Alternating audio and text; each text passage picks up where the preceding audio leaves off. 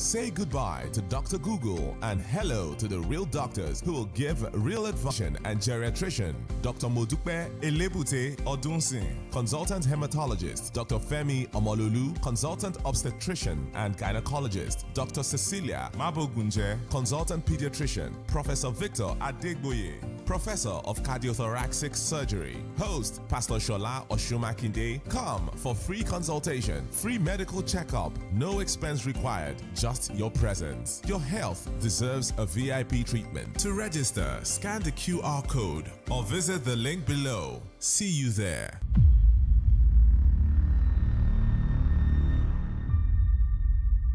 An unhealthy body can prevent you from tackling life's challenges, but with proper diagnosis and treatment comes a happy and productive life. Join us as we bring you our Health and Vitality Conference 2024. Theme: Doctors, Clinics, and You, on Saturday, June 22 at number 7 Surulere Industrial Road, Adeniyi Jones, Ikeja, Lagos. Time 10 a.m. Say goodbye to Dr. Google and hello to the real doctors who will give real advice, like Dr. Wenga Durojaye, consultant family physician and geriatrician. Dr. Modupe Elebute Odunsin, consultant hematologist. Dr. Femi Omololu, consultant obstetrician and gynecologist. Dr. Cecilia Mabogunje, consultant pediatrician. Professor Victor Adegboye, professor of cardiothoracic surgery. Host Pastor Shola Oshumakinde. Come for free consultation, free medical checkup, no expense required, just your presence. Your health deserves a VIP treatment. To register, scan the QR code or visit the link below. See you there.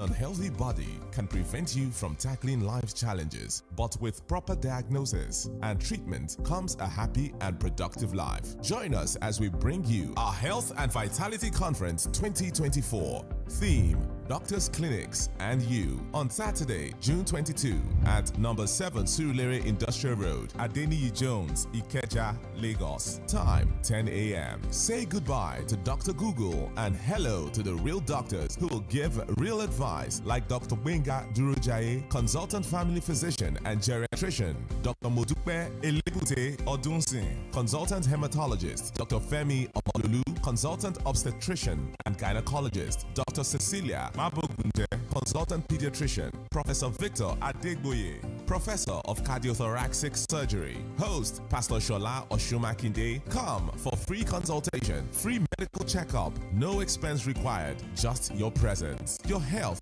deserves a VIP treatment. To register, scan the QR code or visit the link below. See you there.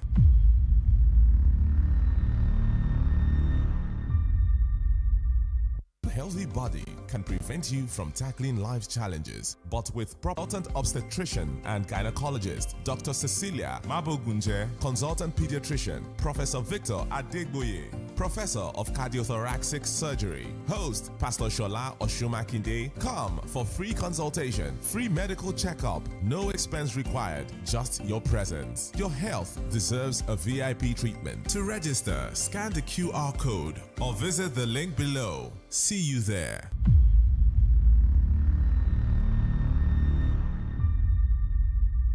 An unhealthy body can prevent you from tackling life's challenges, but with proper diagnosis and treatment comes a happy and productive life. Join us as we bring you our Health and Vitality Conference 2024. Theme: Doctors, Clinics, and You, on Saturday, June 22 at number 7 Surulere Industrial Road, Adeniyi Jones, Ikeja, Lagos. Time 10 a.m. Say goodbye to Dr. Google and hello to the real doctors who will give real advice, like Dr. Wenga Durojaye, consultant family physician and geriatrician. Dr. Modupe Elebute Odunsin, consultant hematologist. Dr. Femi Omololu, consultant obstetrician and gynecologist. Dr. Cecilia Mabogunje, consultant pediatrician. Professor Victor Adegboye, professor of cardiothoracic surgery. Host Pastor Shola Oshumakinde. Come for free consultation, free medical checkup, no expense required, just your presence. Your health deserves a VIP treatment. To register, scan the QR code or visit the link below. See you there.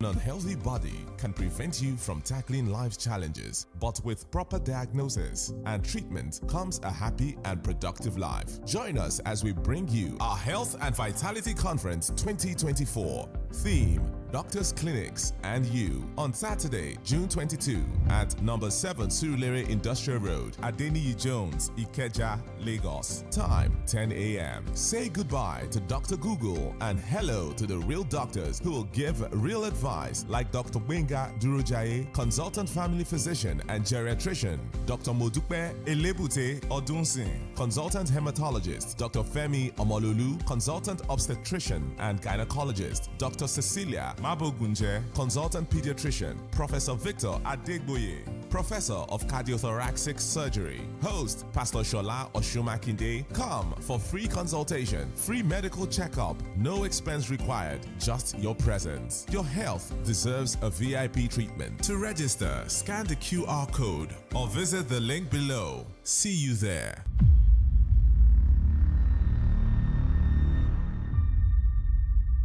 An unhealthy body can prevent you from tackling life's challenges, but with proper diagnosis and treatment comes a happy and productive life. Join us as we bring you our Health and Vitality Conference 2024. Theme: Doctors, Clinics, and You, on Saturday, June 22 at number 7 Surulere Industrial Road, Adeniyi Jones, Ikeja, Lagos. Time: 10 a.m. Say goodbye to Dr. Google and hello to the real doctors who will give real advice, like Dr. Wenga Durojaye, consultant family physician and geriatrician; Dr. Modupe Elebute Odunsin, consultant hematologist; Dr. Femi Omololu, consultant obstetrician and gynecologist; Dr. Cecilia Mabogunje, consultant pediatrician; Professor Victor Adegboye, professor of cardiothoracic surgery. Host: Pastor Shola Oshumakinde. Come for free consultation, free medical checkup, no expense required, just your presence. Your health deserves a VIP treatment. To register, scan the QR code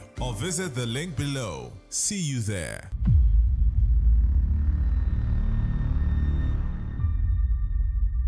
An unhealthy body can prevent you from tackling life's challenges, but with proper diagnosis and treatment comes a happy and productive life. Join us as we bring you our Health and Vitality Conference 2024. Theme: Doctors, Clinics, and You, on Saturday, June 22 at number 7 Surulere Industrial Road, Adeniyi Jones, Ikeja, Lagos. Time: 10 a.m. Say goodbye to Dr. Google and hello to the real doctors who will give real advice, like Dr. Wenga Durojaye, consultant family physician and geriatrician; Dr. Modupe Elebute Odunsin, consultant hematologist; Dr. Femi Omololu, consultant obstetrician and gynecologist; Dr. Cecilia Mabogunje, consultant pediatrician; Professor Victor Adegboye, professor of cardiothoracic surgery. Host: Pastor Shola Oshumakinde. Come for free consultation, free medical checkup, no expense required, just your presence. Your health deserves a VIP treatment. To register, scan the QR code or visit the link below.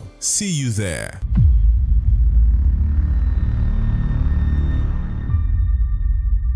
An unhealthy body can prevent you from tackling life's challenges, but with proper diagnosis and treatment comes a happy and productive life. Join us as we bring you our Health and Vitality Conference 2024. Theme: Doctors, Clinics, and You, on Saturday, June 22 at number 7 Surulere Industrial Road, Adeniyi Jones, Ikeja, Lagos. Time: 10 a.m. Say goodbye to Dr. Google and hello to the real doctors who will give real advice, like Dr. Wenga Durojaye, consultant family physician and geriatrician; Dr. Modupe Elebute Odunsin, consultant hematologist; Dr. Femi Omololu, consultant obstetrician and gynecologist; Dr. Cecilia Mabogunje, consultant pediatrician; Professor Victor Adegboye, professor of cardiothoracic surgery. Host: Pastor Shola Oshumakinde. Come for free consultation, free medical checkup, no expense required, just your presence. Your health deserves a VIP treatment. To register, scan the QR code or visit the link below. See you there.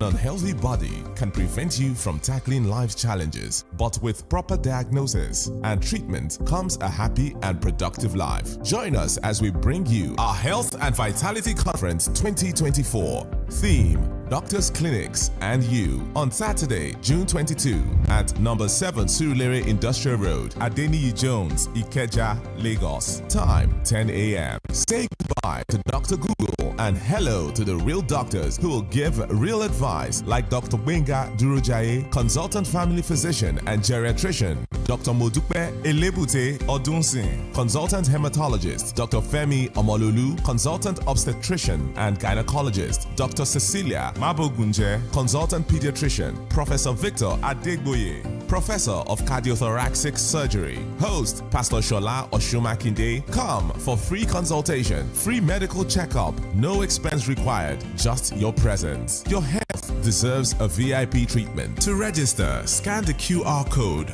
or visit the link below. See you there.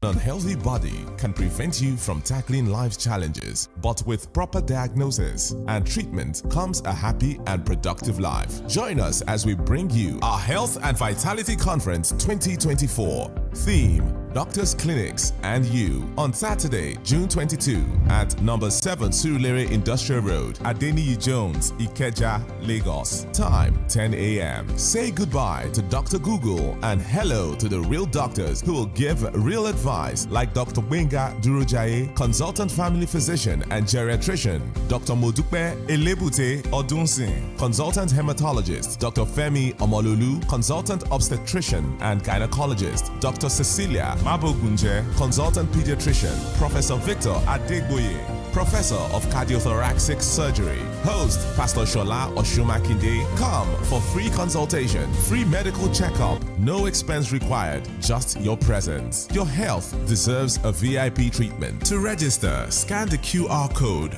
or visit the link below. See you there.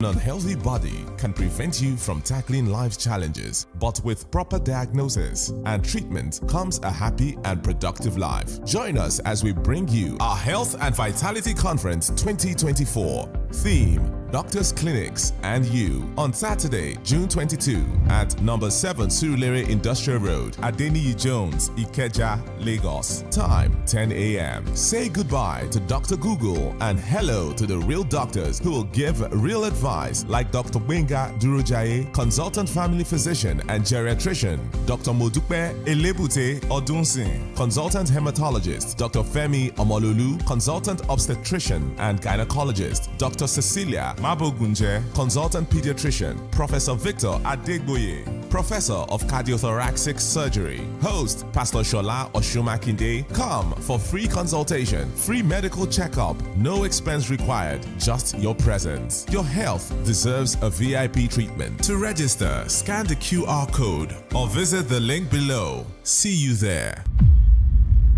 Hallelujah. Good morning, everyone. Good morning, everyone.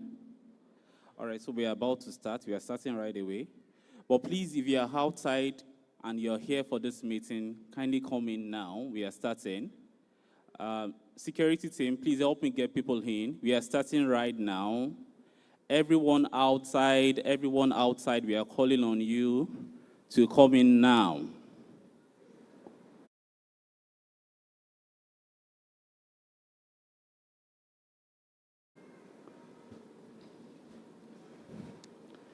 All right, so walk up to 2-3 people beside you and welcome them to the Health and Vitality Conference 1.0. Welcome them, greet them, while we wait for those that are outside.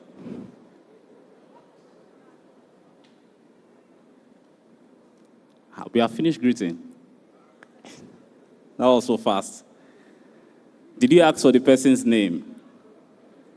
Ask for the person's name.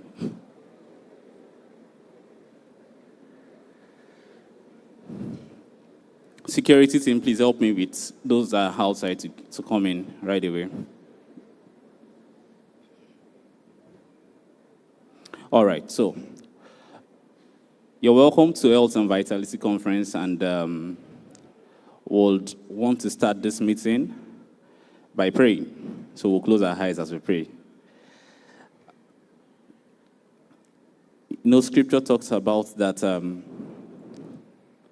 the intent of God for us to be in health, right? He says that I wish that you prosper and be in health even as your soul prospers. Today we are going to be receiving wisdom to living healthy.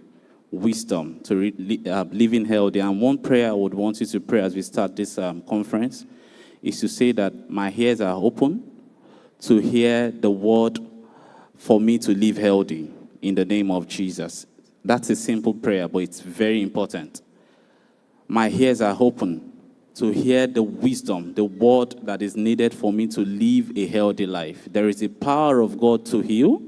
There is a wisdom of God to live in healthy. And that's what we have come here to engage with this today.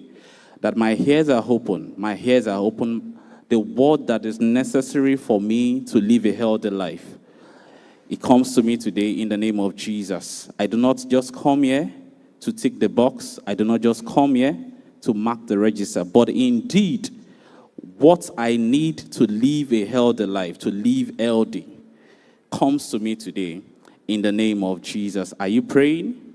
Are you praying? We just have about a minute to say this prayer. Just pray that in the name of Jesus, wisdom comes to you today to live in healthy in the name of Jesus. And in Jesus' name we've prayed. In Jesus' name we've prayed. Hallelujah. So as we proceed, we would want to take the national.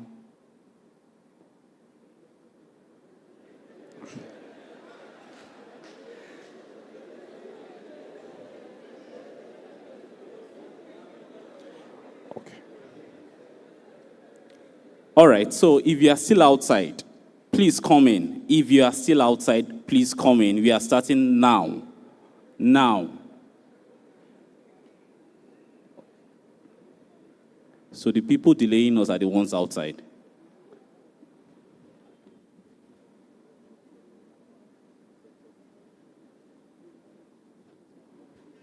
All right. Okay. So, how many people did you greet the other time? 2. Let's increase it to 5. Get to know someone that you have not met before. Get to know someone you have not met before. Get to know someone that you have not met before. Get to know someone you have not met before.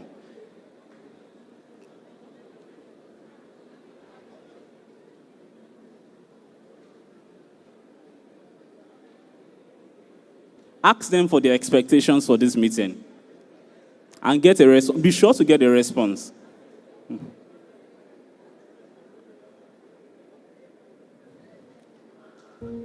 You didn't move out of your seat. You did.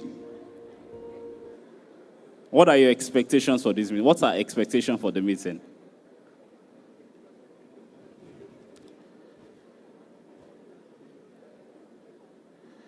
Okay. All right. You want to talk?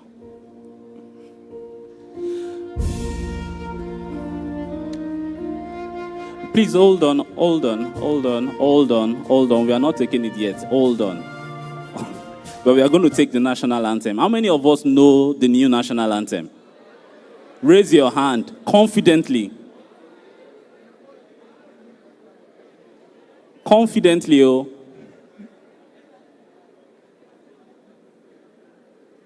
So who wants to lead us in the national anthem? Is there anyone who can confidently lead us in the national anthem? I won't put you on the spot, don't worry. Someone said they are here. All right. People of God, this meeting we have come to is such that I talked about the power of God to heal. And I know Pastor has emphatically taught us about the fact that, yes, there is the power of God to heal. And also there is a wisdom aspect to living life in a healthy way, right? And that is the crux of this meeting. That is the importance of this meeting. I would like you to pay attention closely. There are things you will learn that will be important for you, important for, maybe not for you, but for people around you that you can put to use to engage in and, of course, helping other people, all right? And if you know someone who is not here that should benefit from this meeting and is not here physically, you can send an invite. I mean, there's a link to watch online. They can get to watch online also, all right? It is very, very important. Do you agree that this meeting is indeed a blessing to us? It is indeed a blessing to us. We've not had any like this before. We are so proud and grateful to God for the opportunity of a meeting like this. Can we jam our hands together for the organizers of this meeting? All right. So please let's jam our hands together for the speakers in this meeting as they come in. Is that the best you can do?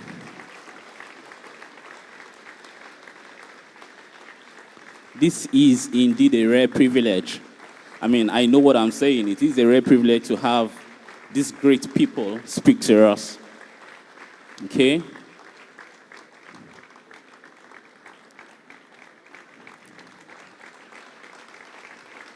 Hallelujah. Glory to Jesus. All right, so we will take the national anthem now. Don't worry, I won't call you out to come and lead. I will lead from here myself. All right. Media, please help me.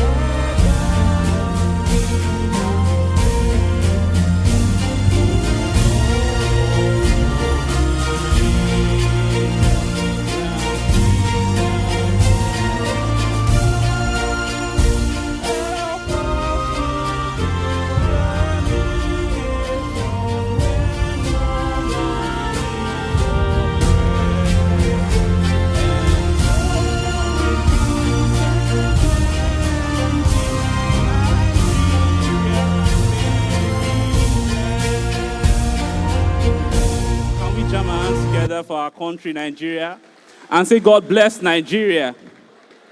Amen.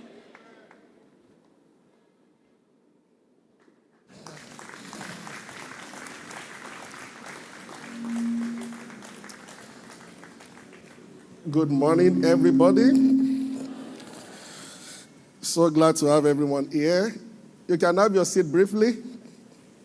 Welcome to Health and Vitality Conference 2024.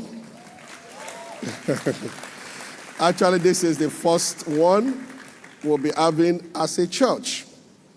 And I can understand that it's quite new, and this idea is new to us. But I just want to speak for about 3-4 minutes, and just to let us know why we are doing this, why we are here. The book of Luke in the Bible, that's where you find the accounts of the miracles of Jesus Christ. And then when you go to the book of Acts of Apostles, you will find the healing and the miracles that God did through the apostles. Interestingly, both books were written by a doctor by the name Luke. That goes on to just stress one point. Our faith and medicine are not mutually exclusive. God is not against medicine, and medicine is not contrary to God. Contrary to what for many years the body of Christ has been led to believe. There are two aspects of God. And Apostle Paul started talking about this in 1 Corinthians chapter 1. He said the Jews, they wanted signs, and the Greeks wanted wisdom. He said, but we preach Christ crucified. And he said, Christ, the wisdom and the power of God. There is the aspect of God where his power will heal the sick. But there is also the wisdom of God where there will be information that will help people not to be sick or to come out of sickness. Of all the titles given to our Lord Jesus Christ, one major title, we call him the great physician, because God works through doctors and God loves health workers because he wants all men to be well, and he has made a provision. God heals by his anointing. He also heals by doctors and health workers. Now, even though the latter is still quite strange to church folks, now I see more people coming in, but you will imagine that we have 3 services here on Sunday, that just one meeting, there should be overflow outside. But I understand the body of Christ. When it is about information, most people will stay back. When it is about prayer,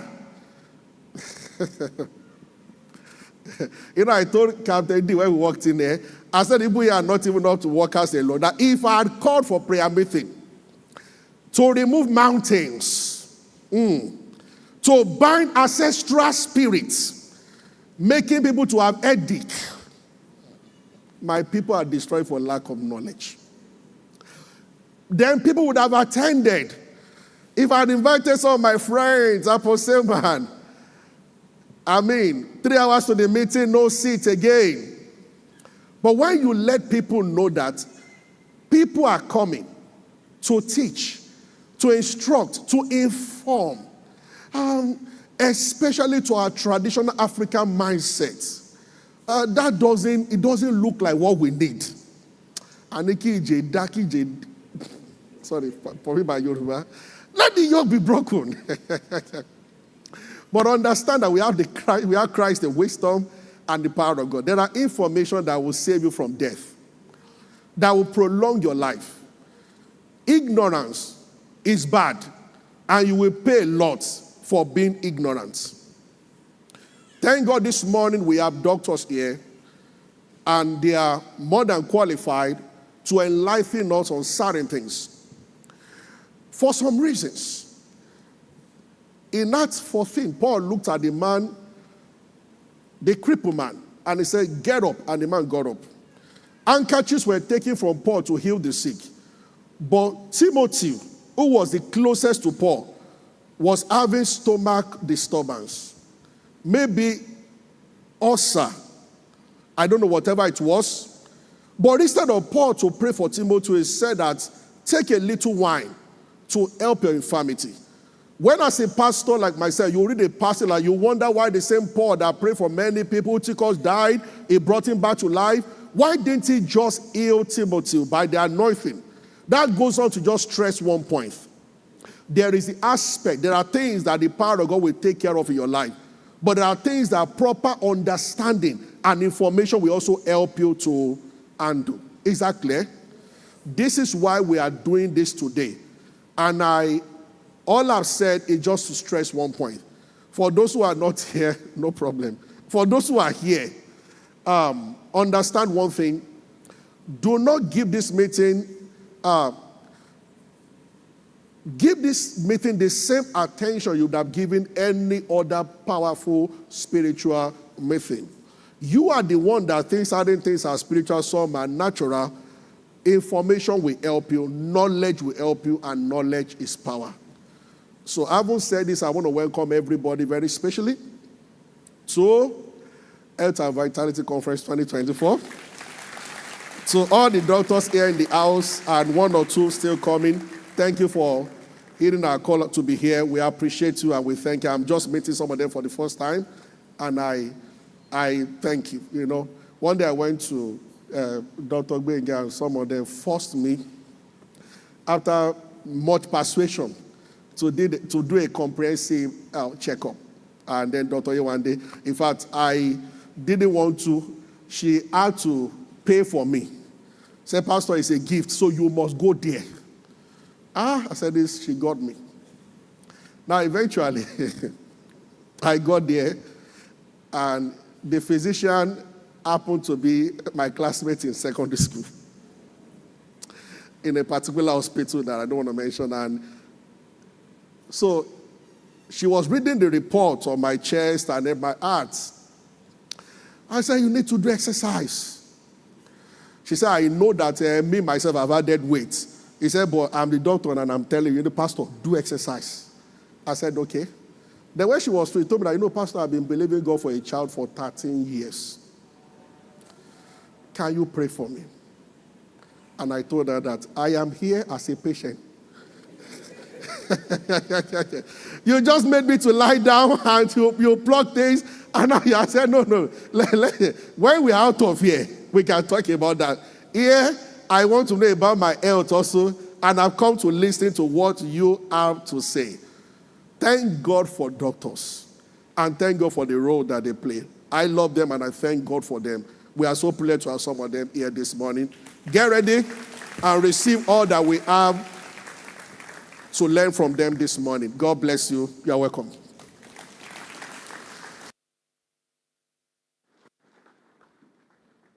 Can we jam those hands together once again for our senior pastor for putting this together, and to our head of ministries, Pastor Abigail Oshumakinde. All right. Good morning, ladies and gentlemen. We have a lot planned for you today. So I will just briefly walk us through what today's event would look like. If at any point during this event you wish to use the convenience, you can access it through the exit door to my left. All right, so we have 5 sessions, speaker sessions. Each session is 30 minutes.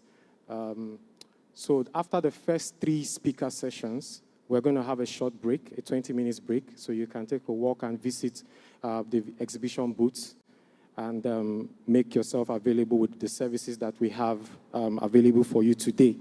And then afterwards, we'll come back and then we will start with the raffle draw.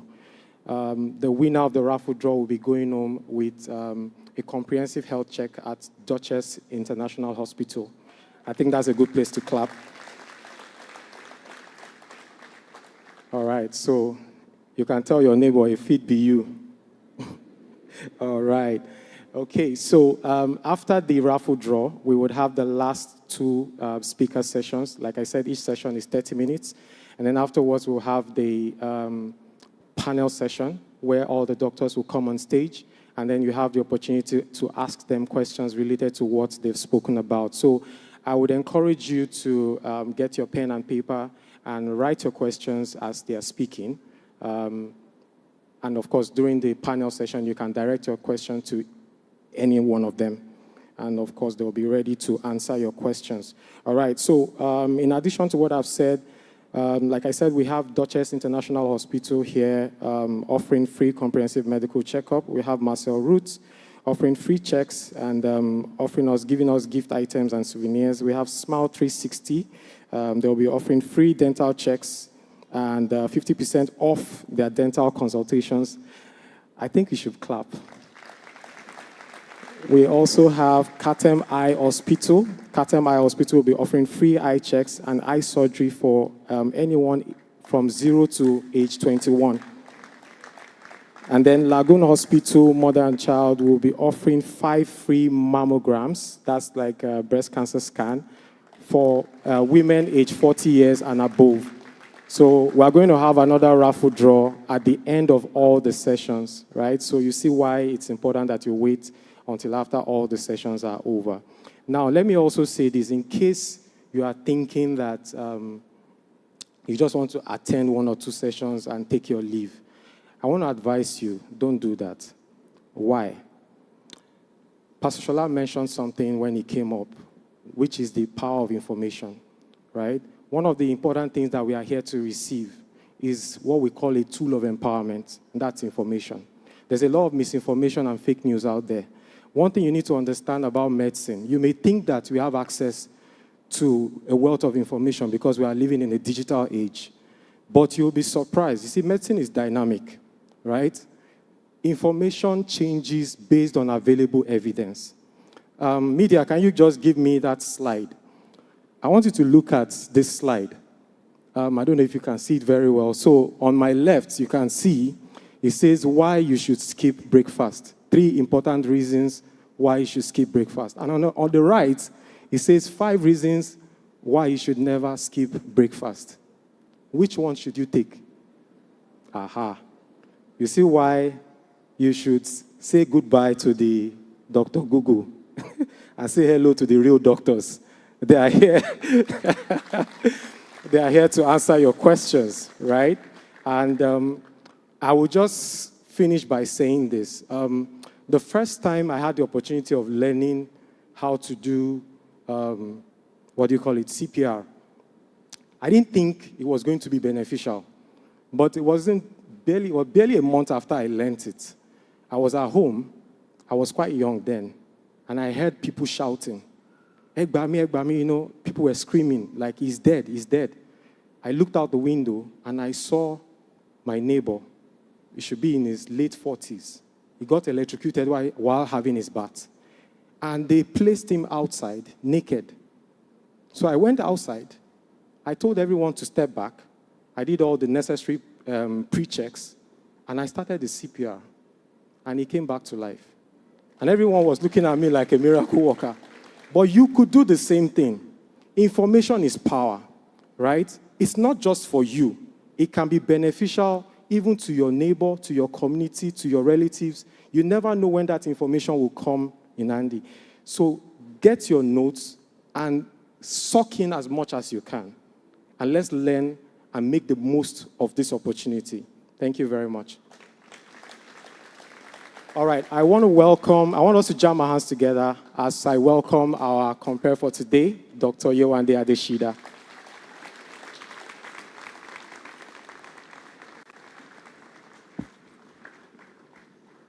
Good morning, church. Guess we're excited this morning. Or are we cold? Can we show some excitement? All right, who's happy to be here? Health and Vitality Conference 2024. Who's ready to go home with goodies? All right, you're welcome. So we'll be starting with the first item of today.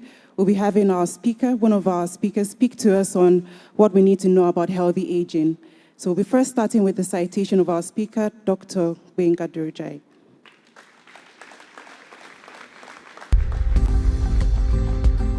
Dr. Gbenga Durojaye is a passionate and outstanding family physician and geriatrician and fellow of the West African College of Physicians. He graduated from the prestigious College of Medicine, University of Ibadan, Southwest Nigeria in November 2005. He had his residency training in family medicine at the Lagos State University Teaching Hospital, Lasuth, Ikeja, Lagos, where he stood out.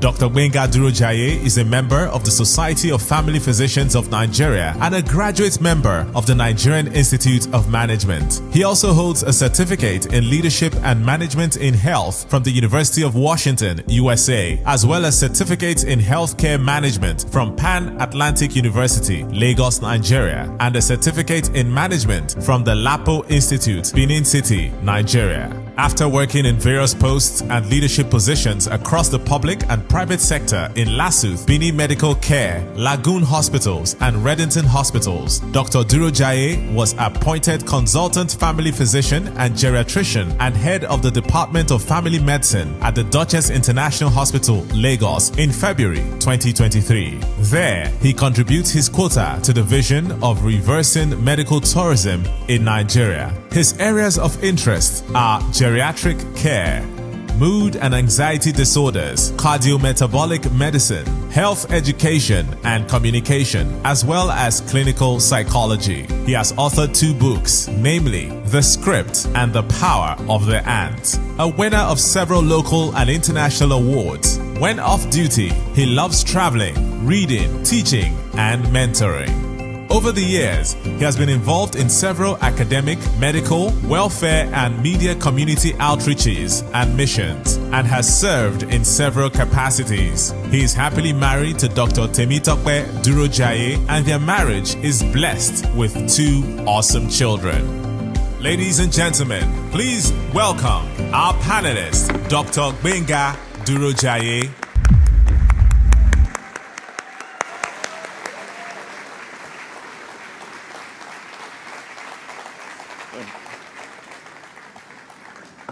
Good morning, everyone. I believe I can say praise the Lord. All right. Thank you for clapping for me. But can we make it bigger for Jesus, the King of Kings, the Lord of Lords? The I am that I am. I hope I can switch this off. All right. I want to thank Pastor Shola. I hope everybody can hear me. All right, so I want to thank Pastor Shola and Pastor Abigail for this invitation. I know this is a very distinguished and exalted platform. So I want to thank you. I'm aware of all the graces that have been on this platform. So thank you so much for this invitation. I don't know if I can have the pointer so I can control the slides. All right.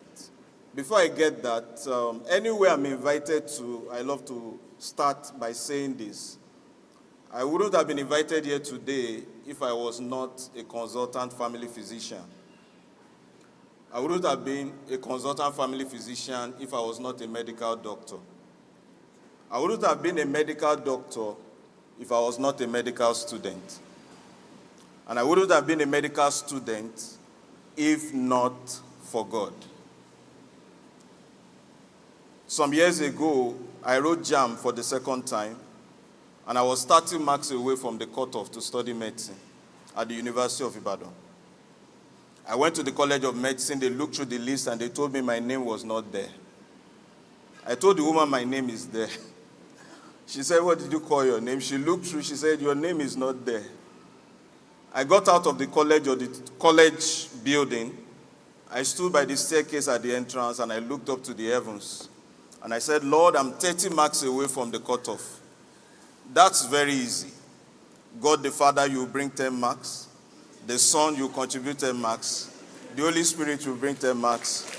I will add it to what I have. I love sharing this testimony because of, the current realities and the things that people say at times like this.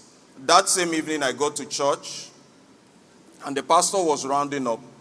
And he paused and he said, "There's a woman here. You have been believing God for the fruit of the womb. God said you are now pregnant." As he was saying that, I said within my heart, if only this man could just mention my case. For the first time in my life, before I finished speaking, he paused again and he said, "There's a student here. They told you that the list has been concluded." He said, "But God asked me to tell you that that list cannot be concluded until your name is included." That is why I am here today. The supplementary list came out. I bribed no man. I did no, as it were, nothing, humanly speaking, after the flesh. But eventually, it came true. In fact, when I was checking for my name, I had to hide my JAM slip. Because there were parents there, people who scored just 1 mark below the cutoff. They were giving physiology, they were giving biochemistry, and here was I, 30 marks away. I didn't want to cause a riot in UI that day. So when the woman said, "Where is your JAM slip?" I quickly slipped it into her hand. And that is why I'm here today. So can we give a round of applause to Jesus once again? Thank you. All right. I want to acknowledge all my co-speakers. It's a privilege to be here and seated on the same row with them. Some of them are my senior colleagues and probably teachers. Professor Adeniyi will be here later in the day. He's a father to us, and he was an example, even when we were medical students. When we were in UI, you were trained not just to respect, but to fear your consultant. And there was a day I met him on the corridor and I greeted him, "Good afternoon, sir." And he replied, "Good afternoon, sir." I had to turn around. Who was he talking to? Is it me? That I was greeting sir for a consultant surgeon as a medical student. Who were you? They used to call us bloody medical students, But I want to celebrate him. And then, thank you. I'm sure he'll be here with us very soon. Then Dr. Molulu also was our senior registrar when we were still medical students. He taught us obstetrics and gynecology. And then we have Dr. Elebuti Odunsi here. Thank you so much, ma. It's a privilege to be seated with you. What Daddy started, I benefited from it. And I tell people that if you pass through that system, you can walk anywhere in the world. The ethics and the standard is apt. Thank you so much, ma. And then help me celebrate Dr. Mabugunje. You are welcome, ma. All right, ma. So I celebrate the leadership. Don't mind me. I believe the time I'm using to greet will be added to my time. I hope so. But I want to celebrate all the leaders in the house. It's like a homecoming for me. I've been part of this house before, and I think I'm still part of this house. Thank you for the invitation. All right. Can we move to the next slide? On the next slide, you also see someone there. She's an 84-year-old young lady who happens to be my mom.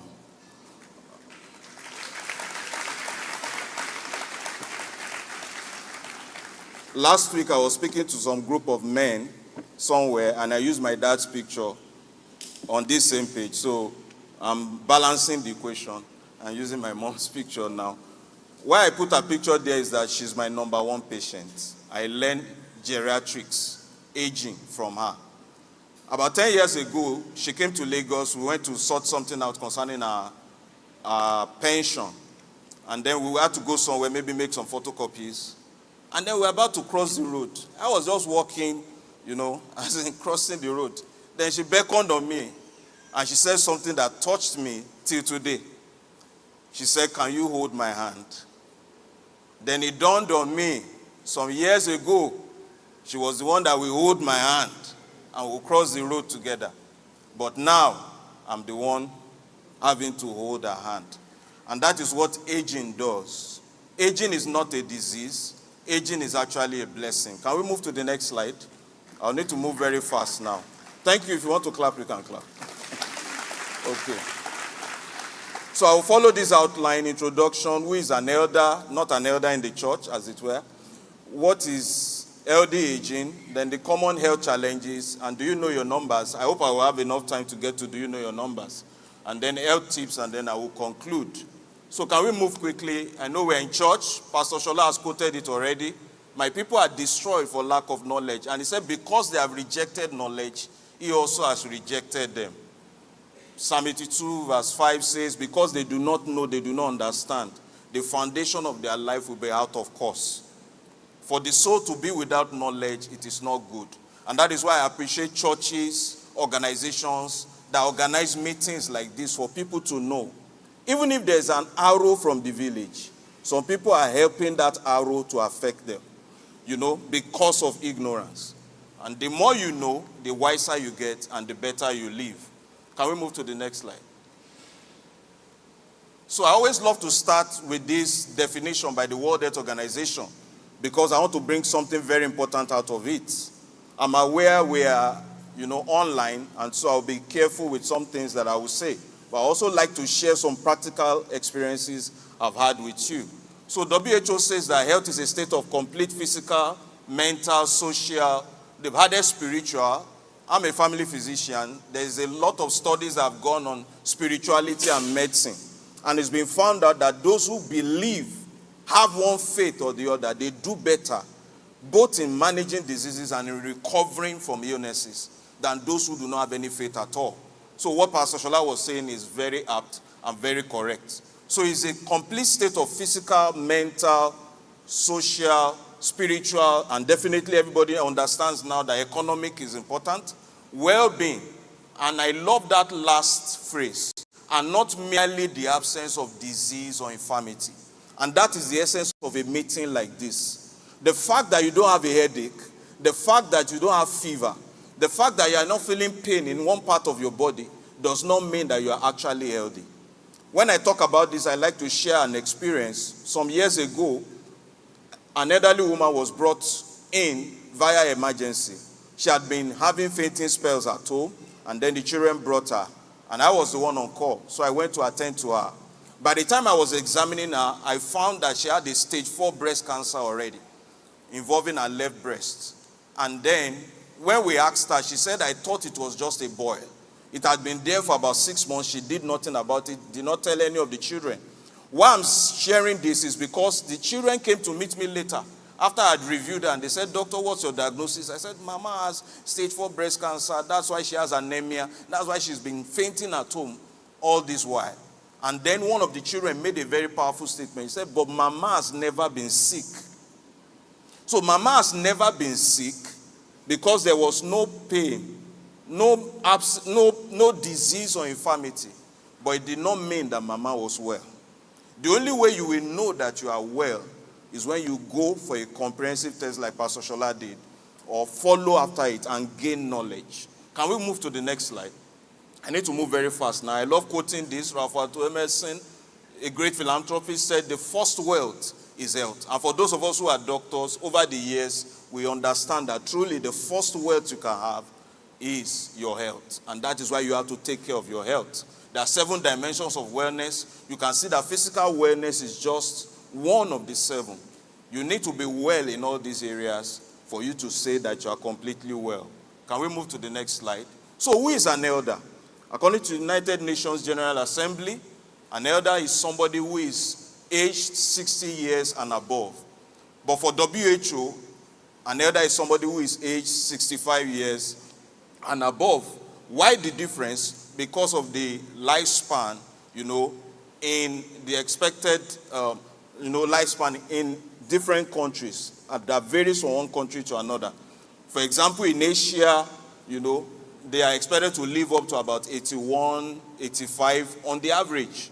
Whereas in Nigeria, it was initially 54 years for female, 51 years for males. So you see that men probably die. Most men will die probably before their wives or before the women. And that is why it is important for men to pay close attention to their health.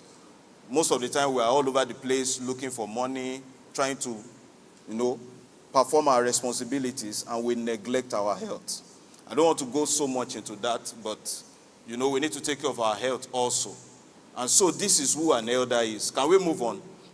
So what is geriatrics? Somebody might be asking. A lot of people ask me, so what is geriatrics? Even to pronounce it, it's difficult for a number of people. So it's a branch of medicine that deals with the prevention, diagnosis, and treatment of diseases that are specific to old age. Some things are unique about older persons. It's also called the care of the older persons. Can we move on, please? It was invented by this Australian-American physician, Ignacio Nasha. That was in 1909. And then he derived the word from geras, which means old age, and then iatrico, which means something that has to do with physicians. But if you notice also, ancient Egyptians, we know that civilization started from Egypt. They've also mentioned that there are some common disabilities that occur in later life. And then if you remember Ecclesiastes chapter 12, verse 1, remember the Lord your God in the days of your youth, before the evil days come, when you say, I have no pleasure in these things. So even in Bible days, it was recognized that some things will happen at later life that will be different from how you have been when you were much younger. And then we also know that Hippocrates, the father of medicine, noted that some conditions are common in later life. Aristotle profiled a theory that probably it was due to loss of heat. And that is why a lot of older persons suffer from hypothermia.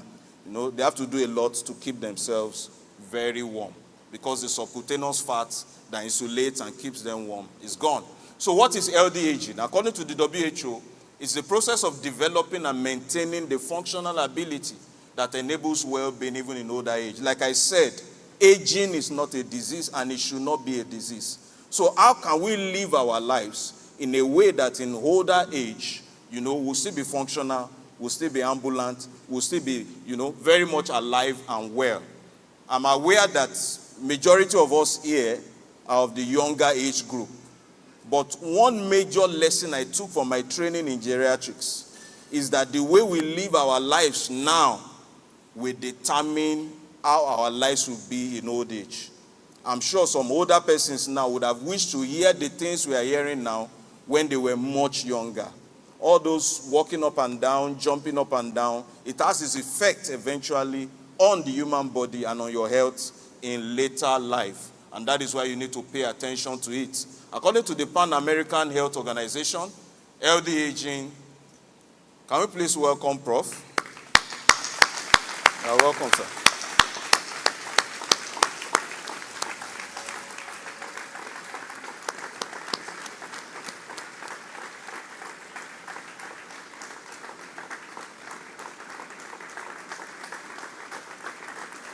And Dr. Omololu also. You're welcome, sir.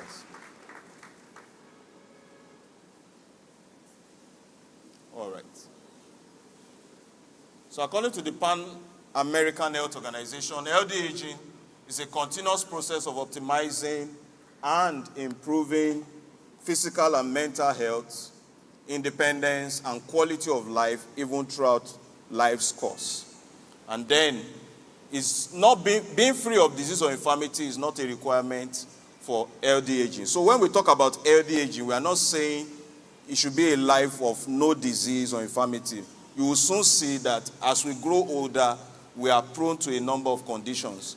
And then what we are just trying to say is that it may not be about adding years to life, but can we add life to years? Someone has corrected me and said, when you add life to years, you will eventually add years to life. So healthy aging, geriatric care is about adding life to years, but eventually we might end up adding years to life. And so steps to achieving this, I just want to quickly push this forward, is that we should change the way we think about aging and older people. One thing I've seen over the years in my practice of geriatrics is that I've found out that many of us do not have regards for older persons. Even the government policies, there is no plan. There is no plan, and there's nothing, as it were, put in place for the older person. Just picture yourself at the bus stop, and then you're about 20 there, and a bus that can only take about 10 people comes. And you have there somebody who is 67 years old with arthritis. How will she enter that bus? She's not likely to enter. People will push and shove her aside, and then they will just enter. And then, does she have to live a life of regrets because she's aging or because she's growing older? So we should also create age-friendly environments. Most of our beautiful tiles are not friendly to the older persons because they could slip and have a fall on it. Then we should align our health systems to the needs of older persons. We should align our health systems to the needs of older persons. And then we should develop systems for long-term care. There are only very few hospice care services available in Nigeria. That is taking care of somebody with a terminal illness or somebody who has a chronic condition. We don't have too many of such services around. I need to move very fast now. I know that God will help me. So there are some health characteristics of older persons. And this is why they're a unique group. I remember when we were medical students, they used to tell us that pediatrics or children are not just younger adults. They are a unique group of people. The same thing with geriatrics. Older persons have some unique characteristics that if we take note of that, it will help us in managing them better.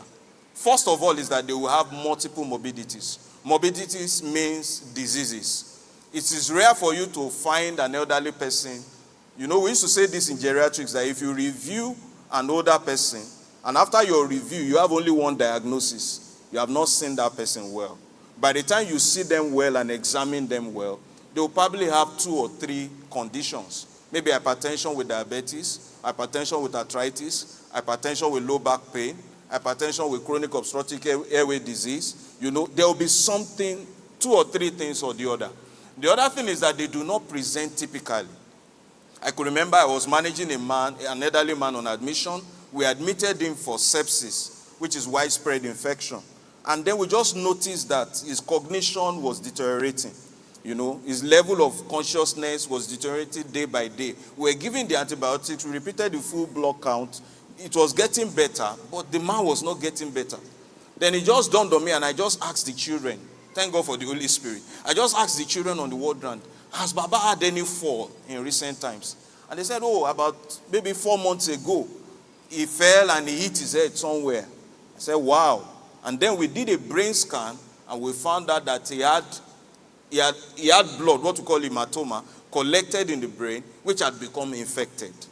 And that was why he wasn't getting better, despite what we were treating, urinary tract infection, which became sepsis eventually. So they will not present typically. When an elderly person presents confused with confusion, it may just be dehydration. It may just be a side effect of one of the medications. There was a time I noticed my mom was pale, and I wrote some hematinics for her. And then 2 days after, she called me. Since I started this medication, I've been feeling dizzy. She was so dizzy that she knocked her head against, the wall. One of those, I had to tell her to stop it. So they may present atypically. They will present in a way that you may not be able to merge it with what is actually causing it. And then they usually have multiple pathologies contributing to cause a particular disease. Many things can contribute to cause a particular disease in the elderly. Can we move on? Then they usually have prolonged hospital stay. They usually have more complications arising from diseases. So this is why you want to do preventive health care rather than curative health care. Because an elderly person in the hospital is less likely to survive compared to somebody who is much younger. Because their immune system is down. They have a lot of challenges, comorbidities, multiple morbidities already that is in their body. And then they recover poorly from diseases, and they live in a deranged social factor. The Japa syndrome has affected a lot of older persons. I know some patients that I see in the hospital. There's a particular man, 87, I think he's 87 years old. He comes alone. One of those days I had to tell him, Baba, can somebody come with you? Because half of what, and he has hardness of hearing. He's not hearing, he doesn't hear well. So when I even discuss his conditions with him, discuss the results of the investigations with him, and the medications he should use, at times I'm doubtful, has Baba gotten everything I said actually? Because there's nobody with him. One of those days I had to tell him, sir, is there nobody around? He said, all my children are abroad. He said, the only person I can get to bring is my driver. And I said, is the driver educated? He said, no. So even the driver cannot help him. So they are living in deranged social factors. Their environment now, they are living in a deranged social factor. So there are many factors that they are dealing with that is affecting them. All right, this is just a graphical representation of what I've said. If you see between the age of 0 to 9 years, maybe no disease at all, or maybe just one. But as you start approaching 45, 49, you start seeing about 3 disorders or 3 diseases, and then by the time you are getting to 80, 84, you have about 7 to 8 disorders. Let's move on. I call this a Thanksgiving break since I've started this discussion. I was asked to anchor a 70th birthday celebration of someone some months ago, and I just developed this. That if somebody is 70 years old today, that means the person has lived for 17 leap years and 53 regular years, which means the person has lived for 25,567 days. And then the heart beats about 60 to 100 times per minute. So let's choose an average of 80. That means the person's heart has been beating in a day. That means the heart beats about 60 minutes, which makes 1 hour, times 24 hours in a day, times 80 beats per minute. And that will give you about 115,200 times per day. So for a 70-year-old who has lived up to 25,567 days, that means the person's heart has been beating since after birth for 2,945,218,400 times. And now the heart doesn't just start beating when you are born. The heart starts beating from the 6th week of life, the 6th week of conception. So if you add that to it, that means in the womb, the heart had beaten for about 43,747,200 times. If you add everything together, it makes a grand total of 2,989,065,600 times. Who has been oiling that machine? When have you gone to service that machine? This is why David said, bless the Lord, oh my soul, and everything that is within me, bless his holy name. So if you are 35 years old, your heart has been beating for about 1.5 billion times. And you didn't pay for it. You can imagine if God was charging us. Maybe you are Band-Aid. All right, let's move to the next slide. I have a very short time. I'll try to move fast with the remaining time that I have. So I decided to put together common challenges that I've seen in older persons in recent times.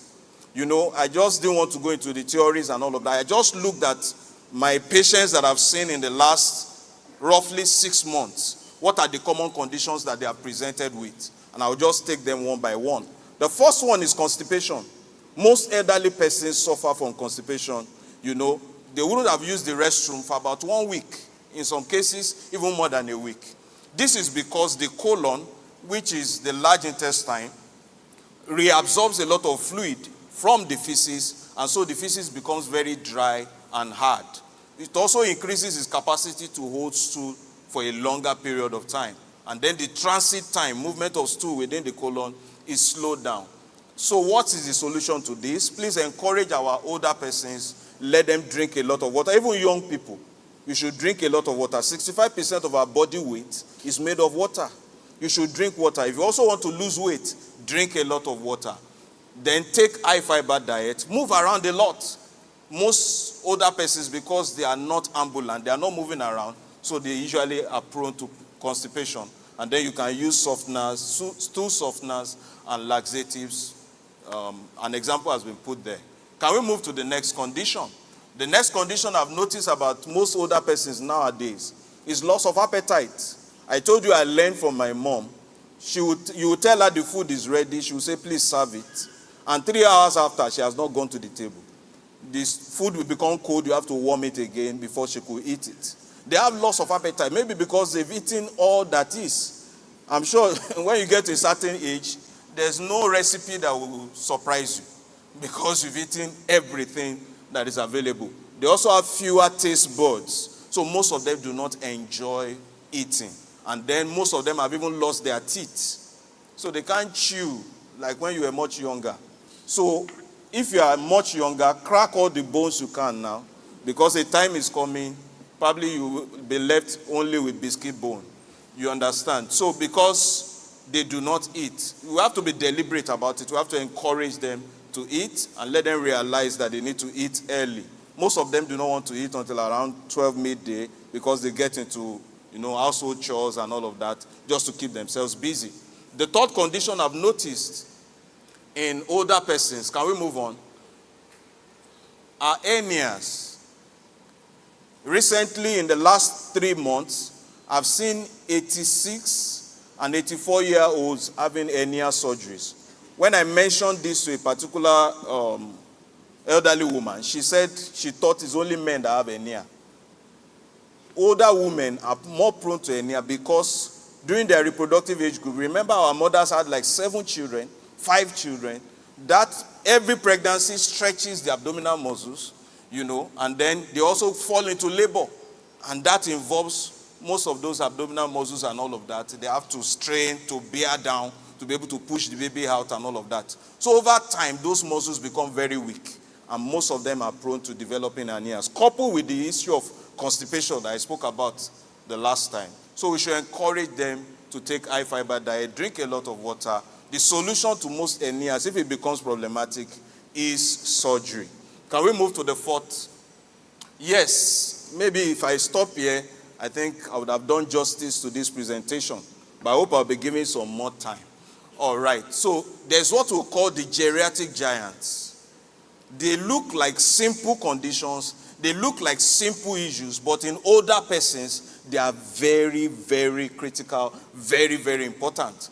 And we usually identify them with the 6 I's. The first one is instability. Most older persons, maybe some have suffered from stroke before, so they have gait problems. They are not balanced when they walk.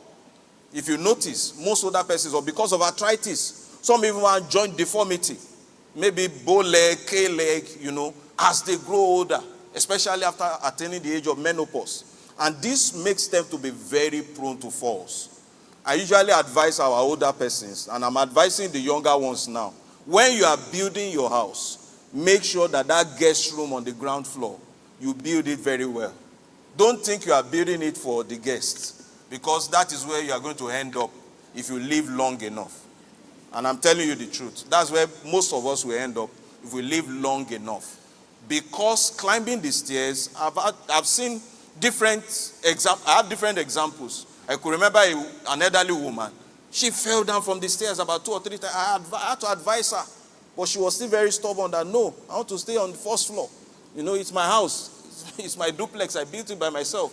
But people can fall. What we try to do in geriatrics is to make sure that older persons do not fall. By all means, let's prevent older persons from falling. Because most of the time, their health conditions deteriorate after a fall. I remember I managed an elderly person also. She came out of anemia and sepsis and all of that. Unfortunately, the caregivers were not observant enough. She had a fall and she had a fracture. Few months after that, she died. I have somebody else that had to be admitted into the intensive care unit because he had a fall. We were advising him, be using your walking stick. He said, no. Most of them don't like using their walking stick. He eventually stumbled, fell, bled into the brain. He had to be admitted into ICU, and they had to do surgery costing millions. He's still not out of it yet, So we need to prevent falls. The next one is immobility, which is due to arthritis largely. It's a giant issue when it comes to older persons. It's something very big. For most women, because the hormone that controls the menstrual cycle also feeds what serves like the pad in between the bones of the thigh and the leg. Once they attain the age of menopause, that pad, as it were, begins to flatten out. And then bone will begin to rub on bone. And that is why you see most older women have arthritis, especially of the knees. The third one is what we call iatrogenia or polypharmacy. And I'm not lying. I've seen patients come to me with traveling bag full of drugs. Because the son in Australia will see one drug that they said is good for the liver. We'll buy about 3 of it, send it to the mother. The child in America will see the one that is good for the eyes, send it down. Before you know it, mama is swallowing about 16 pills every morning. Most of them. And then, like I said, they have multiple conditions. So for the arthritis, they might be given 2 medications. For hypertension, they might be on 3 medications. For diabetes, they may be on 3. And then maybe for their eyes, they may be on 2 eye drops and 1 tablet. And so before you know it, they are swallowing about 16 tablets, maybe 2 or 3 times in a day. And this could have drug-drug interactions, side effects are multiplied, and they could have injuries from it. The fourth one is intellectual impairment. When we talk about dementia and things like that, is a major issue when we talk about older persons. The fifth one is incontinence. Like I said, because of the weakness of those muscles, especially also the pelvic muscles for women, and even for men also, because of an enlarged prostate, most of them have incontinence. So they may be leaking urine, and it can be highly embarrassing. I could remember one of the female patients I had. She had to leave church one of those days because she coughed, and then she leaked urine. Her clothes were wet. She had to leave the service and go back home. It can be very embarrassing. You can imagine you are in a party or at a wedding, and then you leak urine, and everybody is smelling urine, and you have to leave the place. So it can be very embarrassing. The sixth one, which I'll probably end with because my time is up, is the issue of infections. Infections are major issues in older persons. Infections are major issues in older persons. The good thing is that some of them can be prevented by vaccines. For example, one of the commonest infections in older persons is pneumonia. And you can prevent it by giving them vaccines. And that vaccine protects for life. So most of our older persons don't need to come down with pneumonia. If you remember some great people, they died from pneumonia. If you remember Nelson Mandela, if you remember Senior George Bush, if you remember even Pelé, they usually have respiratory infections before they die. So if they have had that vaccine, it could have protected them from such infections. The next commonest is urinary tract infections. I'll just skip through this because my time is up. I'll just skip through this. Excessive urination, some of them also come with excessive urination. I still saw one like 3 days ago, coming down with excessive urination. Overnight, he can use the toilet about 12 times. So he barely sleeps. So it can be very, very difficult to manage. Yes, he has an enlarged prostate, but the size of the prostate is not enough to cause this. We checked, he didn't have any urinary tract infection, he does not have diabetes. He might just have an overactive bladder. And so we might need to give him some medications to help the bladder to hold some urine. I'll mention this quickly because it is very, very important. The age of hypertension is coming down. The age of onset of hypertension is coming down. And that's why I want to talk to the young people who are here now. For many reasons.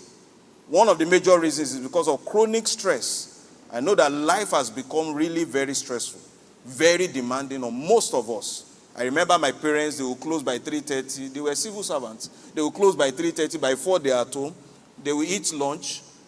My father will read newspaper, listen to the news by 7 p.m. By 7:38, he's on his bed. And then we wake up to do the morning devotion 5 a.m. the next day.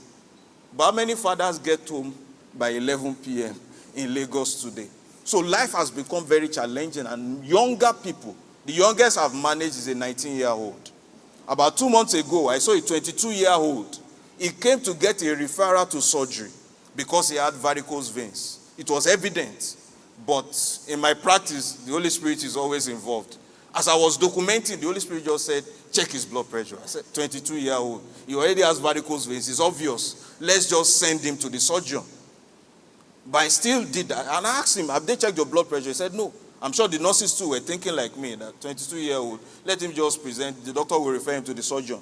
By the time we checked the blood pressure, it was 167, 169 over 110 or something. 22-year-old undergraduate. I've managed 24-year-old, I've managed 28-year-old, I've managed 30-year-old. So let's be conscious of checking our blood pressure going forward. The other condition is diabetes. For the two conditions, if you notice there's a family history, please make sure that you start checking early. It is wisdom.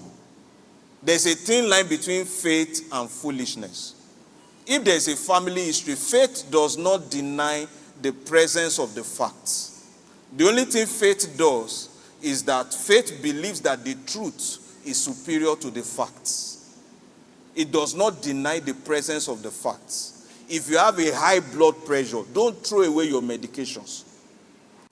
Keep using them. Believe God to heal. If God has healed you, let them check from now to tomorrow. Bring 1,000 BP machines. The blood pressure will remain normal.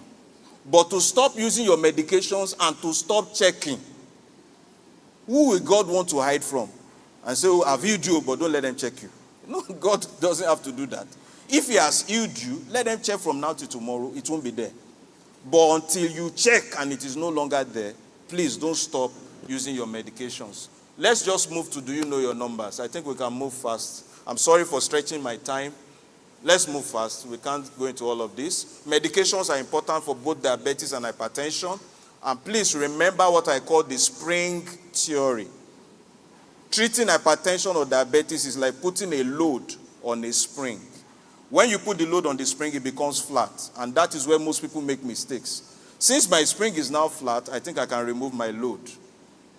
Forgetting that it is a spring and it is flat because of the load.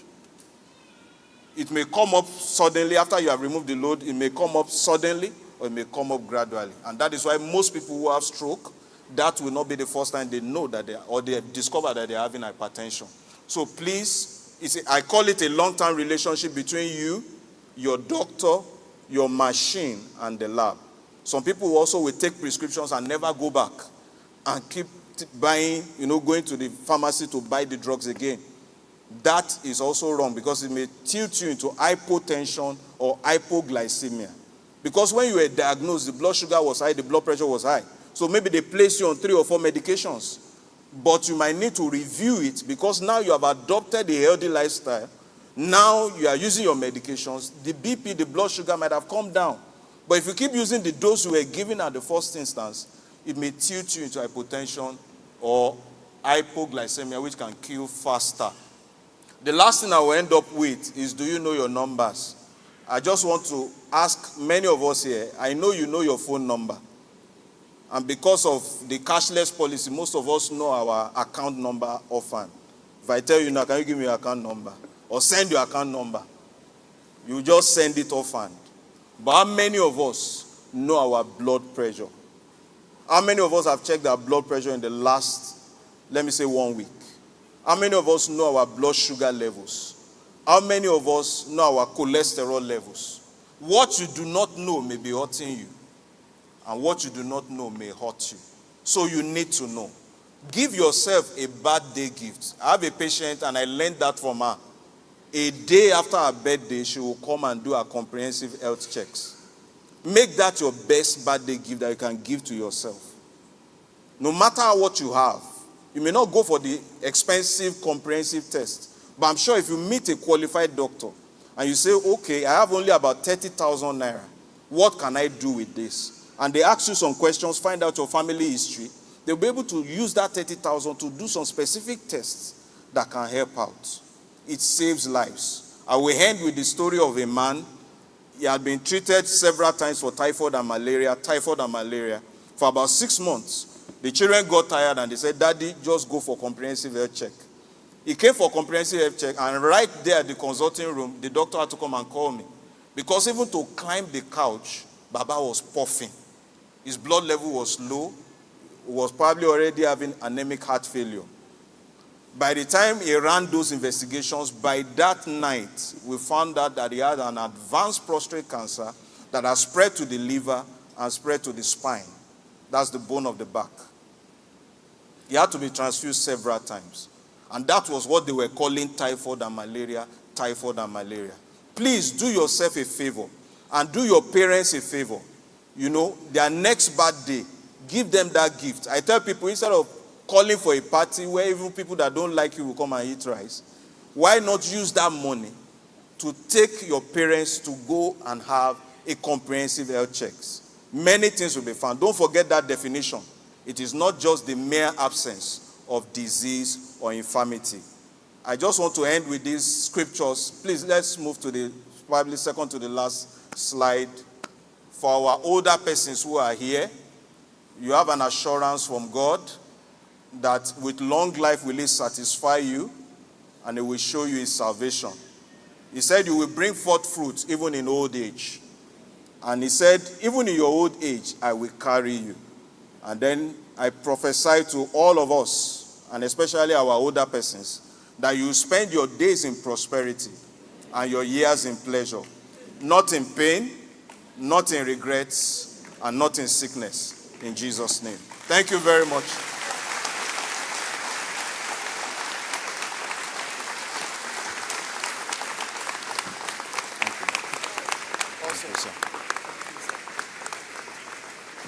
Can we make it louder for Dr. Birjai? All right, thank you very much. So I'm sure we're enjoying ourselves. I'm sure we've been stimulated. So we're moving on to the next session. We've learned about geriatrics. We've learned about care of the elderly. And now it's time for the next session, pediatrics. So we'll be reading the citation of the next speaker.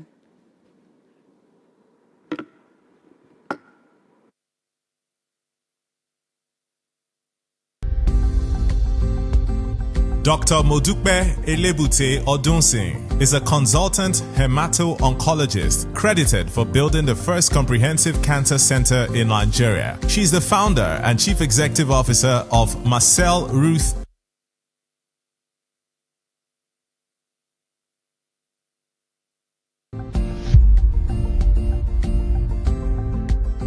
Dr. Cecilia Abimbola Mabogunje is a 1990 graduate of the College of Medicine, University of Lagos, a fellow of the Royal College of Pediatrics and Child Health in the UK, and a fellow of the West African College of Physicians in Pediatrics. She is an alumna of the University College London and the Enterprise Development Unit of the Lagos Business School, and undergoing an executive MBA with the Business School, Netherlands. She is currently a permanent secretary with the Lagos State Government, serving in Lagos State Health District 6. Before being appointed permanent secretary, she was the medical director of Massey Street Children's Hospital, Lagos, where she worked for over 17 years. She implemented, evaluated, and mentored child health policies following the relevant targets of the Sustainable Development Goals. She has attended various national and international professional development courses, including Leadership and Management in Health from the University of Washington and the Healthcare Executives Leadership Program from the Healthcare Leadership Academy. She's a published author with over 15 published articles. She's passionate about child health, nutrition, and prompt access to excellent and affordable health care. In her current role, she ensures education and awareness programs to promote optimal health and nutrition practices in children. Ladies and gentlemen, please welcome our panelist, Dr. Cecilia Abimbola Mabogunje.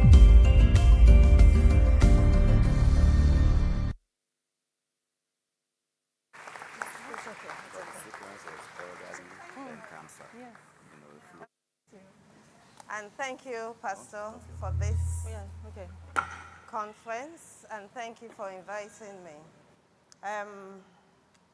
Can I have the slides, please?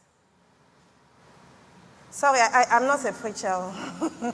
I don't have passages of Bible and things, but I'll talk to you about child health. May I have my slides, please?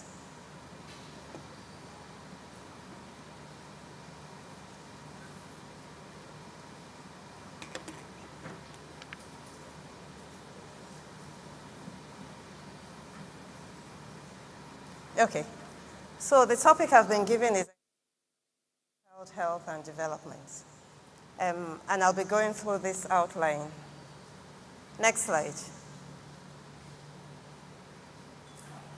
Next slide, please. So I'll do a brief introduction, talk about the burden of infectious diseases and malnutrition.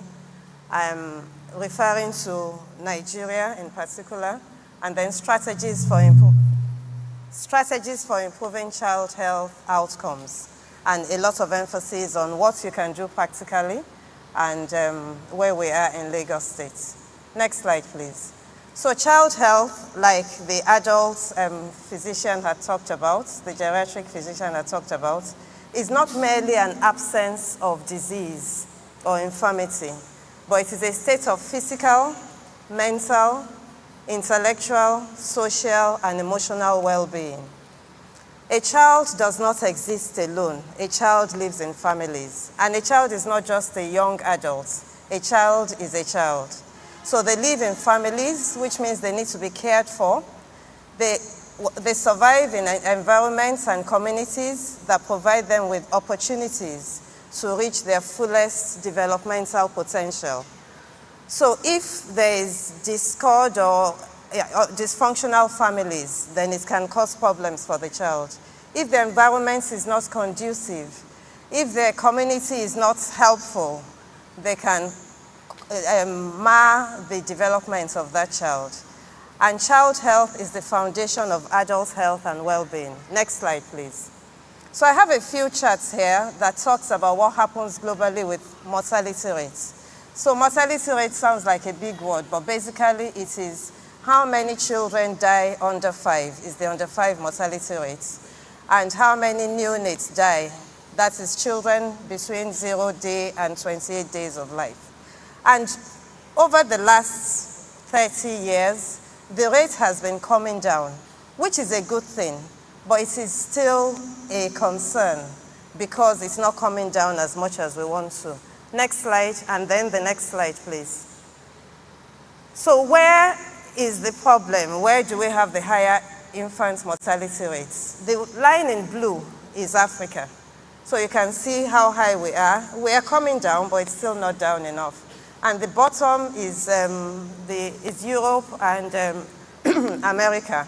So they are doing a lot better. Can I have the next slide, please? And you can see, I wish I had a pointer so I can point. We can see where Nigeria is there. Can anybody tell me what's happening in Africa with regards to child mortality rates? The darker the color, the higher it is, yeah?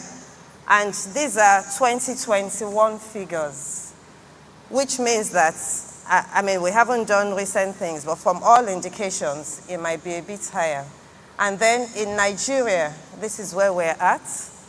The darker the color, the higher it is. So the neonatal mortality rate, which is children between 0 and 28 days dying, is quite high, especially in the north, but it's also high in the south as well. And we can see Lagos down there. And then the under 5 mortality rate as well, also very high in the north compared to the south. And that's probably because of all the issues there. There's insurgency, there's Boko Haram, there's and conflicts and banditry and all that.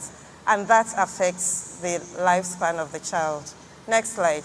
So what are the things causing death among children under 5 years old? So the highest on the list is neonatal mortality rates. So children born prematurely, which is a big problem. Children that have infection when they are born. Children that have what we call birth asphyxia, not enough oxygen goes to the brain, and so they don't survive as they should. And we still have neonatal jaundice. Children that have jaundice as well, babies that are born and get jaundice. And this constitutes a quarter of all children that die under 5 years old. The next to that is diarrheal disease. And I'll stop here and talk a bit about cholera. Can I have the next slide? So we all know that there is an outbreak of cholera at the moment, and it's affecting adults and children. As of the last count, over 400 suspected cases of cholera in Lagos. It's affecting everywhere in Nigeria, with over 30 states being affected. But in Lagos, over 400 cases. And unfortunately, about 27 deaths so far. Cholera is transmitted by contaminated food and water. And it's common in areas where there's inadequate water supply, where there is poor sanitation and insufficient hygiene. And the symptoms are severe diarrhea and vomiting, and the child or adults can get dehydrated very quickly. And the symptoms can appear within a few hours of ingesting contaminated food or water, and up to 5 days after the infection. So how do we prevent cholera? And if we don't take anything away from here, we need to take that away. Can I have the last slide, please? The last, no? Yes, thank you. You need to have water safety. So drink safe water. And I know that that may be difficult because there's a lot of contamination around. But you need to do something about it. You can boil it, you can treat it.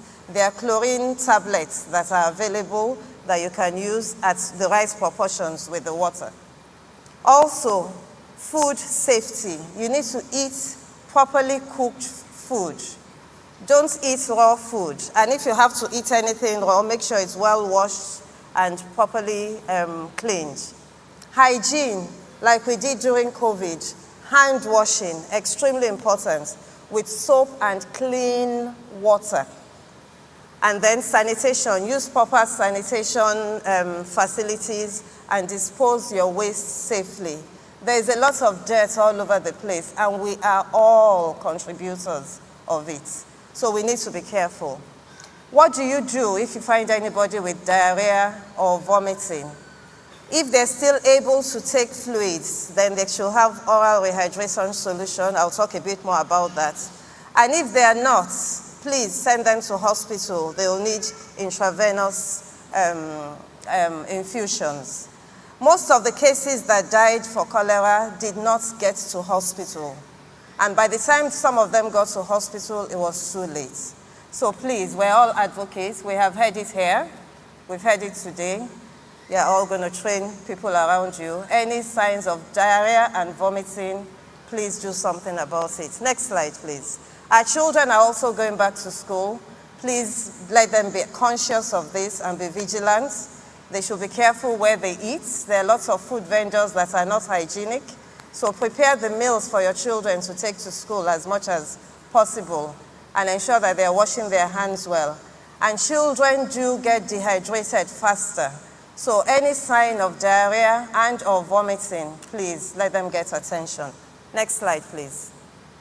So I'll continue with the causes of under 5 death. So we've talked about neonatal causes, diarrhea, lower respiratory tract infections, pneumonias and things like that cause death. Malaria still causes a lot of death in our children as well. And you'll notice that all these things you are able to treat them if you diagnose them early. And they also have vaccination. There's vaccine against diarrheal disease, rotavirus vaccine.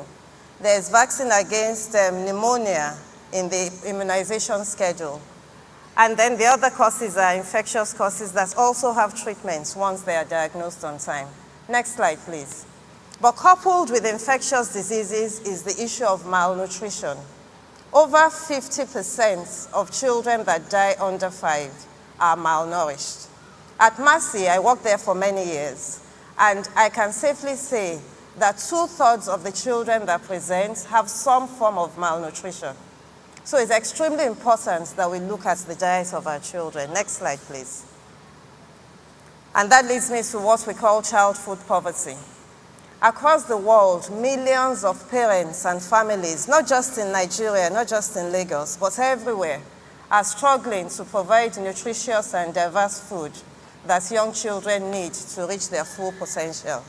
So child food poverty is the inability to access and consume nutritious food that will do well for the child, that will help the child reach their full potential, that will protect the child from disease and illness. Next slide, please. And this is extremely concerning and alarming. These are 2021 figures that says severe child poverty is reaching dire levels. 1 in 3 children globally live with severe food poverty. And can anybody tell me where this is? It's obvious on the map. It's mainly sub-Saharan Africa and parts of India and Asia. So there's a lot that we need to do. So that's severe food poverty. There's also food poverty that is not so severe. It says that 2 out of 3 children have some form of food poverty. And that corroborates what we saw in Mercy, that over 60% come in with some form of malnutrition. So that is the problem. Next slide, please. Why is food important? Food is important because if a child does not get proper nutrition, they get stunted, both physically and then there's arrested mental development as well. It affects the cognition. And a stunted child, a child that is not able to learn properly, in youth may have chronic health problems and is not able to attend or focus properly in school.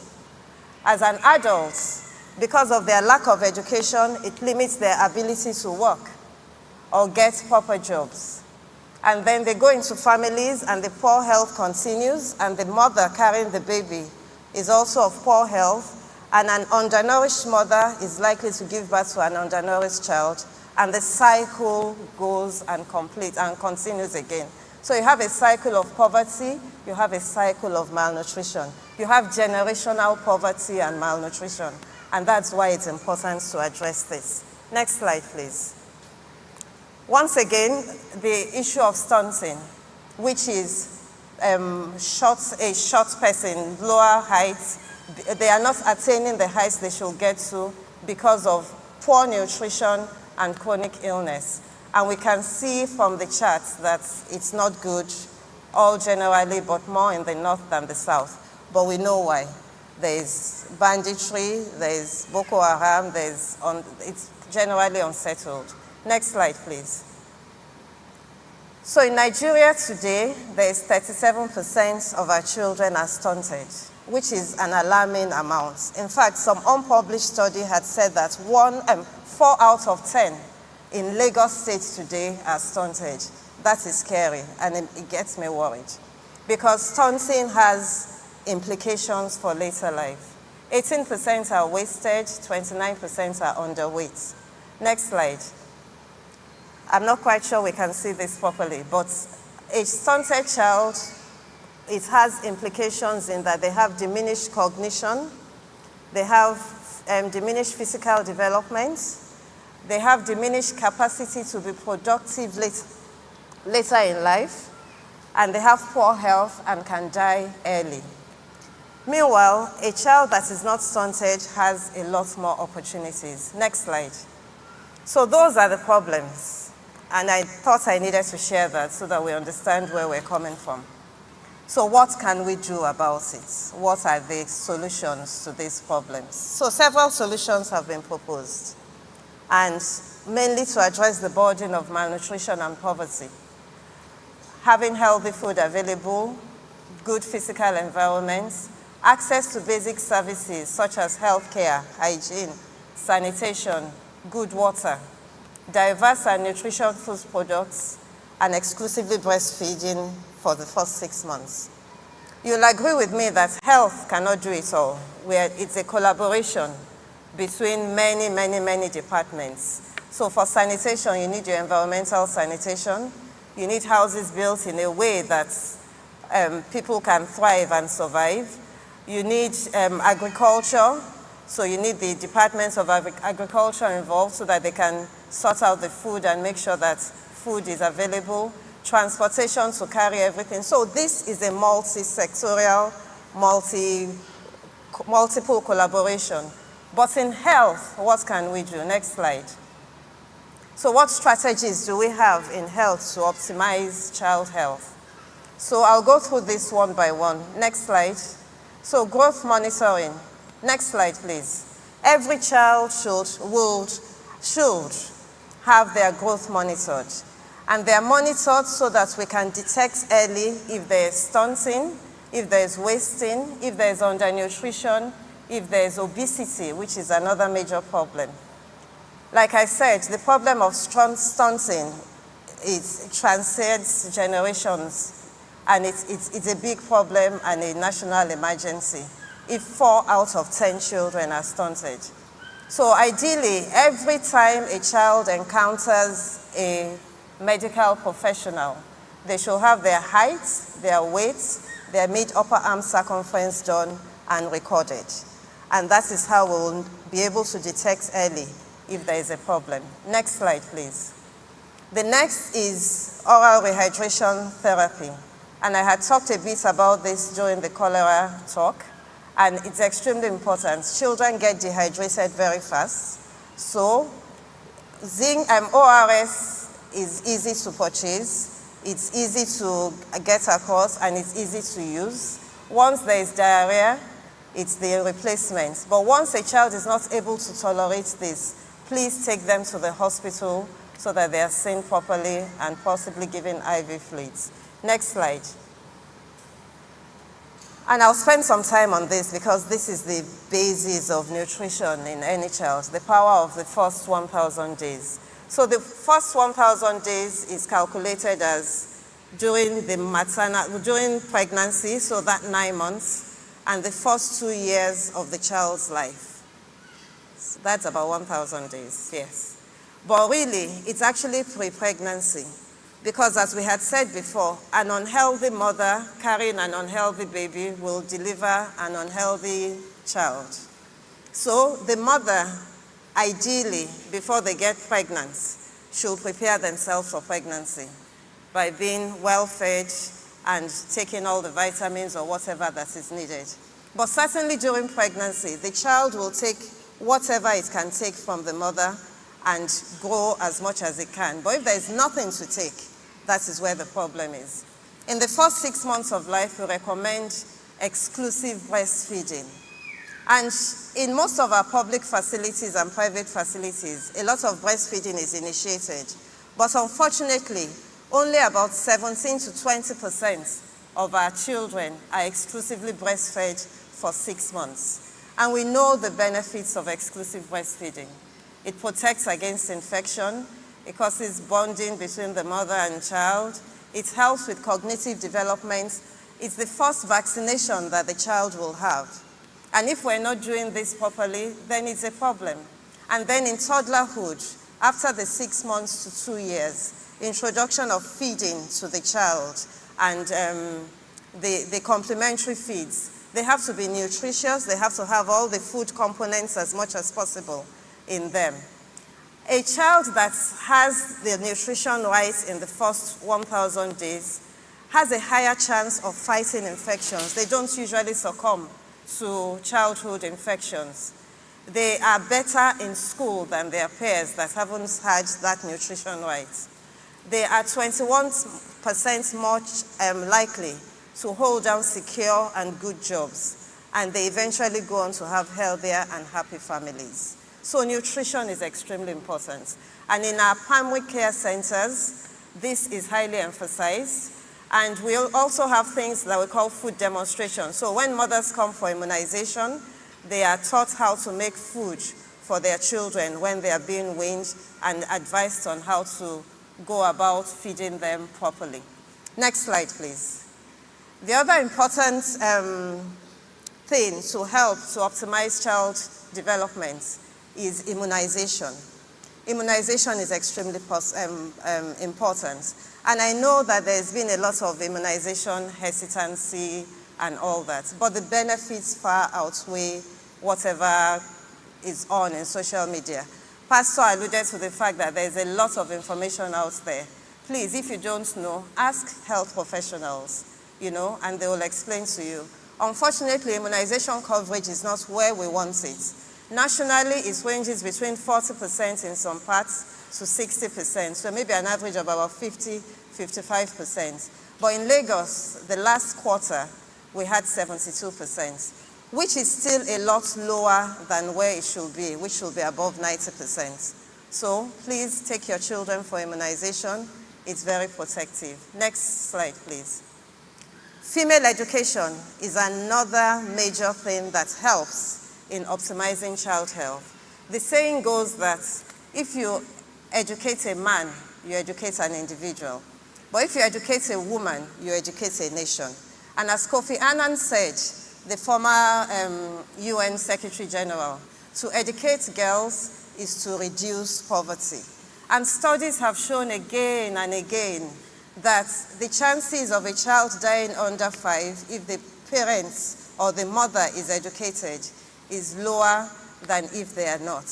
So, and in Lagos State today, I know that education is compulsory. In fact, you can be penalized if you don't take your children to school. So that is good. Next slide, please. Next slide, please. The other thing is family planning. Family planning is a deliberate act to help space childbearing. And ideally, the space between 2 children should be about 3 years. It's not sacrosanct, it's not, but it helps the mother's body to recover.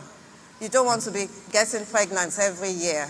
The mother will become anemic, and the child that is being born will not do as well as they should. So, family planning helps in improving maternal health, but also to improve the infant health and all the other advantages up there. And this is available in all our primary care centers, not just public, but also private primary care centers. So please, please, please, let's do the needful and access those services. Next slide, please. Food fortification, which is once again a deliberate act to add vitamins and minerals to widely consumed food so that we're not deficient of those essential things. And I know that in this country and in other developed climes, flour is fortified, milk is fortified, salt is also fortified with iodine for hypothyroidism, and sugar as well. And then there's vitamin A as well for the eyes. And it helps strengthen the immune system. Next slide, please. So what is our role, or what are our roles as parents, as healthcare professionals, and as the government? As parents, we need to be responsible. We need to subscribe to using healthcare facilities. And I'm not saying don't go to private clinics or anything. Do something near your house so that if there's an emergency, you have somebody that knows you already and you can get access to. The public health facilities are there. There are also a lot of private facilities, but I'm a public health, I'm a government worker. So I will tell you about the primary healthcare facilities. They're there, they're open for business, and they will look after you. Any mother that is breastfeeding should please exclusively breastfeed for 6 months. The advantages are enormous, and you will thank yourself for it. So I have 2 children. Because I had to go back to work, I breastfed the first one for 3 months exclusively and did partial and other things with it. And the second one, I breastfed for 6 months exclusively. My first one has asthma, allergies, all sorts of things. The second one is as fit as a fiddle. I don't know whether it's the breastfeeding, but I think it is, and it's good for this. Also, educate yourself. So it's not enough that you go to the doctor and the doctor says, oh yeah, take this. Ask the doctor, what is wrong with my child? What is this that I'm taking? Why am I taking it? It helps you. It helps you so that next time you're going or next time you know exactly what the history is, what they had given you, and all that. It's very sad when a mother comes and says, oh, I went to the doctor, they gave me medicine. What medicine did they give you? What is it for? Why did they give it to you? Family planning, we've talked about that. And health insurance. The problem and the reason why a lot of people don't patronize hospitals is the money they will pay. But if we have health insurance, then we don't have to pay so much out of pocket. Next slide, please. And then the role of the healthcare workers. As healthcare workers, we're here to promote health, prevent diseases, treat diseases if there is, rehabilitate, and give palliative care as much as possible. Next slide. And the government needs to give or provide an enabling environment for all these things to happen. So the government provides and subsidizes vaccines for children under 5. They are meant to help employ healthcare workers and develop them, provide funds for the use in the health sector, and subsidize food fortification and supplements, have the healthcare centers accessible as much as possible, create awareness, provide support and partnership with anybody, NGOs and donors and private organizations, and also provide universal health coverage. And I'll dwell on this for a minute. Next slide, please. Universal health coverage is when all people have access to health services they need, not what they want, they need, when they need them, and where they need them, without financial hardship. And that is the role of a government to do. And they are trying to, but there's a lot of wastages and things in the process. But next slide. Is primary health care the silver bullet for this? And primary health care can be public or private. And primary health care is widely regarded as the most equitable and cost-effective way to achieve universal health coverage. And that's why we should all register somewhere where we can have a primary physician. Abroad, you have your general practitioners. Here, the system is a bit different. You have the primary health care centers, secondary and tertiary. But if everybody has somewhere that they are seen, where most of their complaints can be looked after, and they are, next slide, and they're registered with health insurance. Next slide, please. And they're registered with health insurance, then it makes life a lot easier for everybody. Go and register with the Lera Eco or any other health insurance that you choose to. But it makes it easier to access care when you need it. In summary, I've talked about the burden of the problem, and I hope we understand that it is quite alarming and concerning. I've talked about what we can do as healthcare practitioners, what you can do as parents and caregivers. And I love this quote by WHO. Children are particularly vulnerable to malnutrition and infectious diseases, many of which can be effectively prevented or treated. So there is a lot of prevention that we can do, and it's all in our hands here. Next slide. And I also love this quote by Gabriela Mistral, who says that many of the things we need can wait. Abi? Many things can wait. The bag can wait. The party can wait. A lot of things can wait, but the child cannot. Right now is the time his bones are being formed, his blood is being made, and his senses are being developed. To him, we cannot answer tomorrow. His name is today. Let our children breathe. Let us look after them properly. Sorry, I'm an advocate for children, and I love children. And children are the future. So let us give them all that they need now. Next slide, please. So we're hoping that we'll have happy children, that will grow up to become happy families, and the economy will be happier for it. Thank you very much.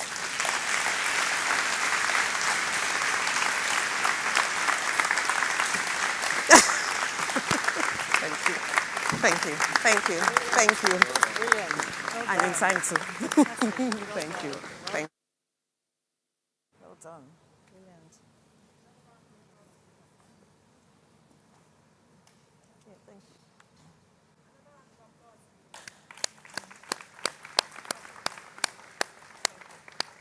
Really nicely done. Very nice. The microphone has gone. Let's switch this up. I'm sorry, they taught us medicine, they didn't teach us tech. All right, so it's time for our next speaker. Our next speaker will be speaking to us about oncology, speaking about the rising burden of cancer. A round of applause for Dr. Modupe Elebute Odunsi.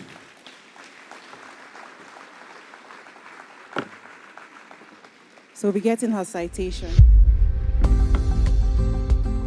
Dr. Modupe Elebute Odunsi is a consultant hemato-oncologist credited for building the first comprehensive cancer center in Nigeria. She's the founder and chief executive officer of Marcel Ruth Cancer Center and Specialist Hospital, a multi-billion naira healthcare facility and the first of its kind in Nigeria. An alumna of the University of Lagos, Akoka, Dr. Modupe qualified in medicine from the Lagos State University Teaching Hospital in 1986 and completed postgraduate training in internal medicine and hematology oncology at centers of excellence in London, including St. Bartholomew's Hospital, St. George's Hospital, and the Royal Marsden, during which she received a prestigious research fellowship from the Leukemia Research Fund and gained a Doctor of Medicine degree from the University of London for groundbreaking research. In the UK, Dr. Elebute has held consultant and honorary senior lecturer posts at St. George's Hospital,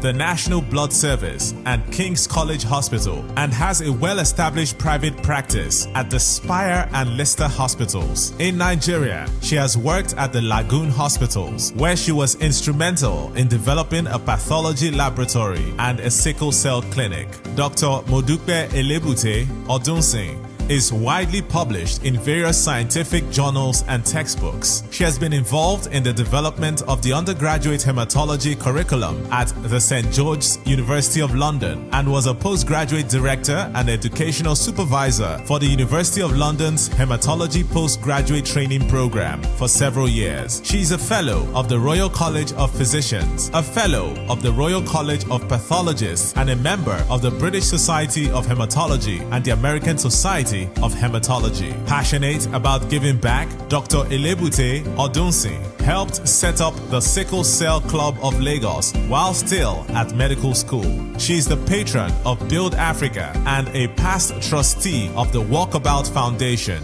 She is married with children.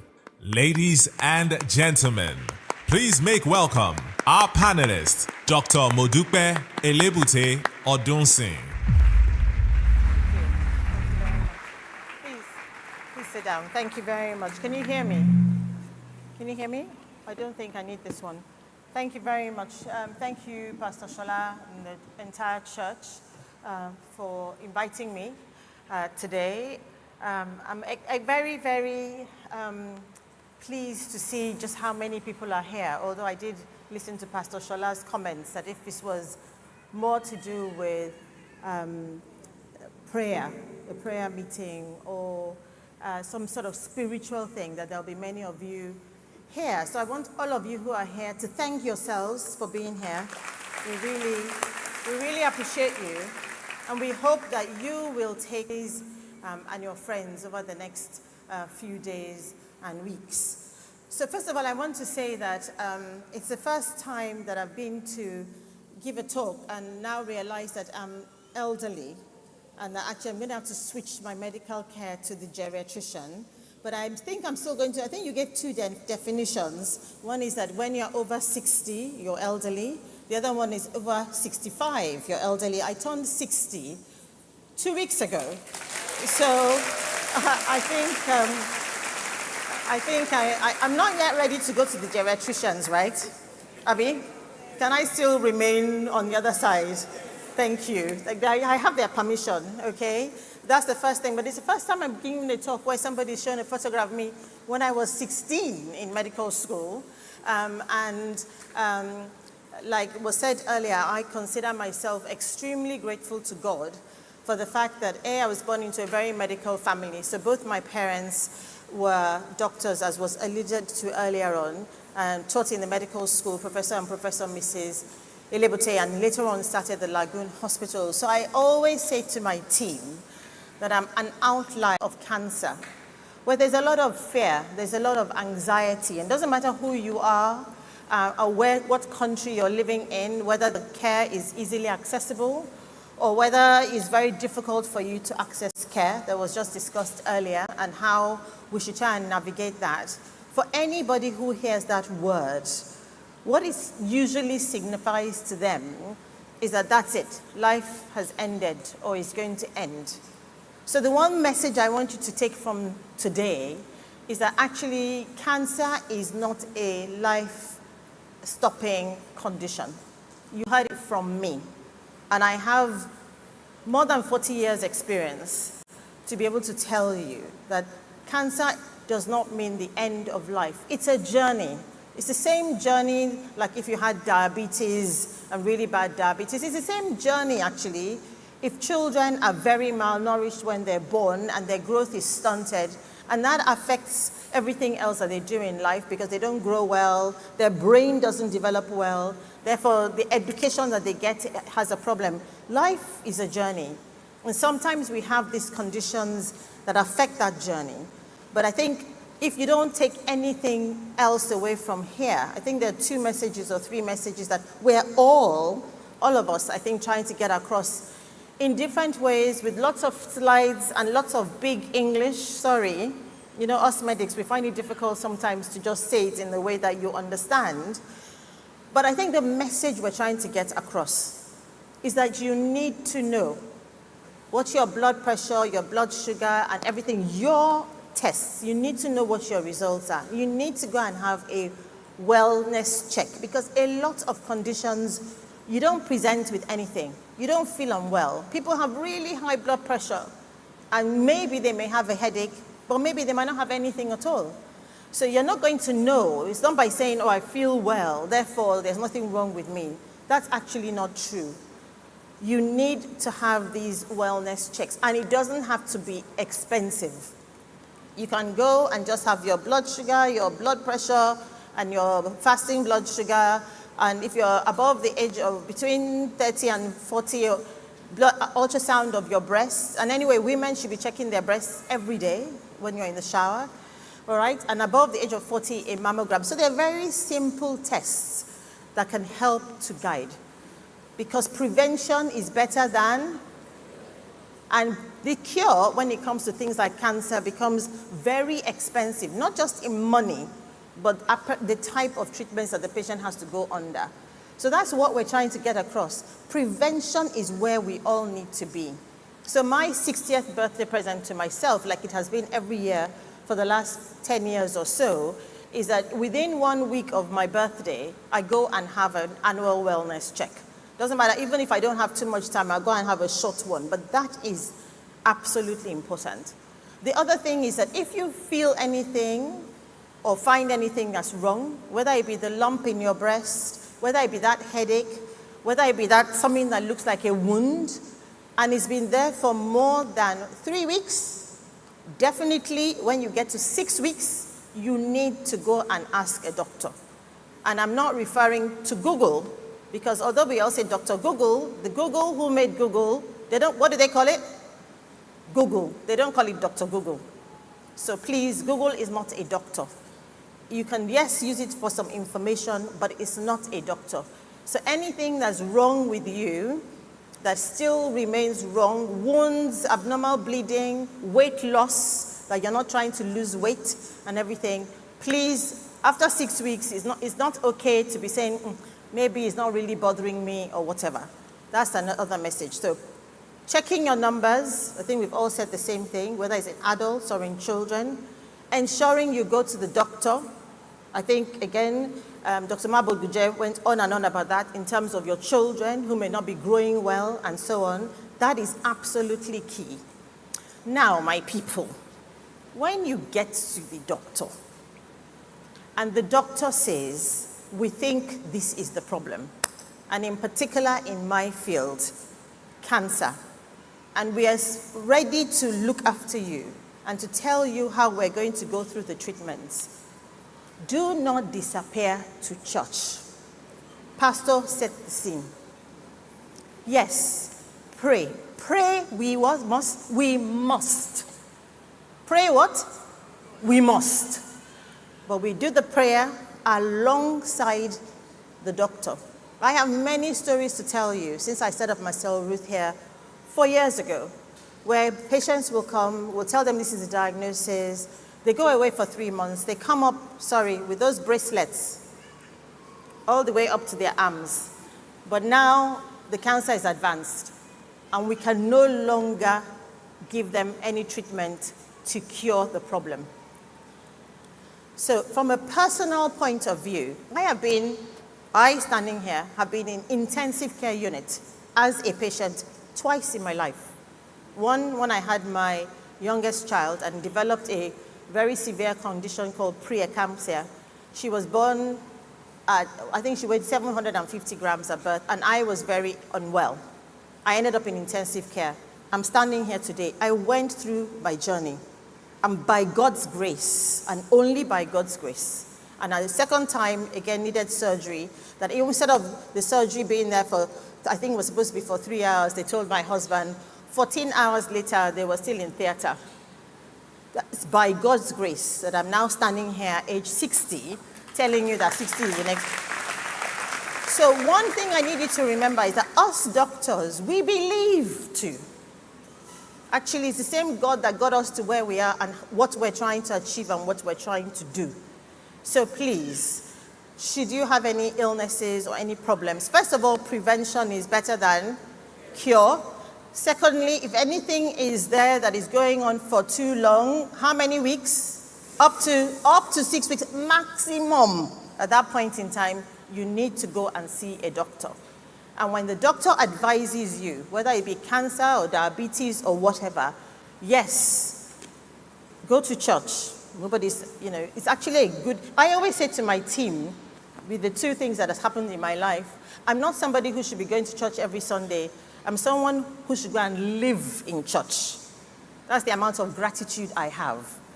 But that's the same person that God has given the opportunity and the ability to help people in what might be a difficult condition and to guide them through the treatments thereof.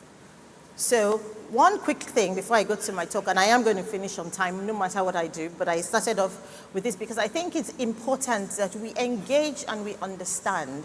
So I want people to put up their hands. How many of you, and no lies when Pastor is here, right? How many of you know what your blood pressure has been in the last, shall I say 3 months?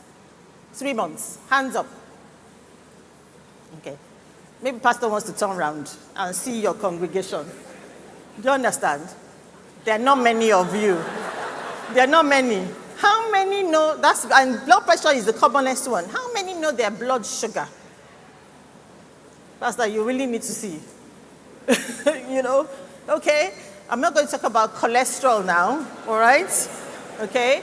And for those, I mean, it's a very young, you've got a very young congregation. Well done. Well done. Well done.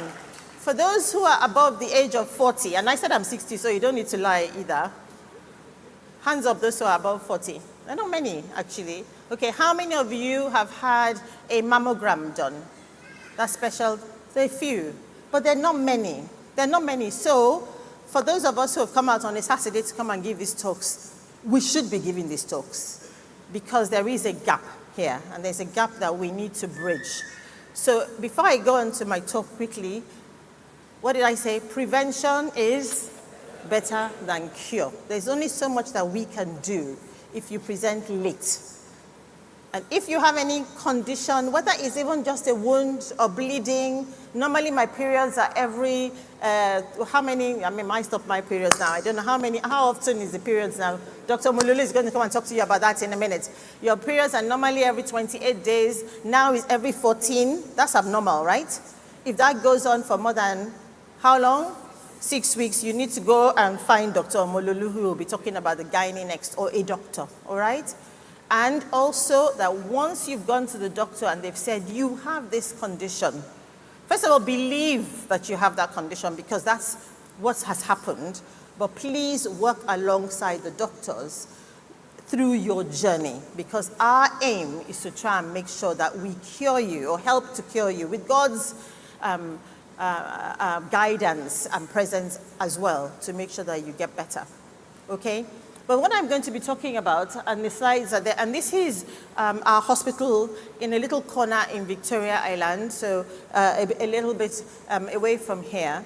And the story that I just wanted to share with you today is the story about the idea to try and come and provide good care for cancer patients in one place. Because one of the things that I found over the years, I didn't actually work with my parents for very long. I didn't work at Lagoon for very long. But over the years, come and help them do things or just be part of it, and not just Lagoon, was how difficult it is to access care in one place. So you go to one hospital, the doctor examines you, tells you everything is wrong, particularly in the public sector. And then you need blood tests. But they can't do them there. You have to go somewhere else to go and do the blood test, right? Then they will now say you need CT scan or MRI. You have to go to a diagnostic center. Then you need some medication. You have to go somewhere else. And that is sometimes what puts us off actually staying and getting the care because you're having to go to all sorts of different places to get that care. So the aim here, and not just for cancer patients, but about 70% of what we do is to do with cancer patients. It was to try and provide care for patients in one place so that it makes it easier for patients to get their diagnosis and to move on. Next slide, please. So I'm not going to, I think basically I've said what I wanted to say. It's about thinking through how could we make comprehensive care, next slide, please, available for patients. Now, to set the scene for cancer, because people always ask me this question, do you think there's a rise in the incidence of cancer in Nigeria in particular? And I'll come back to that in a minute. But if we all think back to COVID, right? And particularly in 2020, because the data that I'm presenting is from 2020, when I think about everybody was dying of COVID. We're also afraid about COVID and the deaths from COVID. But in that 2020, the deaths from COVID were 3 million worldwide, but the deaths from cancer that year was 10 million. So even that COVID that we all remember today and all the deaths, only about 1/3 of deaths from cancer. And I think what Dr. Mabuje was trying to share was the deaths from malnutrition. Now, God forbid, we're in 2024, cholera in Lagos, okay? And those are all the issues about prevention. Next slide, please. So, yes, one of the issues we have in Africa, and of course in Nigeria, is that we do not have enough hospitals. We don't have enough doctors, healthcare workers, nurses, pharmacists, physio, and so on, to look after the patients that we have. We have a huge population of 200 million, all right? And so we have a problem.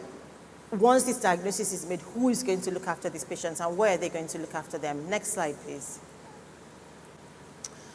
So in Africa, when you look at the data, it appears that we have lower numbers of cancer, but the big issue with us is there is no data. We don't have a system of collecting the numbers of all the patients in different places because there is no collective healthcare. I think Dr. Mabukusha referred to primary healthcare. Primary healthcare means your Surulere local government hospital, right? Secondary healthcare means your general hospital, and tertiary healthcare means your teaching hospital. So I think the message is most of us should have a local government hospital that, or whether it's in the private sector or public sector, that we can go to all the time. But when all these diseases are diagnosed, we don't have a way of Surulere local government hospital telling the Ministry of Health that they have all these cancer patients and so on. So although when you look at published data, that's why Google, again, you can't rely on the data. What the data that gets to them is not from everywhere all over the hospital. So we seem to have lower numbers of patients and more deaths, but actually it's because we're not collating that data. Next slide, please. And when we come to the diagnosis of cancer being made, all right, now every patient, so try and just focus with me for a few minutes. Almost every single cancer patient needs at least 2 or 3 of the types of treatment.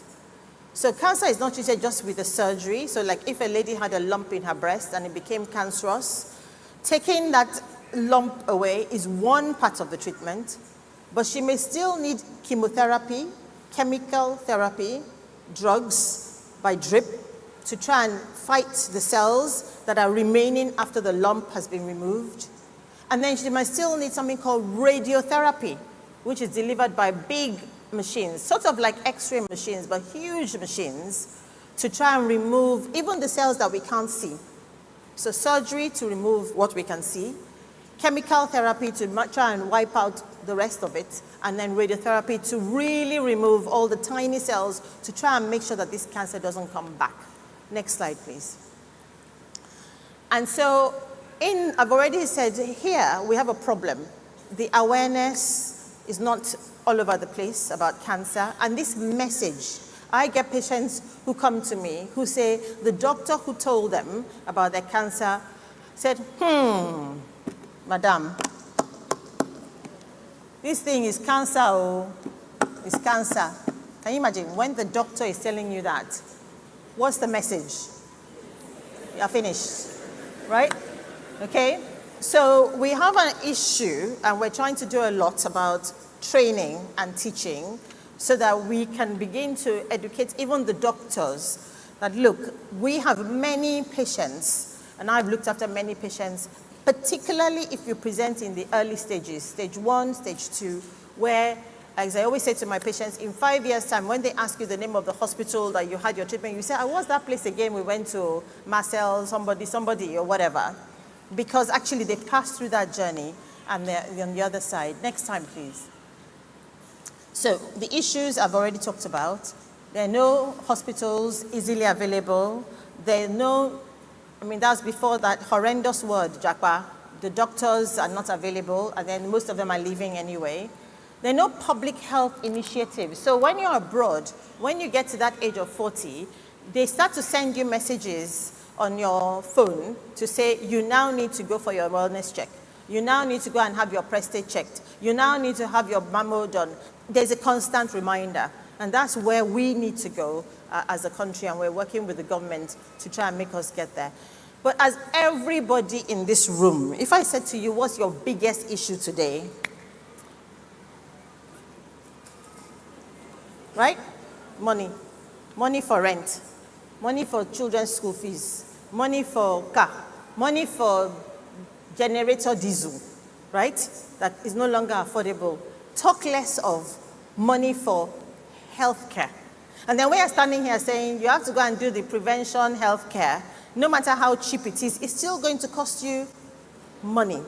So there is the issue. But in life, we also have to remember what is important to us. I think there was a slide that was put on. If you're not alive, there's nothing you're going to do with that money.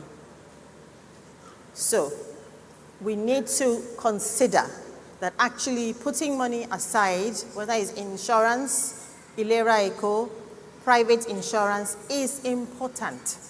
Because without your health, there really is no wealth. Having said that, the government does have an obligation, right, to the people of its country to try and provide good health care. And obviously, there's private health care, but that comes as a cost. Next slide, please.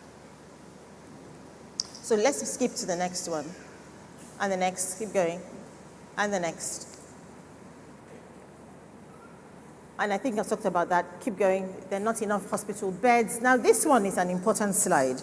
So as I said to you earlier, most patients who have cancer need what type of treatments? One, these people on the right get it all. Surgery. There are people on the left. Then chemotherapy. Then back to people on the right. Radiotherapy. But if you look at this slide, and you don't have to look at it too much, the greens are where there are radiotherapy machines existing in the country. When you get above Abuja, how many greens do you see? Not many, okay? And actually, there are only 10 functioning radiotherapy machines in Nigeria today, in the whole of Nigeria. We should have one of these machines per 100,000 of our population. So we should have at least 1,000. We only have 10. And even of that 10, they're not all working every day. So that was one of the things that we did in setting up Marcel Ruth, was to bring a radiotherapy machine into the country. Next slide, please. Keep going. Next slide. And then, of course, we've talked about funding. Most people have to pay out of pocket. And yes, that's an issue, but we can no longer make the excuses. We need to start to save for our health or buy an insurance policy. One of the things I've been very impressed by us as people is the amount of what I call social insurance. So people who have relatives who are abroad, who will dip into their pockets and help them to pay when they run into problems, or employers or companies, which is all good. So one of the things is when we're bringing up these children who are going to do better, that they will get better jobs that will allow them to have healthcare support by their employers. But let us not forget that we need to subscribe to some kind of insurance so that we can have our health covered. Next slide, please. And next slide. And the next slide. Keep going. Actually, this one is quite interesting because I'm doing my talk after pediatrics. And this shows you, and actually we have a child with acute leukemia on our ward at the moment. Treating children with cancer is a very, very expensive business. Very expensive. Not just in the private sector, also in the public sector. This data, so that's how much the family earns, the average family earns on the bottom line in blue, and that's how much the cancer treatment costs for a child with leukemia. So you see we have a massive, massive problem here. And this is data from the hospital, Obafemi Awolowo Hospital in Ile-Ife. This is not even in the private sector. Next slide, please. So we came with this vision, this dream. I'd been working in the UK for over 30 years. I did all my training, first of all in internal medicine and then in hematology, oncology, but I always had this dream that I wanted, or not dream, always wanted to come back and retire to Nigeria. But I wanted to also come back before I could no longer work anymore. And that's really why we came to do this. And it was to sort of bridge those gaps that I talked to you about earlier on, not having the access to the care, to the specialists that we need, to the education, the awareness, the teaching programs, and to the drugs and so on. Next slide, please. So we set up Marcel Ruth. I said to you we're at the bottom of Olubosi Close in Victoria Island. And these are the services that we provide. So largely, mostly oncology care, but we also do the annual wellness check. We have a family medicine doctor, and we have other specialists that come as well. So we don't only do cancer, but for the purposes of this talk, we're talking about our cancer service. Next slide, please. And how do you come about developing this, and how do you get from something in your brain or something that you think that you'd like to do to actually getting it open and continuing to function? And that's where there's definitely God in this story. Next slide, please. So my idea, because I journal, how many of you journal? Journal. I write something down every day. This is the good things that happen to me. These are the bad things. I'm not going to speak to my next door neighbor for 4 days because they annoyed me, all that kind of thing, right? Or my sister or whatever. And then 4 days, when you look back, you realize that actually you just didn't speak to them for 2 days. It's always good to journal because then you see what actually happened. So my journaling about wanting to do this started in 2012, but we opened the hospital in 2019. So sometimes it can take you quite a long time. And the message really is, if you want to do anything, don't give up. Whatever you do, keep the prayers going and don't give up. Next slide. And so I'm hoping most of this now are pictures. That's what we look like. We have 3 buildings, and the one in the middle is the radiotherapy bunker because we had to build a building that's safe, that has lead in every brick, so that the radiation doesn't damage normal people, and it's contained for the patients. Next slide, please. And that we have a website, and there's a video if you want to go onto the website that will show you all the facilities. Next slide, please. We have 17 inpatient beds. We have a day unit. Marcel Ruth is named after my mother-in-law. My mother-in-law was an English lady who came to live in Nigeria when in her 20s. Nobody really knows why she came because she wasn't a missionary or anything, but she taught at St. Anne's School in Ibadan, and then later on taught history at Igbobi College. And then she met her husband and got married. She later on became the deputy principal of Igbobi College, and later on became the first principal of Government College, Ijaniki. My mother-in-law was more Nigerian than I was, let me tell you the truth. She used to count how many pieces of shaki there was in the stew, and so on and so forth. But so it's named after her because she died from complications of breast cancer in 1998.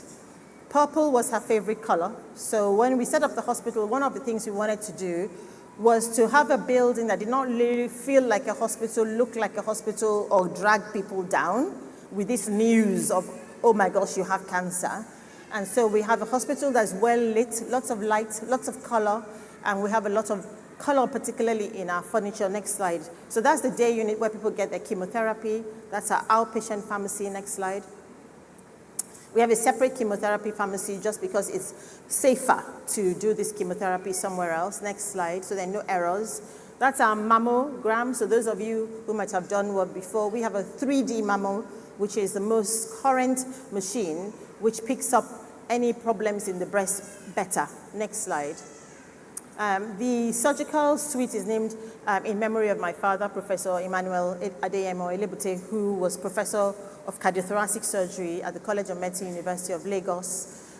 Later on was the provost and the medical director, and also the first director of the postgraduate medical college. Next slide, please. So I've talked about that. Next one. Keep going now because I've run out of time. And then we've been treating patients on this machine, this radiotherapy machine, which is state-of-the-art, one of the best in the world. And we actually had, it was the first in West Africa, and we actually got this machine into Africa before South Africa, which was a big thing for us. Next slide, please. We have a management team that's mostly led by women, but that's a different matter. Next slide. Shh, you're not recording this, are you? And I started off with 6 members of staff in 2020, December. I now have almost 80 staff. Next slide, please. Thank you. And together with the staff in the hospital, and we have a few consultants and so on, we're also helped, and I always make this point when I give talks because I'm so grateful to them, and supported by Nigerian oncologists who are still working abroad in the UK, in the US, and Canada, who join us on a meeting every single Thursday from 4 to 6 in something which we call a tumor board meeting. So they are bringing that constant international expertise. We look at every single patient, new patient, and we bring all the imaging, radiology, blood tests together, and we make a decision about what treatment that they should have. So every patient knows that even if they got on a plane and went to England or America, they will be getting the same treatment as they will be getting here in Victoria Island. Thank you. And I'm extremely grateful to them because they won't let us pay them. I never met most of them, actually. Some of them contacted me via LinkedIn. One of them said, I hear you are mad enough to go back to go and work in Nigeria and set up a hospital. How can I help? Next slide, please. But, and so we've seen almost 4,000 patients at Marcel Ruth in just under 4 years. Thank you. Next slide, please. And in particular, we've seen over 100 children as well with different types of cancers as well. So we see patients coming from all over the country. And now we're seeing patients like at the Duchess Hospital coming back from the UK, from the US, from Dubai. Because if you think treatment is expensive here, let me tell you, if you don't have health insurance in the UK or in the US, so for example, radiotherapy in our hospital is about the equivalent of about $10,000. The same radiotherapy in Ghana is $30,000. In Egypt, it's $35,000-40,000. In the UK, it's $60,000. And in America, it's about $80,000. So we now have patients who are coming back because the machine is as good as anywhere else. But actually, we can't charge patients that much. Otherwise, people won't be able to afford it. Next slide. And this is just a screening. Sorry, quickly go back. Sorry. Just to say we do health screening, we do the comprehensive one, but we do something short called cancer screening or we do work screening, So there are different packages. I think it was alluded to as well earlier on. You don't have to come with 500,000 or 1 million. Just say, look, I want to know I want a mammogram. I want to make sure that I don't have cancer or whatever it is, and they will tailor it for you. Next slide. And so, commonest cancers: breast, hair in women, prostate in men, and colorectal, which is in the gut. Next slide, please. I've talked about the pediatric care. Next slide, please. And so this slide is important. And I'm going to just 1 minute to explain, because I know most of you are not doctors. So the whole thing is all the patients that we've seen in the hospital, okay? And of all the patients, over 3,000 that we've seen, I think maybe about 100 and something have passed away, all right?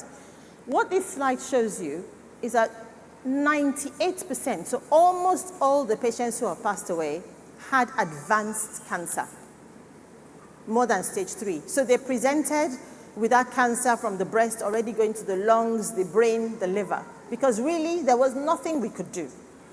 Right? But for those who present early, only 2% of them have passed away. Do you understand now? So that message, that early detection is extremely important. For how many that we've seen who presented with early stages, the majority of them are still alive, come to outpatients, and in fact, we're not far from Harbour Point. How many of you know Harbour Point? No, I'm sure you have the similar sort of events. Maybe you do all your events here, okay? So we always say to them, when you're coming for your treatment, if you have a function in church, come on your way to the function to get your treatment. That's how we're treating the patients. And they're going home every day. They're not sleeping in hospital and so on. And we're very big on, must stay with work and your normal, everything you do normally. It doesn't stop your life. You just keep going with whatever you're doing. And we look after you whilst you're, and in particular, thank you, we are very big on people remaining at work because it's important to remain at work. Okay, next slide. I think I'm almost done. Oh yes, this is the other one. Family history. Now, put up your hands, anybody who has a family history of cancer. Or no. Well, that's very unusual. You don't know, or you're not going to say? Because it's not your portion, right? Okay, all right. It's important to know. And it could be a mother, a father, how they died. If your parents have passed away, or your aunties and uncles, find out how they passed away. This is the first talk I'm giving when usually quite a few people put up their hand. We see about almost 30 to 40% of our patients have a previous family history. Now, the message there is, I said you have to have your wellness checks from when you're 40, but if there's somebody in your family who has had cancer, and recently we had a 21-year-old boy with liver cancer, by the way, and 30-something-year-old doctor with breast cancer, from then on, people in their family should be tested from 10 years before they were diagnosed. So if that person had breast cancer at 30 years, everybody else should start doing their wellness check at age 20, right? Do you understand? And the fact that somebody has breast cancer, that's the history, doesn't mean only the women are now going to get. Any history of breast cancer, is important. So if your mother had breast cancer, you could, as a boy, get prostate cancer later on.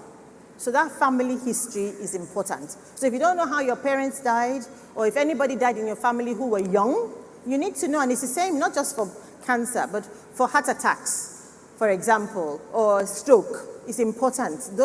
That history is important for you because you might have inherited a gene that will make you predisposed to those illnesses. No, it's not our portion, we agree, but we've already said we're going to do what? We're going to work with our doctors, okay? Next slide, and I think, keep going. Oh, we don't need the research. Keep going, next slide, and next slide. Next slide. So yes, people always say to me, so how has this journey been? Do you regret coming back? And I think that actually was only for the very first time, about 3 or 4 weeks ago, when I had gone away and I came back, and as I landed, my facilities guy sent me a photograph of an electricity board thing that had blown up because of high voltage.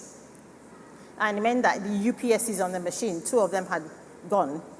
So in that 1 month, apart from, how many of you are on band A, electricity?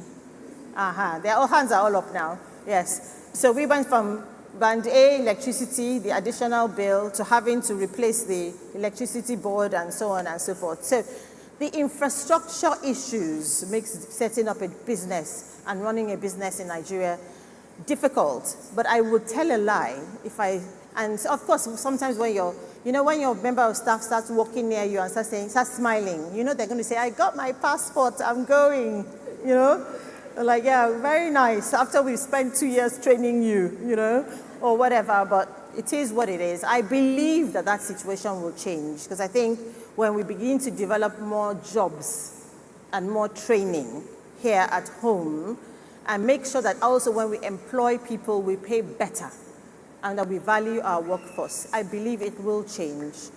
I do, I really do. I do believe that it will change. So yeah, the issues of trying to set up something like this are the capital you need, getting all your supply chain, regulators can be difficult, your workforce, and I think I've come to my last slide, I hope. Next slide.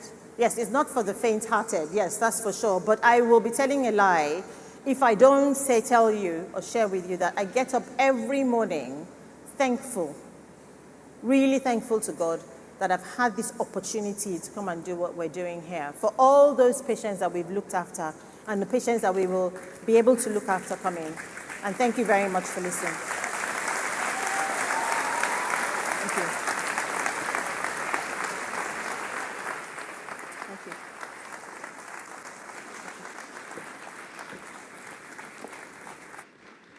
Thank you. Came on this side. So another round of applause for Dr. Lebuti Odunsi. So I was saying why we're clapping the second time. She's an alumni of the greatest girls' secondary school, Queen's College, Aba, Lagos. All right.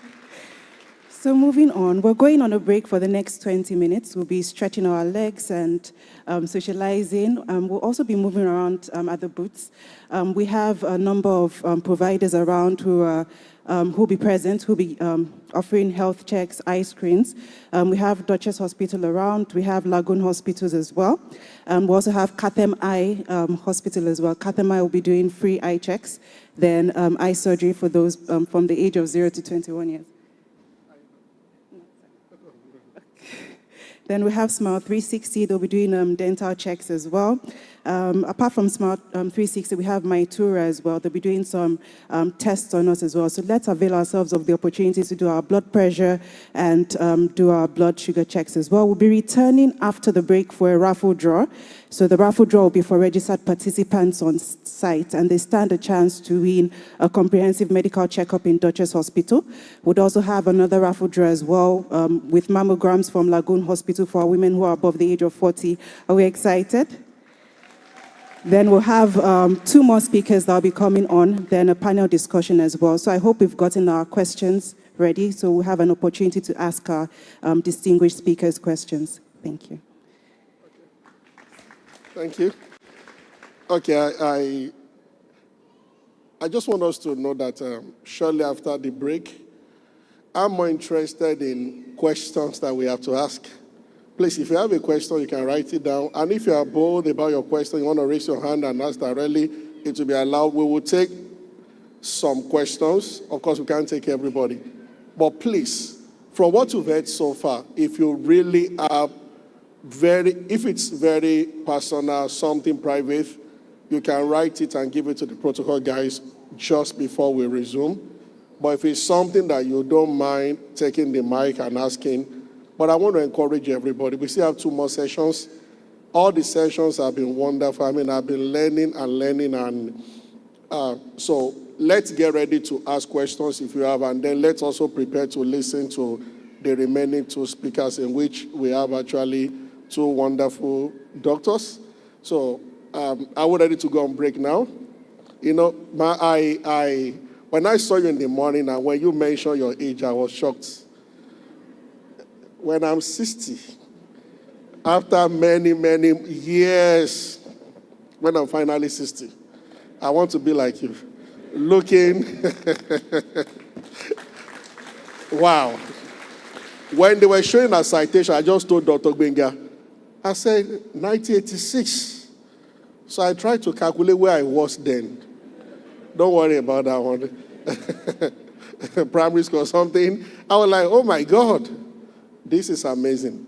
Thank you, ma. Thank you, ma. And thank you, Dr. Benga.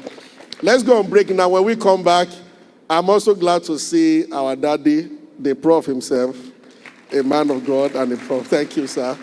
Thank you. This is not his first time here, but we are glad to have him here again. And his dear wife, thank you, ma. Thank you for coming with him. And then, thank you, Dr. Mo. Thank you, sir. Are we set? 20 minutes, we are back. Get ready. Maybe you should call those who are at home, who live around there, who are not here to join. It's getting more and more interesting. Thank you. Let's have the break now. God bless you.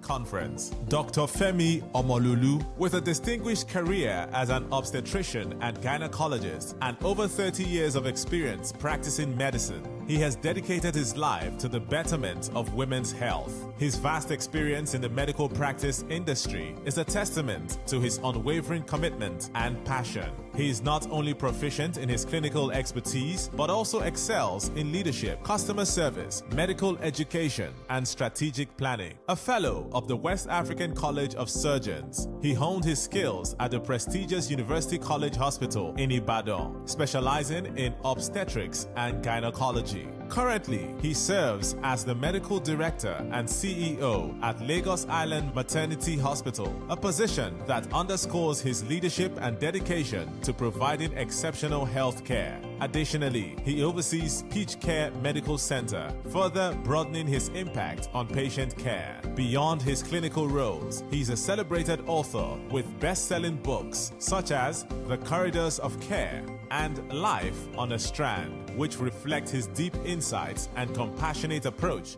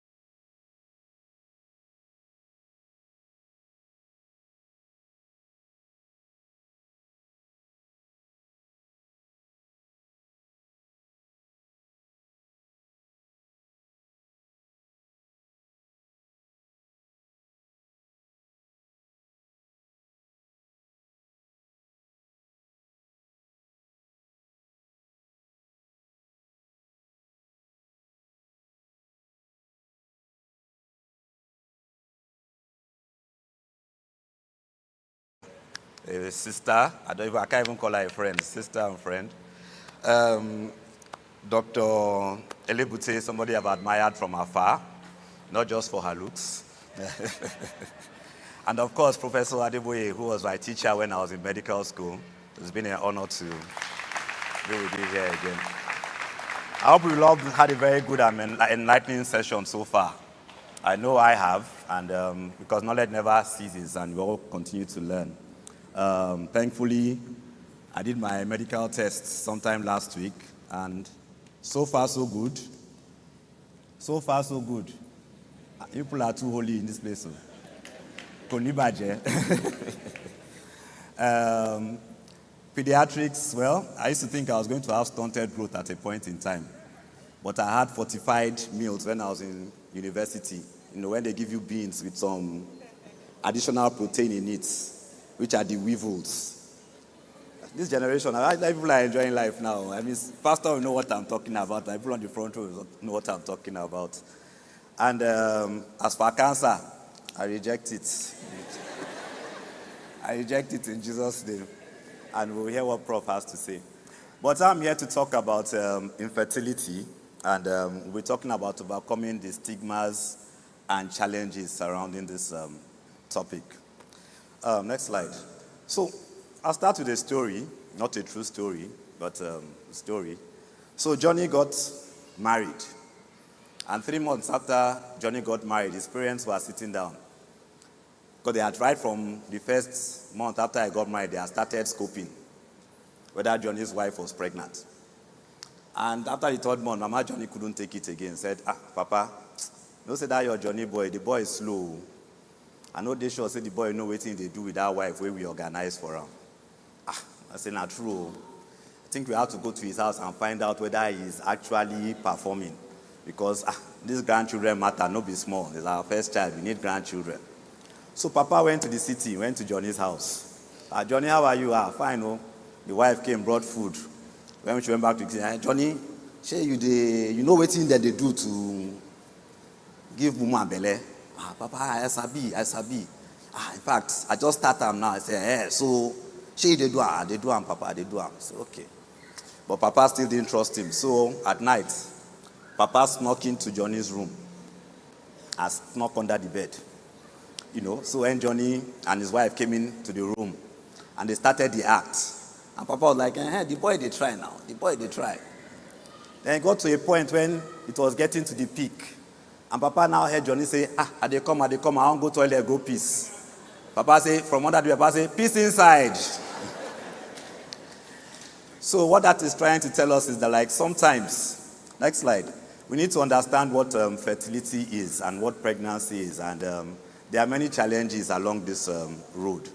And what exactly is this infertility we are talking about? It's about when a woman, or a couple, when a couple, because it's not a one-person thing, are unable to achieve pregnancy after 12 months of adequate, unprotected sexual intercourse. In some certain cases, we look at it 6 months and earlier. Next slide. That's it. It's a global issue, affects 1 in 6 people, and in their lifetime are going to experience infertility. But it doesn't mean that it is fixed in all these people because, of course, there's a cure. In fact, it is said that by the time a couple keeps trying, after 2 years, the fertility potential increases. So sometimes we even say maybe you should wait up to 2 years, not even after 1 year. Next slide. So how common is this infertility? Globally, it's estimated to affect 48.5 million couples. With primary infertility, that's where they've never achieved pregnancy before. And 168 million, which is more, where, there has been pregnancy before, but now there's difficulty in achieving pregnancy. Prevalence in Nigeria, this is the wrong slide. In Nigeria, about 20 to 30% of couples are said to have infertility, which tells us it can be quite common. And about 40%, over about half of patients we see in the gynecological clinic come there because they are having challenges with infertility. Next slide. Can you just be rolling with me? So, looking at the challenges, the first thing is lack of knowledge. The Bible says, my people perish. Let me come into your territory. No, I'm not a pastor too, sure. So lack of knowledge is the first problem. Because a lot of times we think pregnancy is automatic, just like Johnny's parents thought initially. And there are some certain facts about pregnancy we need to know. For instance, when the woman's egg is released, next slide. When I snap, just always go to the next slide. There's only a 20% chance of pregnancy per cycle in a woman's menstrual cycle. Even if the man is perfectly normal, the woman is perfectly normal. There's only a 20% chance, even if they have sex on the ovulation day. It's not automatic. The egg, when it's released, can last only 24 hours. After 24 hours, that egg dies. The sperm, any sperm that goes into a woman, can only last 48 hours. After 48 hours, the sperm dies. So that tells us that only 4 days, about only 3 or 4 days in a month, can sexual intercourse lead to pregnancy. How many days are there in a year? 365 days. But only 3 or 4 days per month, that's about 48 days in a year of sexual activity that can actually lead to pregnancy. And you have just 12 chances a year. But that's talking about patience. Because you have sex during ovulation, then you have to wait till the end of the month to see whether pregnancy has come. Then you now, wait again. you now have to now try again. So only 12 chances a year. And by lack of education, especially in this part of the world, people always think, oh, it's a woman's problem. But studies are showing that we are seeing more and more of male factor infertility. Now it's even almost equal the women factor infertility. And where both of them have, are contributing to the infertility, it's about 20%. And still about 10%, we don't even find any cause. We check the man, everything is normal. We check the woman, everything is normal. And that tells us what? We are still limited in our knowledge about infertility. We are not gods. We cannot create life. So there are still many other things that are going to life creation that is still kind of beyond us. So we just can't, do it as we want. So part of this lack of knowledge is also about the causes of infertility. What are the things that cause this infertility? So there are things that can cause it on the women's side. There are things that can cause it on the men's side. But just broadly speaking, like I always tell my patients, there are 4 things you normally look at. Number 1, it starts from adequate sexual intercourse. You won't believe I've actually seen a couple who are not having sex and want to get pregnant. I said, well, Jesus is not ready to come again through that way, so it's not going to happen. And of course, there are different sexual dysfunctions, which we have even seen that are becoming more common nowadays. Some women are not even actually enjoying sex, and it's painful for them. Some men are having erectile dysfunction, and with that too creates challenges with infertility. So on that, I don't tell people that they should learn to speak out, because a lot of these people don't speak out and they suffer in silence, and it creates problems. By the time infertility comes up, it creates other challenges which we have not anticipated in the first place. So the next thing is the pathway that the sperm is going to use to meet the egg. The womb, the fallopian tubes, how are they? Are they okay? No, the sperm, first of all, sexual intercourse. Then the sperm must be in adequate quality and quantity for pregnancy to be achieved. In any ejaculate, we should have at least 40 million sperm cells. 40 million sperm cells for the work that just one sperm cell is going to do. Fearfully and wonderfully made. 40 million for the thing that only one is going to do. Because if it's not up to that amount, then the chances of fertility reduce. But not all the sperm are going to be normal. Not all of them can move. Not all of them can penetrate the egg. So the sperm has to be good in quality and quantity. Then the pathway for the sperm to meet the egg, that has to be open. The sperm must be able to get to where the egg is. And the fertilized ovum must be able to come back to implant in the womb. And, of course, the woman must be releasing eggs. Usually on the male side, the challenges we tend to see are problems with sperm production. And that's because either damage of the sperm-producing cells, or it could actually be a hormonal factor coming from above. Occasionally, there could be blockage in the tract from the testes to the penis, which is causing the problems with the sperm, with the sperm. With the women, like we said, probably not releasing eggs, blockage of the tubes, blockages or abnormal growth within the womb, and sometimes cervical factors. Misconceptions are another thing that tend to create challenges. Many times I get this, after sex, the sperm flows back. So you find some women taking different positions, hanging their legs up or whatever after, so the sperm can stay inside after sexual intercourse, so she can get pregnant. And when they tell me, I say, the same thing happened to me last night. It's normal, that sort of thing, because not all that fluid is the sperm. It's called semen, and it contains sperm. But there are other things in it which are supposed to transport the sperm. Some people don't even have sexual intercourse, as in penetrative sexual intercourse, where maybe the man just ejaculates on the thighs, and 1 or 2 sperm may just find their way and going all the way there. So it's not as if everything has to go in. By the time a man ejaculates, the one that are going to go up will go in, and then the rest of the fluid, will come in. In fact, initially when we were trying insemination in the early days, we'll put the whole ejaculate inside the womb, and the woman will have lots of pain and cramping because that volume is not destined to enter, the womb. Some people also say some sexual positions are better for pregnancy. Well, I don't know about that. And then some people believe in medications and supplements. We think that, one supplement or one medication is the magic thing that is going to lead to pregnancy.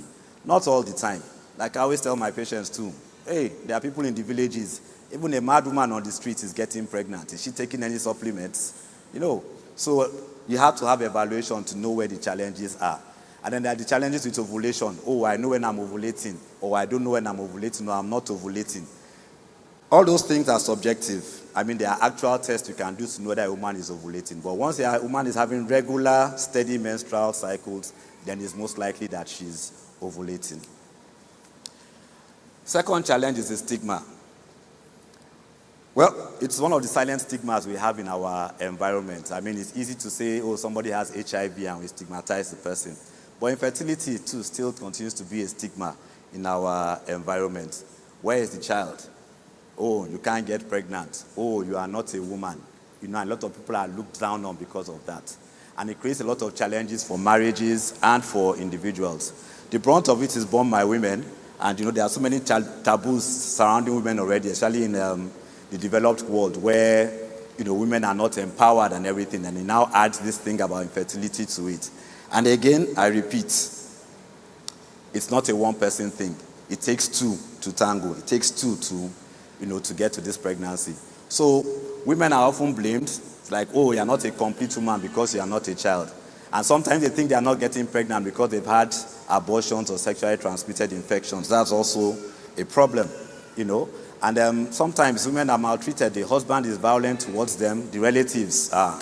I'm sure we know of, or we have heard of some of those stories where the wife is abused. Of course, these things vary depending on socioeconomic status and educational status. Male stigma also exists. You know, we are talking gender equity nowadays, so you know it also exists, and it's often internalized. Because most of the time, the man, you're not going to see it or you're not going to feel it, and the man will act as if nothing is wrong, but then he feels it within him. Because most of the time, when there is male infertility, it always leads to sexual potency, and it starts to make it look as if, oh, the man is not a man. You understand? And men are less likely to seek help, you know, and they can hide under the shadow of, oh, it is the woman's problem. So there are many stigmas. People are wrongly labeled as infertile. Oh, that person is infertile. Wrongly judged as immoral. Oh, she must have done a lot of things. That's why she's not pregnant. I always remember the patient I asked once who came to register for antenatal. And I was asking her how many times have you been pregnant before. She said, doctor, I can't count too. I said, what do you mean you can't count? Do you have any children? I said, no. I said, how many have you been pregnant before? Doctor, in fact, anytime I have sex, I get pregnant. So she couldn't even count the number of pregnancies she has had before, and she had terminated all those pregnancies. But meanwhile, here she was with a pregnancy. You know, so it could be sometimes it's a misnomer when we try to, you know, judge people. And then some people sometimes we stereotype them. Oh, these are the people that don't have children. These are the people that have children. And it's sometimes done subtly.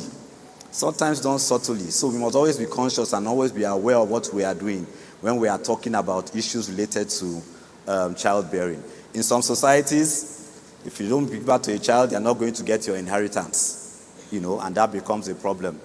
Internalized stigma is also it's also a huge problem. I've already talked about it in men, but even everybody that has infertility, that challenge of, you know, internalized stigma. Some people anticipate it.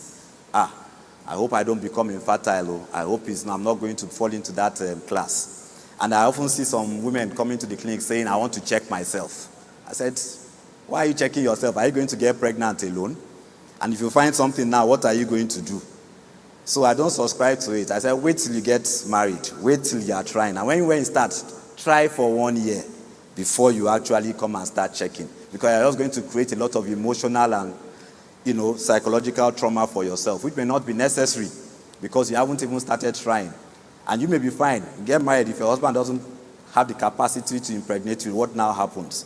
Because marriage is not just about children. It's about your whole life, you know, and you have to look at you and your husband need to bond properly first before we get to that level. So dealing with stigma, well, we have to deal with the patients, deal with the community, deal with the you know, with the culture, refashion how men are viewed, refashion how women are viewed, empower women, let men know that they are susceptible, let them know they need to protect their women, change unhealthy thinking patterns. You need to look at all this. You need to do radio and TV programs, you know, movies which are centered around infertility things, sensitize people. It's not a disease. Anything can happen to, you know, anybody, and there are cures for it. There are ways you can, you know, go around it. South Africa and Zambia, they actually even did what they call a fertility week. There are some people who are fertility, and they came out and they were advocates, and they said, oh, they are doing a fertility week, and they are letting a lot of people know. Celebrities and role models who have gone through it should also be able to speak about it, so people know that they are not alone, and it's not a thing of shame. So we have to demystify the stigma. There's this quote that says, I hope every woman out there who wants to be a mother suffering infertility will explore all the options and that you choose the science route. Taking from what Dr. Lebute said, yes, we must pray. Pray we must, but then we should also seek knowledge. Because God gave us this knowledge. It just didn't fall on us. Okay, so because there are so many things we can learn when we go and take medical care. So when do you see a doctor? One of the challenges about access to care, when do you see a doctor? After 1 year, like I said. But in some certain circumstances, after 6 months. If the woman is above 35, if she has any problem that is related to fertility before, maybe her menses are not regular, or she's had a previous pelvic surgery, or she's had infertility in a previous marriage, then at those ones, after 6 months, they can start seeing a doctor. And anytime, if you are not sure, you can see a doctor, because sometimes they may need counseling, like Johnny and his wife. So you have to see a doctor, and then there has to be fertility evaluation. Who do you see? You could start with a primary care physician, because they'll be able to tell the basics. What are the basics? What are you doing? Are you actually having is there actually infertility in this case? Because sometimes, again, like Johnny and his mom, after 3 months, people are saying, I'm having difficulty in getting pregnant. Some even come to you before marriage, So we have to assess all that.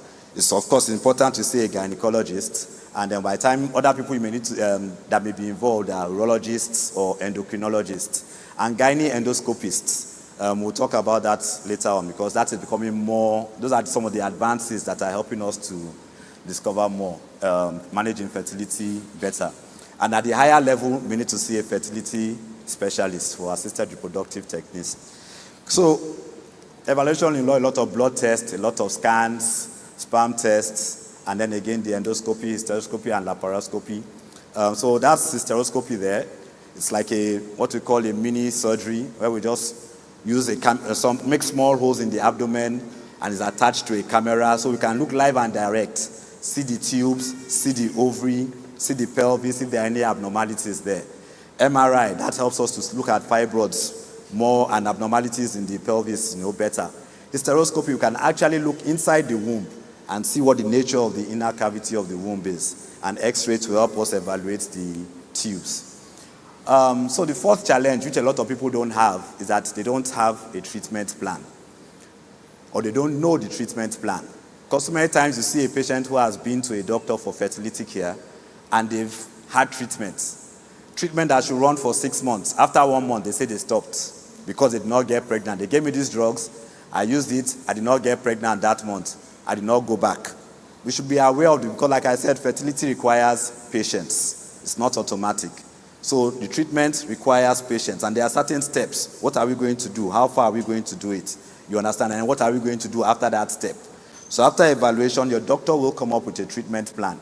And then once you have that treatment plan, you should try and stick to it. And you should understand the treatment plan. And what are the treatment options? Depending on what the problems are, there are various treatment options. You may need to boost the sperm in the man. You may want to boost the ovulation in the woman. Normally, a woman will release only 1 egg. You want to give her drugs that may release 3 or 4 eggs. And that may increase the chances of pregnancy. Sometimes we want to take the sperm, prepare it, because I'm not going to put everything inside, like I said earlier, and then put the little active sperm directly inside the womb so that can get to the eggs. Sometimes you have to remove the egg, remove the sperm, join it together, let it grow for some days, then we now reintroduce it back into the womb. Sometimes you could actually take the sperm, or not even the sperm itself, before it forms sperm, so now you take it out of the testes, especially where there's a problem with sperm production. So you could take some of the sperm-producing cells, and then you could actually inject that directly into the egg. That's what we call intracytoplasmic sperm injection, ICSI. And that way pregnancy could be achieved. Yes, sometimes we need to use donor eggs, especially if a woman is getting on in age, and if her fertility potential has been reduced, maybe there's been damage to her ovaries at some point in time. Now we're even talking of womb preparation. Now they're actually injecting some things into the womb to improve the nature of the inner cavity of the womb. And that's one of the new advances that we are seeing. And we are seeing that that's actually leading to improvement in fertility. And of course, sometimes we need to freeze embryos. So that means they achieve pregnancy with maybe 7 or 8. That's for IVF. And then some of them are stored. And then because now the recommendation is that we should not put in back more than 3 embryos when we are doing IVF. And why? Because multiple pregnancy, having not triplets, quadruplets, quintuplets, sextuplets, they are rife with a lot of problems. In fact, anytime I'm in clinic and a patient comes in and she says she has triplets, I take a deep breath. But everybody's like, triplets, mama, triplets. And I'm like, but for me, it's like, okay, let me start praying now because I know this is a journey. Because like in medical school, it's one of the questions we used to like. Complications of multiple pregnancy, you are happy. Name any complication, you are correct. Name any complication, you are correct. But on the other side, people look at it as a thing of joy, but it's a journey. But of course, thankfully, by the grace of God, a lot of women will get to the end of that journey. So just some treatment nuggets where we are for people who are, undergoing evaluation for fertility. Fibroids. A lot of time, people always say, I did a scan. They said I have fibroid, and they think that that's why they are not getting pregnant. Fibroids rarely cause infertility. About 5 to 6 in 10 women have fibroids. Black women in particular will have fibroids. But most of the time they are small and they are not causing any problem. In fact, less than 5% of women with fibroids will actually need treatment for the fibroids. A lot of women with fibroids will get pregnant. I always mostly talk about the woman I delivered after 9 months of pregnancy. The baby was 2.5 kg, the fibroid was 4 kg. The fibroid was even bigger than but she carried the pregnancy till term. Of course, it was a bit difficult for her because of the pressure effects. So HSG, well, women who have done it before, that's the X-ray looking for the tubes. Sometimes they suggest that the tubes are blocked. But that's not the final answer for assessing the tubes. We need to go and do a laparoscopy. That's one way we are looking live and direct. Because not many facilities offer these laparoscopy services now. I know they have it in Duchess. Marcel Root won't have it, but maybe very soon after Dr. Liberty employs me, because I noticed she didn't have a gynecologist in Marcel Root. So I'm angling for a job there. Additional source of income. So not everybody can do that. So if they say the tubes are blocked, then we need to seek where laparoscopy can be done so we can have a proper assessment of the tubes. Small fibroids in the inner cavity of the womb can be removed hysteroscopically. That means no cut. They just go through the vagina and we remove it. You understand? With specialized instruments, the hysteroscope I showed earlier on. So that is also, possible. And so that fear of surgery, becomes limited. And those are the fibroids that could affect pregnancy, the ones that are within the cavity of the womb, not the one within the muscle of the womb. When there's a hormonal problem, the woman is not ovulating well, those usually can be treated as long as the woman is not menopausal. There's one abnormal sperm test, it must be repeated. So we don't just take one sperm test as abnormal. It must be repeated after 4 weeks, at least, minimum of 4 weeks. Tubal blockage usually cannot be treated. So people talk about flushing and all that. It's just really deceiving you because they cannot tell whether the flushing is actually going through. But if you do a laparoscopy, yes, that is like flushing and seeing whether it is actually going through. Okay? Damaged tubes may need to be removed before IVF. So there are some certain damaged tubes that may need to be removed because it contains things which may affect the embryo when it is transferred back inside. So if a woman has a damaged tube, what we call hydrosalpinx, fluid in the tube, it may need to be removed. So always read, ask questions. Yes, thank God Google is there. They said it's not Dr. Google, it's Google. But verify the information you get with a physician. You understand? Don't just take it and come there and say you know more than the doctor. In fact, many of my patients, when they come, the ones that have gone to Google. And by the time I finish, I'll now say, did I pass or did I fail? And they'll say, you passed. And there are any questions, they'll see they don't have any question again. About Dr. Lawa. So they'll come to us. So read, ask questions, be carried along, know the plan, and be patient. You must be patient. That is Louise Brown. the first test tube baby. I can't remember how old she is now. She'll be in her 40s now. In fact, she's even a grandmother now. And there are a lot of misconceptions about IVF. Some people think, they are born with abnormalities, they are not natural babies, they are this and they are that. And those are misconceptions which chase a lot of people from taking up this option, which has given, succor to a lot of couples who are infertile. There's also the challenges of donor sperm versus donor eggs, and surrogacy and adoption. In fact, it was just last week that somebody gave me last month, somebody gave me the difference. Because I was like, what's the difference between surrogacy and adoption? Surrogacy is when there's another woman who carries the pregnancy for the couple. Adoption is when you get a baby. So why are you going to look for sperm, egg, put in another woman, let her carry it for 9 months when you can just adopt and get a baby? As a gynecologist, I didn't understand it. But one of my colleagues were like, well, when you are part of the pregnancy journey, because you made it happen, then it makes a difference. And that just made sense to me. It made a lot of sense to me. So yes, even if you're not the one carrying the pregnancy, but you made it happen. You financed it. You made all the effort to make that life come to be. So it makes the parenting journey, more full. And then talking about adoption, you think about genetic versus social development. I'm a doctor. My wife is a doctor. Well, unlike you, none of my kids want to be doctors. And my father was a doctor, my grandfather was a doctor, so maybe one of my grandchildren will take it up. But if I don't create the right social environment for them and just say genetically they will be intelligent or they will be smart, it's not going to happen. It's not going to happen. So we must look at parenting, and all that contains not just genetic but also social development. And the social, believe you me, is probably more important than the genetic. So surrogacy is an option, and IVF. These are some Nigerian celebrities who have had their babies through surrogacy and IVF. You can recognize Ikeja and Adeniyi there. So it is an option, and it's not something to be frowned upon. Yes, it could be a bit challenging and technically difficult, but especially financially and all that. But it is an option on this journey to parenthood.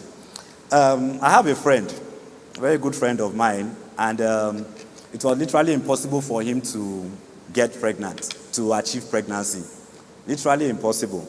But he had a child, and his son is playing football now, playing in one of I think he's in the American League now. My own son wants to play football, and this my friend is always sending me messages. The son played a match today, the son scored a goal today, that sort of thing. And I said, this boy's son is living my son's dream, you understand? And it always makes me happy. I'm happy for him, you understand? But where is the catch? My friend is gay. He's a homosexual, you understand? He lives in America, not in Nigeria, so don't call police for him. He's gay, but he's enjoying parenthood because he adopted. He and his partner adopted.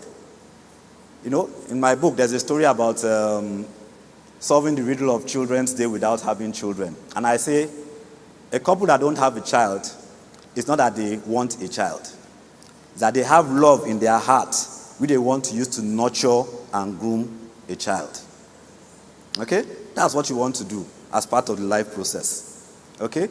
But when that is not possible, there are children who need to be nurtured and loved and groomed. So when those two can meet, it's a fulfilling journey at the end of the day. Yes, the stigma people will come and talk. How can you go and adopt? They will go to their house and play with their own children. When the child is 5 years old, they'll come and say, he's scratching his head like you, he even looks like yourself. The same people that were saying don't adopt before. On the marriage day, they will wear ashoebi and they will eat more rice than you that is doing the wedding itself. So it's not about what people think and what people say. You have to be objective about it. That's Oscar-winning Viola Davis, very popular woman. She adopted. That's Flavor, Nigerian musician.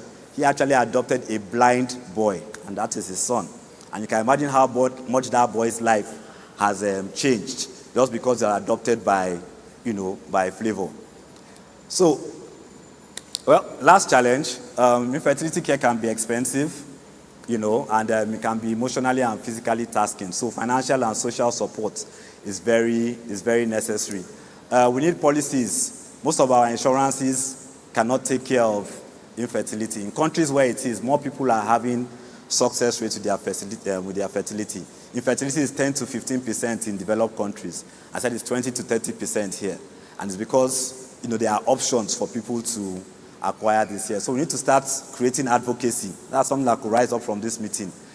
Talking more about it, pushing it to government, So people need to support, and mentally it could be challenging. So if you have somebody or somebody who is going through it, let's be supportive. Let's not avoid it. It's something that should be spoken about, you understand, and people can be encouraged. And of course, people who are going through it, they should always seek themselves to know when they need mental health support, because it's not just to assume that everything is going to be bad. So infertility is actually a chapter, not the whole story. A chapter that teaches us resilience, patience, and the transformative power of hope. Someone once said, hope is a good thing, and a good thing never dies. So I pray that we all achieve the ambitions we have of having children and making life fulfilling. Thank you.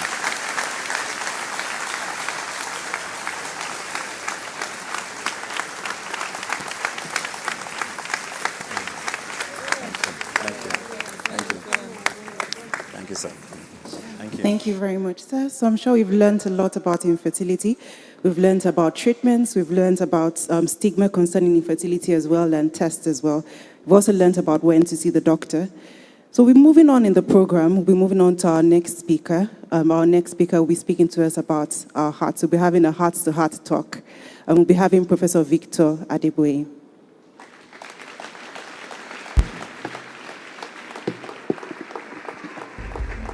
Professor Victor Adeniyi got his primary medical qualification in the College of Medicine, University of Ibadan in 1979. He had his residency in general surgery at the University College Hospital from 1981 to 1984.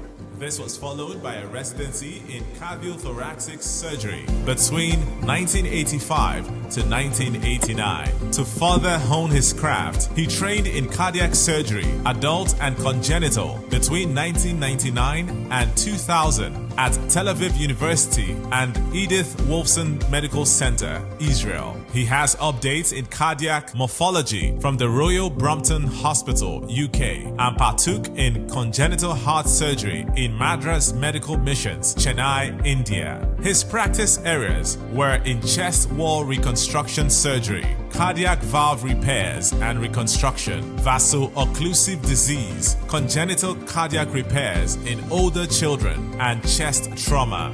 With over 40 years of practice in cardiothoracic surgery, he established himself as teacher of teachers and a skilled master surgeon, ensuring his skills were taught to undergraduate and postgraduate students alike. His various leadership positions in the cardiothoracic surgery unit in UCH Ibadan and the University of Ibadan yielded positive results by improving patients' access to heart surgery with the construction and equipping of a cardiac center consisting of a dedicated cardiac theater, cardiac catheterization laboratory, and intensive care unit, all of international standard, with the purchase of top-of-the-range equipment. He has various publications across national and international journals with topics drawn from his experience in dealing with pulmonary and cardiovascular disorders, vascular injuries, and specialized cardiothoracic procedures. He is a committed Christian, passionate about sharing the gospel and reaching the lost. He is happily married with children and blessed with grandchildren. Ladies and gentlemen, make welcome our panelist, Professor Victor Adeniyi.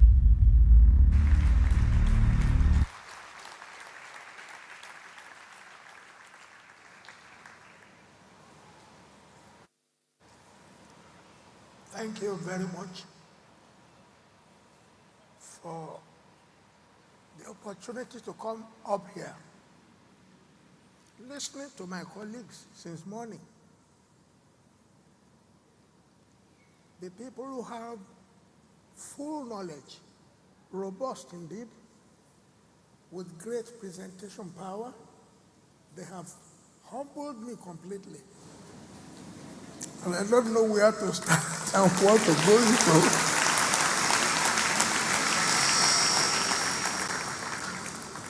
Actually, I told myself in my heart of hearts, I said, everybody who has presented this morning is better than me. In every way. Please, in case I don't perform to expectation, you will have to forgive me. The only place where I think I will perform is when we start to do interactive session, in which instance I'll be able to address specific problems. I will enjoy that more than giving you straightforward information. The detailed information I was given severally is talking about heart diseases. How many do you want me to talk about? How many heart diseases? There are too many. I don't even know where to start. All I can say is this, you see, if I want to talk about heart, I will divide it up as usual. I will say congenital and acquired. And going in that form,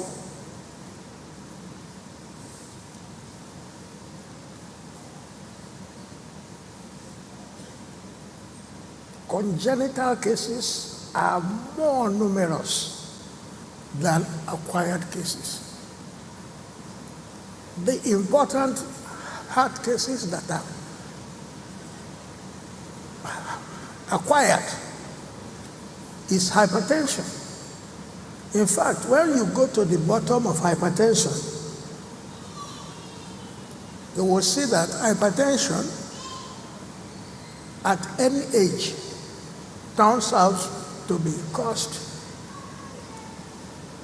by something a person inherited from the parents.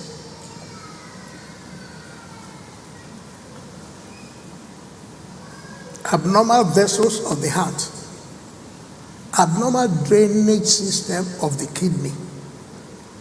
You know, everybody contributes. And when you are unraveling a hypertensive case, you won't even be sure of what caused this one.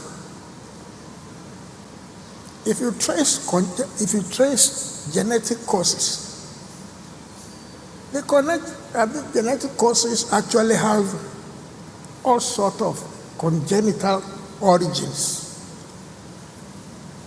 And it makes treatment of hypertension very, very difficult. Let me even just sample this population. How many people here are hypertensive? Diagnosed serendipity, or somebody came and screened you and he found that you are hypertensive. How many? Oh, this is not a very good group. The reason why I say that is that hypertension is so common. Before it starts to show, it will have damaged most of the systems in the body. That is the challenge. The very first poser I will give us, this coming week, you have to go for a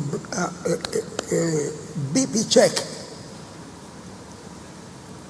Until you know the proper blood pressure, or probably do 3 checks in 1 week, minimum. And you know what your value is before we can say, I'm not hypertensive. Hypertension is by far the commonest cause of heart disease in any population. Now, somebody was telling me, he said, I have been screened and it has been proven beyond every doubt that I'm not hypertensive. I said, I will want to meet the person who screened you and could prove that you are not hypertensive, because I don't believe there's anything like that.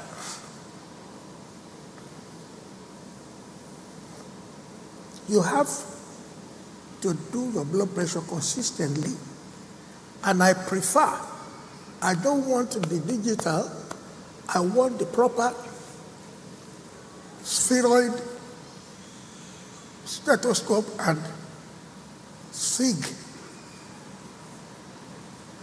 Well done by somebody who understands it.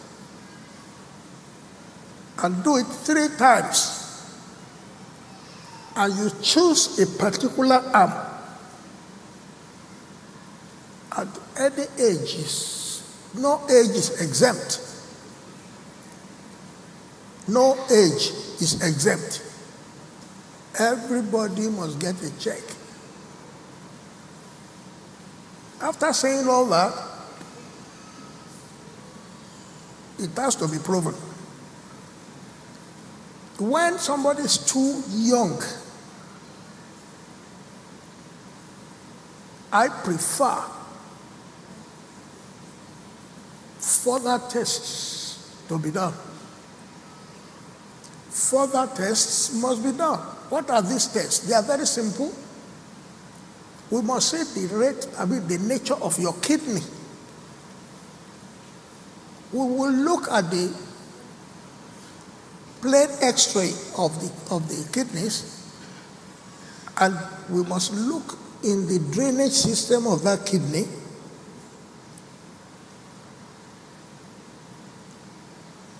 Some people tell me they have low abdominal pain. They are throwing stones, and the stone has been blocking the urinary tract. And when you have blockage of any type, it will give you hypertension. And full investigation must be done. I see that comprehensive studies are not done in Nigeria. Comprehensive studies are not done in Nigeria. And I am very serious that except it is done, many people will be dying.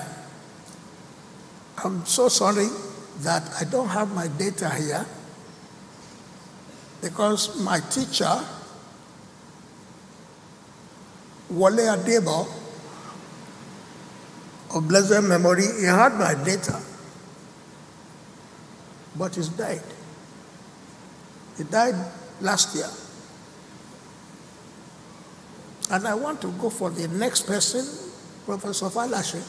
I couldn't get his data to bring for you. But if anybody is interested, I will chase him and get the data. And let us have something we can take away. Because except we have concrete information, our data, we cannot do adequate prevention of hypertension. And to go to the pediatrician to get the data on children's hypertension. Is there any pediatrician here who can help us?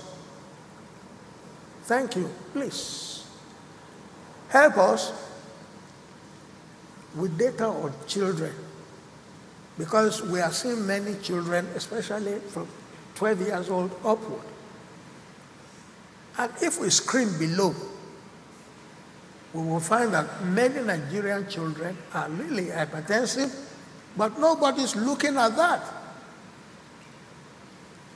So when we compare our information compared to other countries, especially, I don't want to be using the whites as an example. It's because they did their own homework.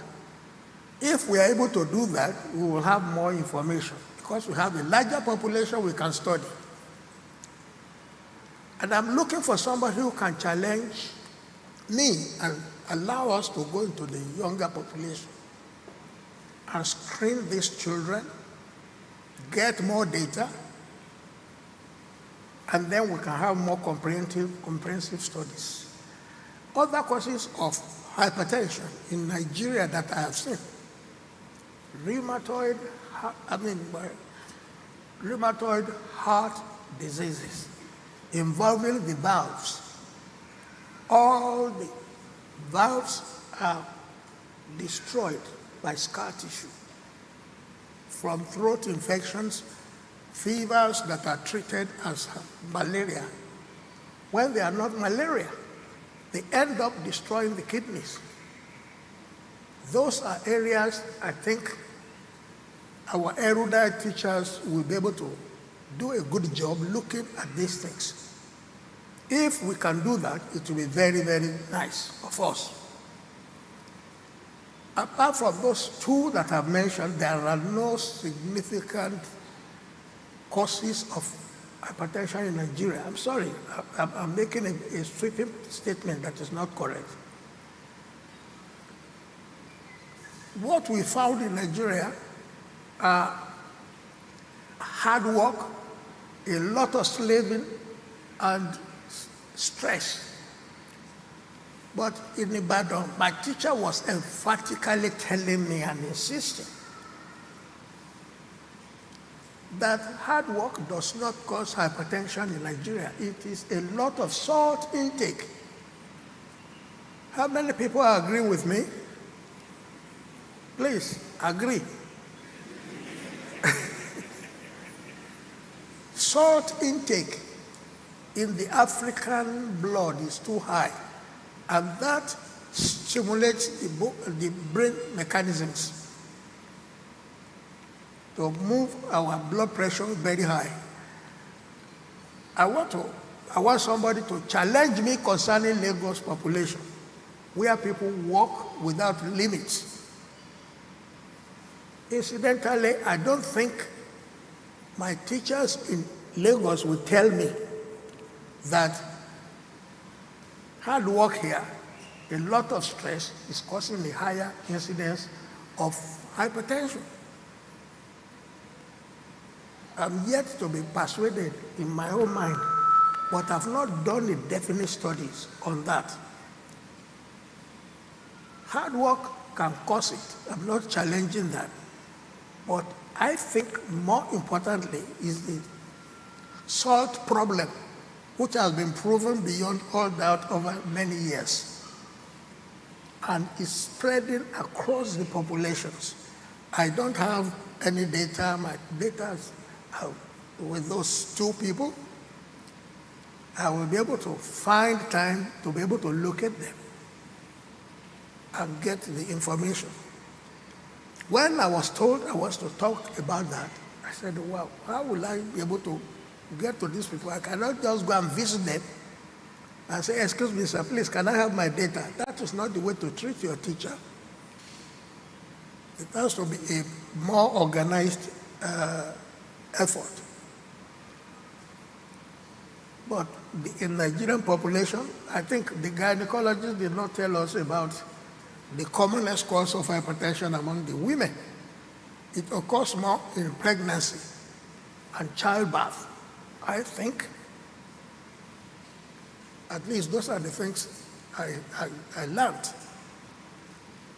But among the men, my data we hold. My data we hold.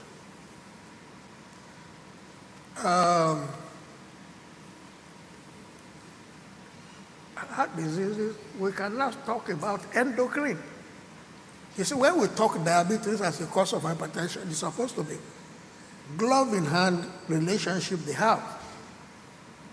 That is, if somebody is diabetic, that person is going to have hypertension. I've not been able to prove it, although I have a large population that can give me information. But it's well recognized that when the patient is hypertensive, check the endocrine properly. You will find that that patient will be hypertensive. It's a very common saying. They call it glove-in-hand relationship. Anytime you see somebody who is diabetic, go and check the blood pressure. More frequently, my own was discovered from hard work, because I had to work very hard, work extremely hard, and I almost got stroked. The instance where my blood pressure was just checked, I got 293 over 140. And they said I would have been stroked and gone out of circulation. It will be a very, very unfortunate situation. Hypertensive disease is something not to have, because it's the greatest destroyer that I know.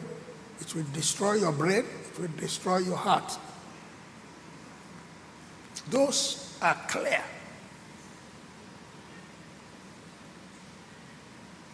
And children are better cared for and prevent hypertension in them, because it destroys their brain and gives them encephalopathy. Encephalopathy just simply destroys the brain of a child. And many of them, they go blind. And we see many of those in our wards when the pediatricians involve us. We start them on their usual adult drugs.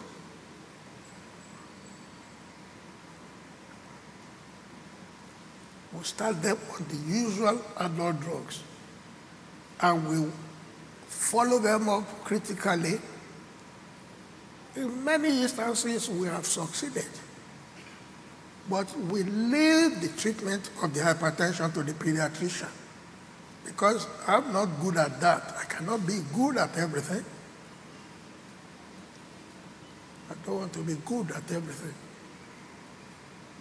Those are the ones we are able to do. In the adult situations, we found out kinking of the artery is the cause of the hypertension. And we have to open up those vessels. We will have used regular catheter treatment, but they are too expensive for us to afford. They are too expensive for us to afford. Excuse me. And if you can't afford it, the best we could do is to inject a dye somewhere that will map out the vessels, locate the point, and we go for it through the abdominal operations. When we get there, we will open the vessel up, put a patch of the vein of the leg, and we dilate it while we are able to bring down the blood pressure and keep it there until it is well healed. Otherwise, it can leak and start an aneurysm of some sort in the renal artery that will further increase or heighten the hypertension. Those are the things to avoid. So those are the extent we are able to go in the treatment of hypertension, apart from the usual medication. Any physician around? Oh, sir, yes. You can assist. Put the patient on the drugs, maintain the patient on that drug, and then we will now come in and do the dilatation of the artery. We do all that. Of course, the morbidity is there. The morbidity is there. I cannot claim 100% success.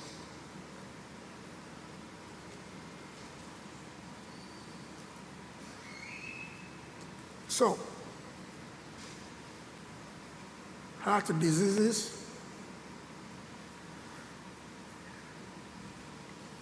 Those are the areas that I know to be frequent in our practice in Ibadan.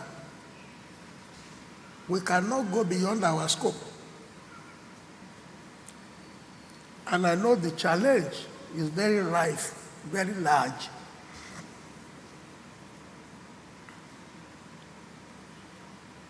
The challenge is very high. So we're able to maintain the patients on drugs.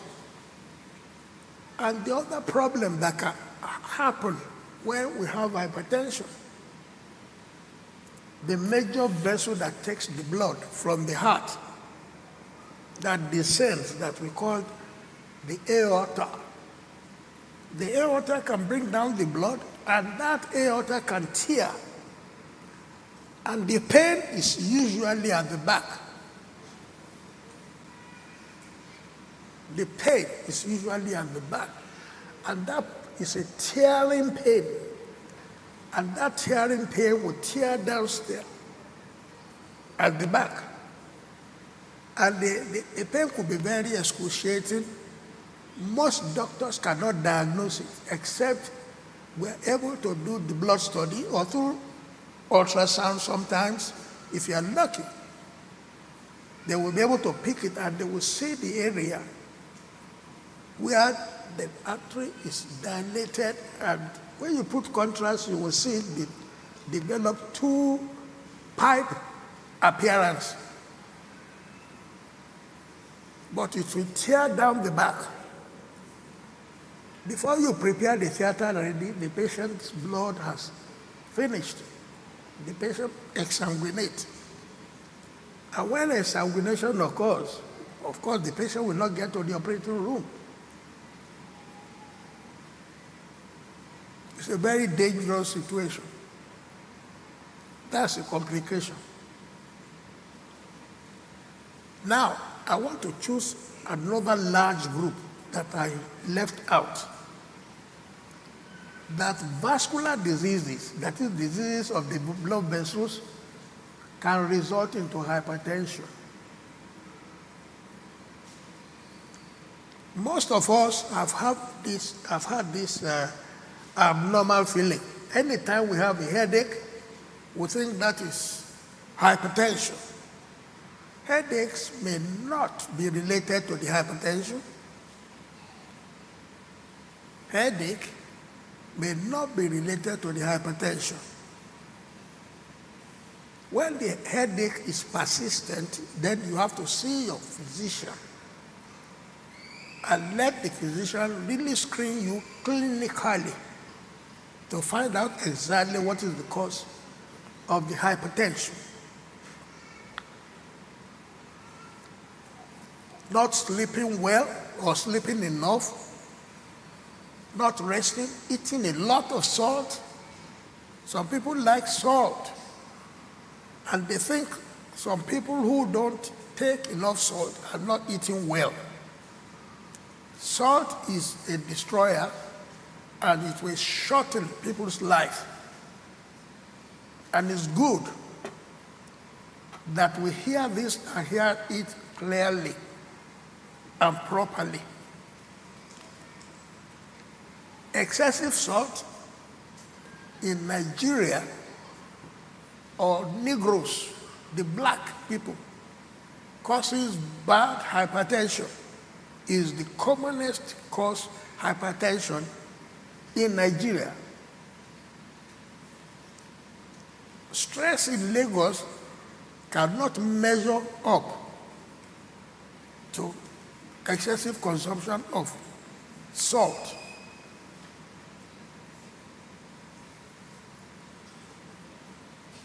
And we should bear that in mind.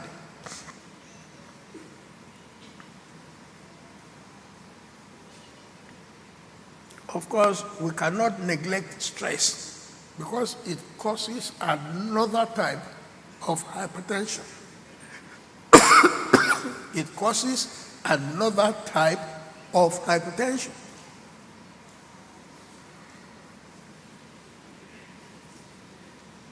Ladies and gentlemen, I have just given us within the limits of what I'm supposed to discuss.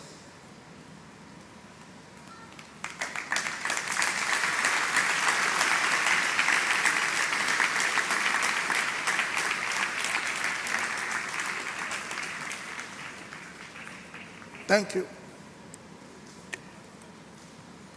Thank you very much, sir. You've had such a deep session here. Give another round of applause. So we've learned about complications of hypertension as well. And before we go on, we'll be having our panelists come up for a question and answer session. They'll be answering questions from the audience, so please feel free to write your questions down and pass them down to the ushers if you haven't done so already. And we'll also be having our moderators. They'll be part of the panel discussion as well. Thank you very much. Excuse me. Moderator, excuse me. Excuse me.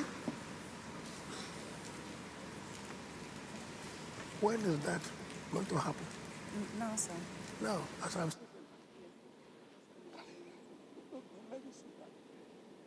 going to be taken together. All right.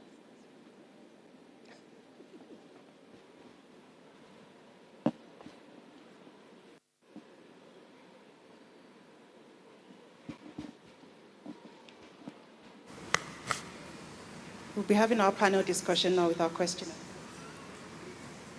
Moderating will be Dr. Teguno Ogumo, and also moderating as well.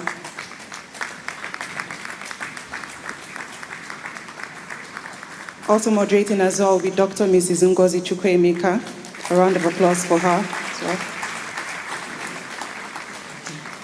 Then we'll also have our panelists as well. We'll have Dr. Femi Omololu, we'll have Dr. Modupe Lebotodusi, we'll also have Dr. Cecilia Mabunje, then Dr. Gbenga Durojaye.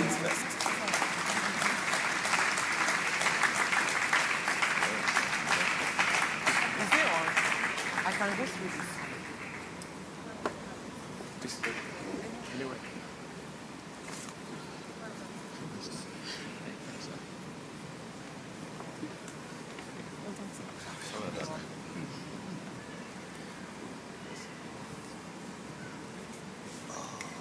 I didn't hear your name. Huh? You're Ugbaro Nada. Okay, good afternoon. I should be on. Good afternoon. I'm very grateful.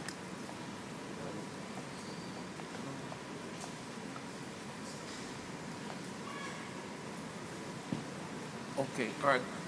Good afternoon, everyone. Good afternoon, everyone. Okay, we'll be taking our panel discussion this afternoon, and moderating with me is Dr. Mrs. Chukwuemeka. So our first question will be going to Dr. Durojaye. So you had a very fantastic presentation this morning. You talked about, during your presentation, about the Japa syndrome. You talked about people coming to your clinic, no family member, just elderly people, no relative around, just the patient. Even their drivers that bring them to the hospital, they don't even know what they are taking. And we know that in civilized world, we have what we call the geriatric homes, the old people's home. Do we have any of these in our environments? And if we do, how have we embraced it in our culture? Tell people to clap for them as they come off stage. So you call the question, people clap. It needs a microphone. It needs a microphone. I can't hear you. Okay, can hear you. Thank you for the question. There are a lot of homes available actually, although not enough for the number of the elderly population that we have. Nigeria has the highest number of elderly persons in Africa, just because of our sheer population. But the homes are not many. In fact, even geriatric care training is also very poor. There's only one center for now in the whole of Nigeria where geriatric care training takes place. And then for the homes, Lagos, for example, I'm aware of a center in Ikorodu. There's another center on the island. A few people have established some old people's homes can take their elderly ones to. But another service that is not being rendered is the concept of a daycare center, even for elderly persons. Because not everybody wants to keep there are some social issues associated with keeping maybe your parents in old people's home. Some people will say, oh, is it that the children cannot take care of the parents? Why are they taking them to the old people's home? But it's something we need to exploit and then that we need to practice. But if we can offer centers where they could be brought to, just like you take a child to the daycare in the morning, you understand, drop them and then go to work and come back to pick them. If you can provide centers like that also, where elderly persons can be dropped in the morning and then the children after work can come to pick them. Because I've managed some families that face such difficulties. The husband is working on the island, the wife is also coming back late at night, and then they have to go, and there's nobody to stay with the elderly person. So if there can be daycare services where they can be dropped and picked later in the day, that will also help. But such homes are available, and then they exist. If you want to get further information about them, you can get that. So we have the daycare services available in Lagos State. We don't have daycare services. We only have old people's homes. Available currently? Yes. Okay. Thank you.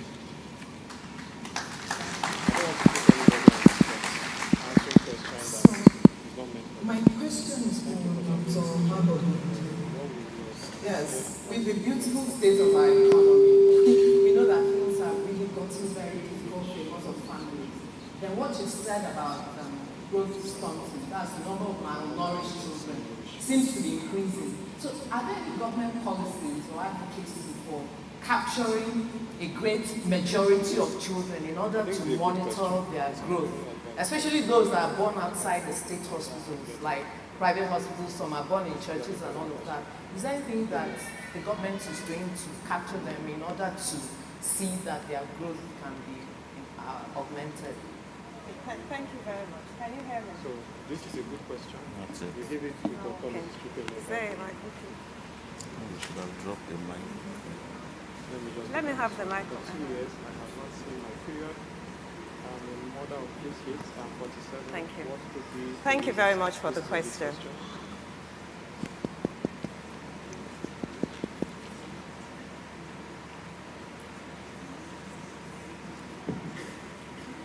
Thank you. Thank you very much for the question. Yes, there are policies in place. So, like I alluded to, as in the public service and in the public hospitals, we have, anytime a child comes in, we're trying to monitor their growth by doing their height, their weight, and their mid-upper arm circumference. We also have sessions with mothers on teaching them how to feed their children. So we call them food demonstration sessions. That certainly occurs in the public hospitals. Now, with regards going out to the private centers, we have sessions with the private hospitals as well, in collecting data from them and educating them on how to look after children if their data is not complete. We have outreach sessions where we go out and educate parents. We go to the market, we go to the churches, religious centers, and anywhere the children are. In fact, next week we're going into schools to do the same thing. So we'll have an outreach there, do health awareness, measure their height and weight, and advise the parents using a slip of paper to say, your child is not growing well, please come to the nearest PHC. I think that is what we're doing here in Lagos State as a community. Thank you. Dr. Mrs. Elebute Odunsi, she's not new to me. I've worked under her like maybe 10 years ago when she came to teach us how to transfuse patients with blood without running it under the tap water. We used to warm the blood before we transfuse the patient. So she taught us that we should just get the blood and, just give the patient straight up. All right, so you've spoken about cancers and the burden of cancer in our environment. You talked about statistics in 2020 where you said during the COVID era, we had 3 million deaths from COVID. Meanwhile, the deaths attributed to cancers, you made the statistics of 10 million for that same year. And we know that pediatric cancers are becoming commoner in our environment and also adult cancers. And are there programs or sensitization advocacy programs to sensitize the environment, the society? Because again, we talk about early detection. We emphasize people should go and have their health assessment done.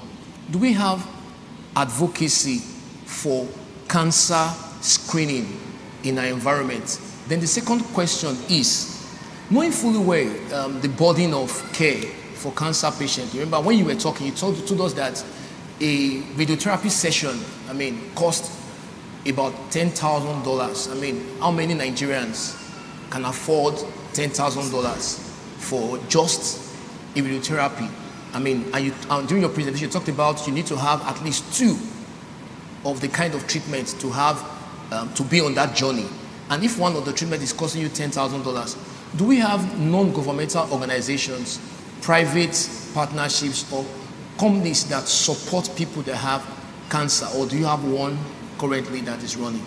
So those are the 2 questions, ma'am. So thank you very much. Thank you. Am I on? Can you hear me? You can hear me, right? So thank you. Both very good questions. I will say I'm glad that you remember that you shouldn't run units of blood under tap water, because actually the reason for not doing that is you can introduce bacteria to the blood unit. So clearly I did something well.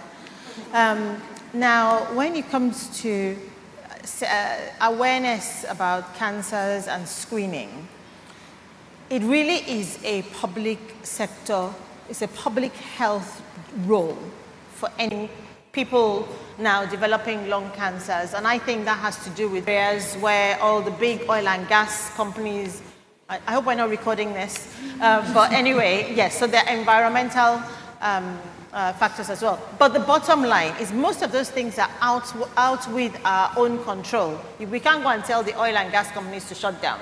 We can't tell people not to use generators. There's no electricity and so on. What we can do, going back again, is doing your check, which will tell you if you're already developing anything that can predispose you to these problems. And at that point, you can make sure that you get it stopped. I hope that's helpful. Thank you. And with regards to autism, unfortunately, we don't know what causes it as of now. So you can have a normal pregnancy with no complications at all, have a normal child, and then at a certain stage start noticing a regression in their developmental milestones. And that's why it's important to keep checking your child so that you can pick it up early. So they withdraw into themselves, and they have social interaction difficulties. But with a lot of therapy, so autism is a range. So there's mild, moderate, and severe. And with mild to moderate autism, they can still get on in society without much difficulty. But we also know that autism is related to other conditions like cerebral palsy and things like that. So we don't know what causes autism by itself. But what we can say is that, like has been said again and again, know your numbers, do your developmental checks as often as possible so that it can be detected early.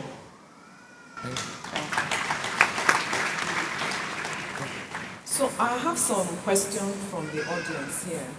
And interestingly, most of the questions are for Dr. Moni. Since fertility is really an issue. So I think I'll just try to put all the questions together and see how you can answer them. The first one says, is there any solution for ovarian cysts without surgery? I think that one is straightforward. Then, The other person is asking, if you have a retroverted uterus and infertility, is there anything that can be done to aid conception? Then, a very common question, a lot of people, they come to hospital and they tell you that they have internal heat, and that's the cause of their infertility. Is this true? And is it based on the kind of foods they are eating?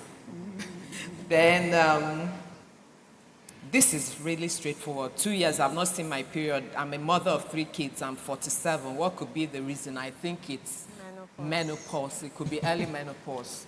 So then PCOS.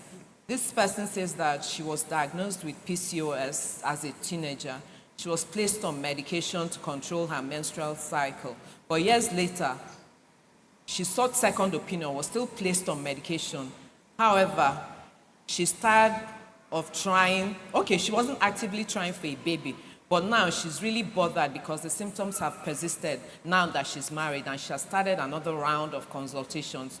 But she's asking, she has other side effects like weight gain, heart palpitations, amenorrhea, that she wants to know how it can be managed. Then the last person is asking about the last consultation, free consultation. The last person is asking about HCG. That over 2 years they've been trying to have a child. She has had 3 HSG sessions. That the report says that her tubes are blocked. So she wants to know if she can go for IVF based on these results. Okay, thank you. I don't know if I'm in an exam room or consulting room. Okay, first of all, ovarian cysts. Normally before the ovulation happens, a small cyst develops in the ovary, usually less than 1 centimeter, and that ruptures with ovulation. But occasionally, that cyst could get a bit bigger than normal.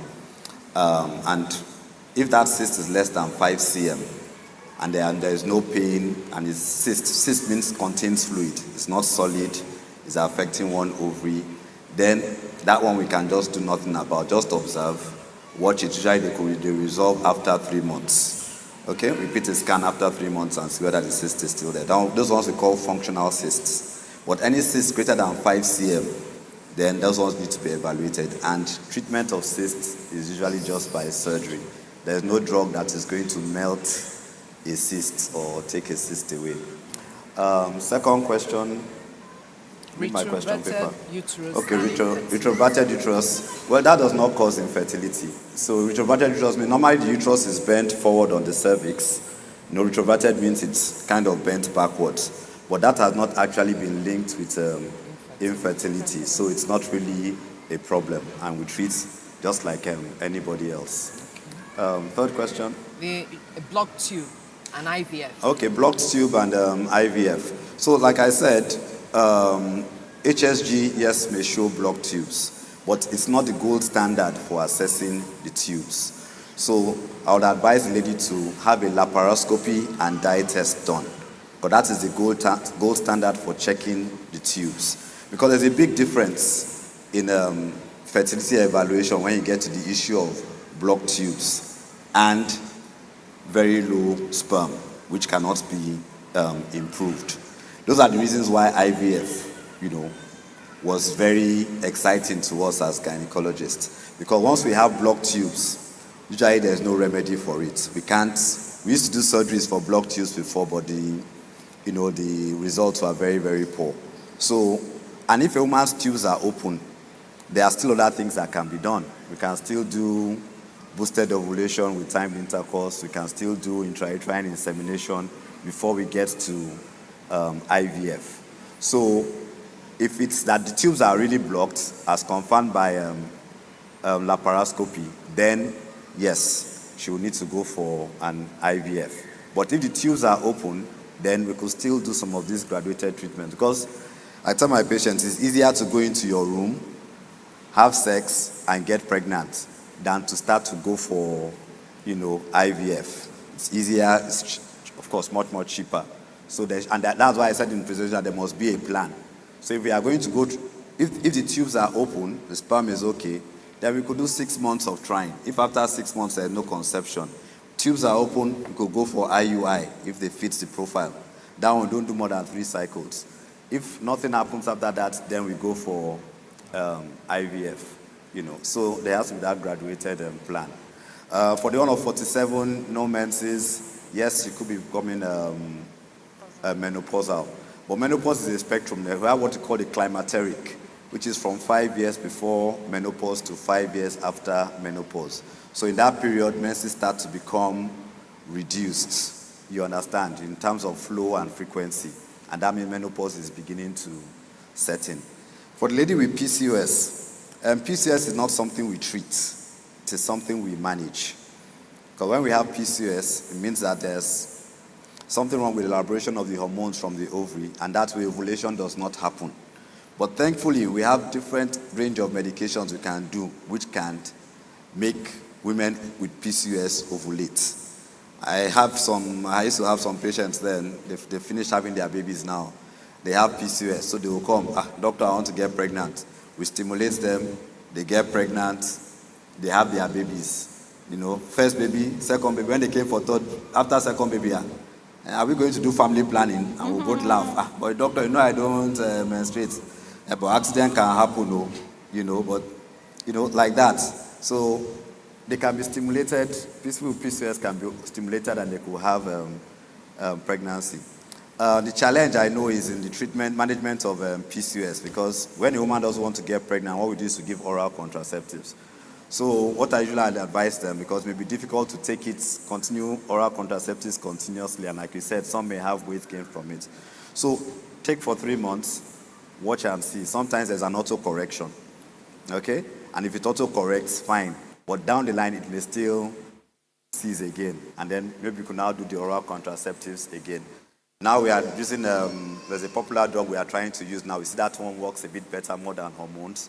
That's inositol treatment, which is what we are giving to women with PCOS. Sometimes even just weight control too can help with that.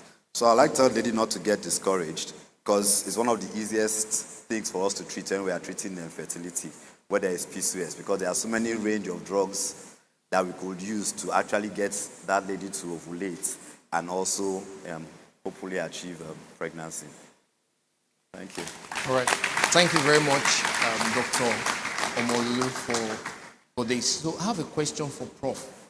So the question is, in elderly persons, which surgical procedure is to be considered as the most preferable, considering options of laparoscopy and open surgery? What this person is trying to find is to which one has least complication and recovery timeline. Any kind of just an open surgery for elderly people. Maybe it could be cardiothoracic surgery. Just a general surgery. Now, which one is preferable? Do you want to have laparoscopy or you want to have it as an open surgery? Which one is preferable? Cardiac catheterization. What will you advise, considering complications and recovery time? The problem is that with my upbringing, I'll fight. Better. That is our attitude.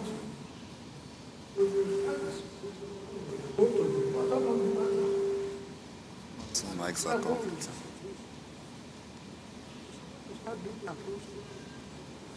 And not satisfaction. My disability is poor. I can't enjoy that. And I think to evaluate the result, they are not comparable. You understand what I'm saying? Yes, sir. Yeah, you can't compare them. All right, sir. So I have another question for Dr. Durojai. The question is, at what age should elderly people, as a geriatrician, start considering immunization against respiratory diseases? Because you know that they come down with these always. Then the second question is, what could cause high blood pressure to be so high when one wakes up in the morning and as high as 170/90? Then at night, before you sleep, is 100/60. I mean, what could be the cause? Those are the two questions for you, sir. Thank you for the question. Sure. I think once you attain the age of being a geriatric patient, you should start the immunization. At 60? Yes, you can, because like I said, the immunization, for example, for pneumonia, protects for life. So once you take that injection, that means, you are protected for life from Streptococcus pneumoniae, which is the commonest organism that causes pneumonia. And then the second question was blood pressure. So naturally, the blood pressure rises in the morning, physiologically, to be able to meet with the demands of the day. That is why most of the time we advise people to use their antihypertensives or blood pressure medicines in the morning. Normally, naturally, physiologically, the blood pressure rises in the morning. So for this person, the blood pressure might just be rising normally in the morning, and then because the person is hypertensive, definitely they will have higher readings. But what I usually advise people to do is to take their blood pressure measurements twice a day, especially when they are newly diagnosed and you are still trying to find the combination of medications that will be adequate for them. So it's better to check in the morning and check in the evening.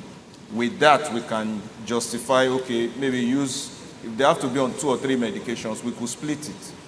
Probably use the stronger one in the morning and then use the less strong one probably in the evening.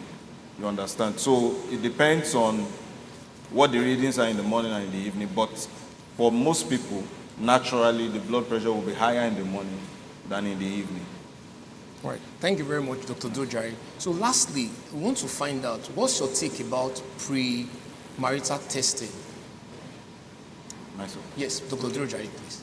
Sorry, a lot of the questions are coming to Dr. Yeah, because I'm a family physician, definitely I support premarital testing. It's very important because you need to know. Just like a summary of what we've been saying today is the power of knowledge. You need to know. So definitely, before a couple will get married, it's best to find out some certain things. Some infections, genetics like we've talked about, what's your genotype, your blood group, and then find out anybody with hepatitis B, hepatitis C, HIV infections, and all those things, because they can be transmitted to your spouse or partner when you get married, and then definitely you start having intercourse. So it's better to know before then. We've seen quite a number of people, despite finding out that maybe their partner to be or their wife to be or husband to be is HIV positive, they still go ahead and get married. But it's better to know because now they are taking an informed decision. Not something you now find out after you've gotten married. Probably a child keeps falling sick, and then that's when you find out that both of you are AS, or somebody is SS marrying maybe another AS. You understand? So it's very important that people do that because it can break even the home eventually. I've seen cases where people find out later. Probably the partner lied to them or didn't show them, That's why some churches will send you to a place, a neutral laboratory where you run the test, and then they send the results to the church, probably even before they inform those two people, because you need to know. You just need to know, because some things will come up later that can cause a dysfunctional family.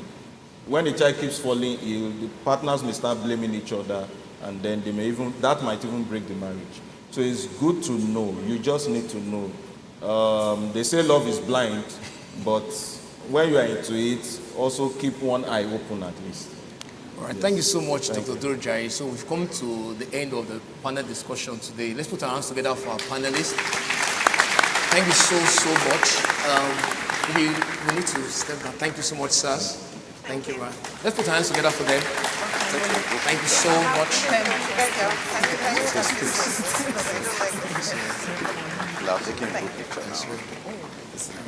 Sorry, sir.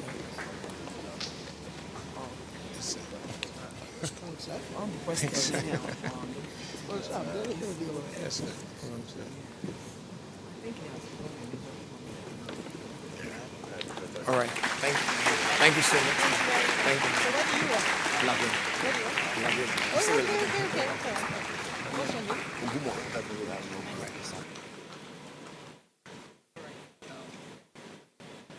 Thank you so much. So at this time, we want to start the raffle draw.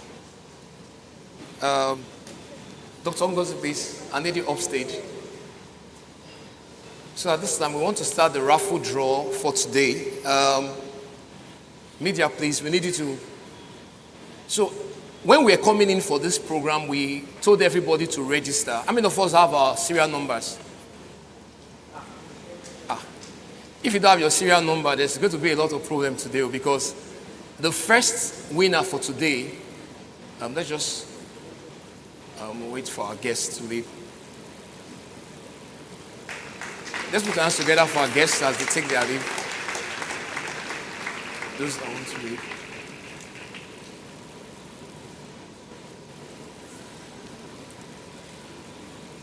All right, so while that is going on, media, please. Okay, so the Bible says in 1 Timothy 4:8 that bodily exercise profited little, but godliness profited unto all things. So I used to have a colleague in school then. It tells us that little, let's take that little first. That will help us before we go on to godliness. So we'll be taking our raffle draw this afternoon. So the first winner for today is going to be having full comprehensive check from Duchess International Hospital, courtesy Duchess International Hospital. So we are going to have the raffle draw done. They'll be scrolling on the numbers, and once your number is picked, we'll need to come up stage with that number, and we'll confirm that you are the person with that number before we can give you that package.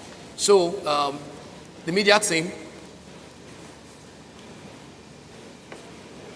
7, 6, 5, 4, 3, 2, 1. So the winner is 39563. Anybody with that number? The serial number. If your serial number is 39563. Wow. Please come off stage. Please come off stage. We need to confirm that, please. Please come off stage. We need to confirm, please. Let's clap for him. It's not easy. Out of how many thousands that registered? We need to confirm. Can we see your number, please? So his number is 39563. Round of applause for him again. Okay, so we're inviting representative from Duchess International Hospital. I need to stay at this side. So it's going to be, but you're looking healthy now. I was expecting an elderly person to win this. No, but is it transferable? No, it's not. No. Okay, so on behalf of, our CM is going to hand over that to him. That on behalf of Duchess International Hospital, courtesy Household of David Church, we'll be giving him a comprehensive health check from Duchess International Hospital. All right, thank you so much. So you follow their representative to take your details and tell you how you come for that check. A round of applause for Duchess. Thank you so much. Okay, all right, at this point, we'll be taking our quiz. So Maserut Specialist Hospital, Cancer Specialist Hospital, they've given us some gifts for this program. So we're doing a quiz for the Gen Zs. How many of us have any phone that has internet? Android phones. You have data. Not free Wi-Fi. All right, so we'll need to log into an app. Media, please, can you help me, please? So just get out your phones. We are going to log into an app. You register with your name. We'll be asking questions.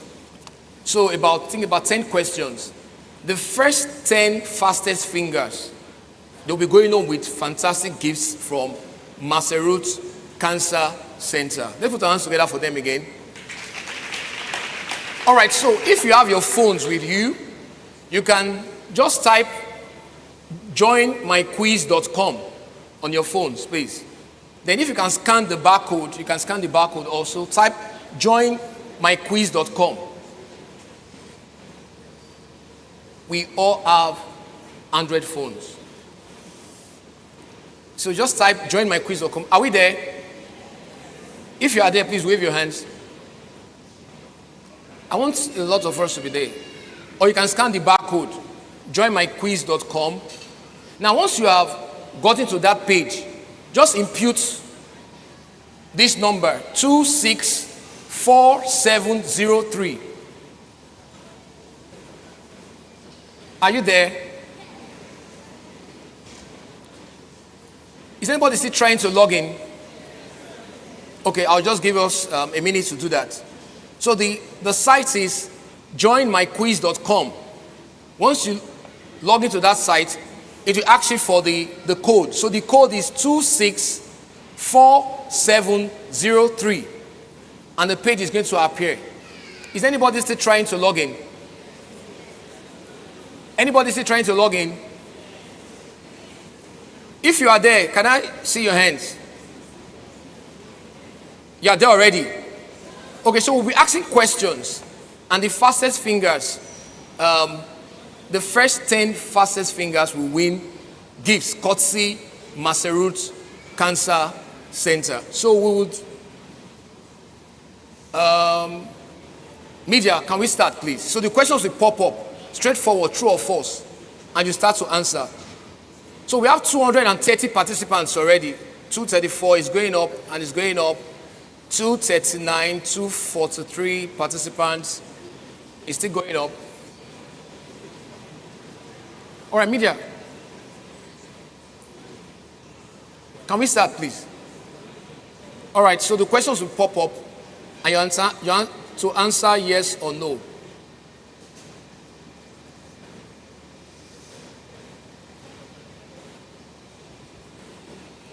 The questions are showing on your system. Just answer yes or no.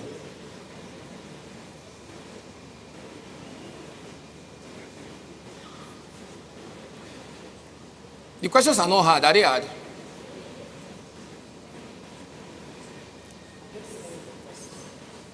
I hope people can see the questions.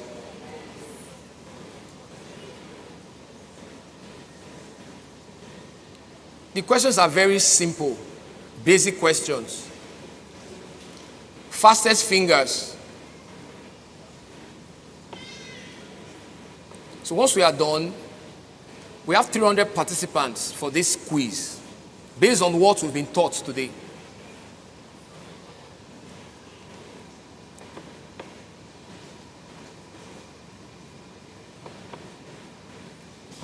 All right, media. I guess we are done. So our winner for this quiz is... No. Number one is refusing to come up. Is the quiz still going?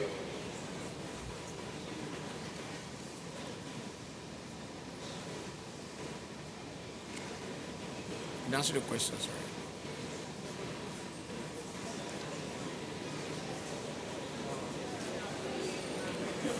Don't worry, your name will come out. Don't worry. Have faith.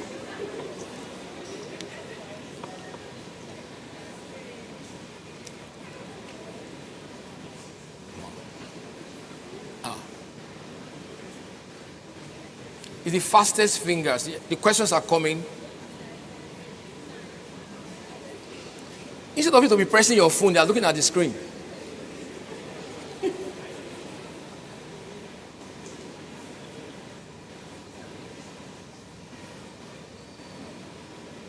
Questions are still going. Are we done? Okay. All right, so we are done with the quiz. So the first winner for today is Ogbuware Gift. Who's that person? The person here or online? Wow. All right, please come forward, please. Then the second person is Mercy. Mercy Ag. That's your nickname. Oh, it's still going. That means your enemies are plenty. It has changed. Are we still going? Wow. Gifts. They are overtaking you. We want the first 10. The first 10, please. The first 10, media. No, just hold on. The first 10, media, please.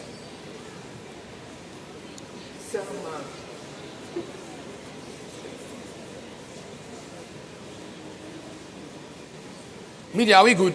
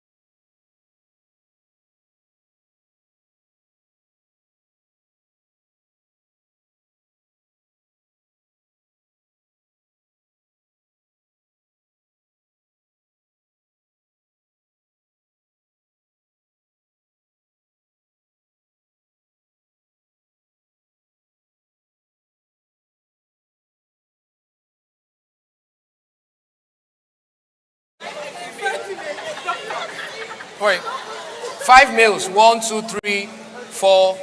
The 5th male.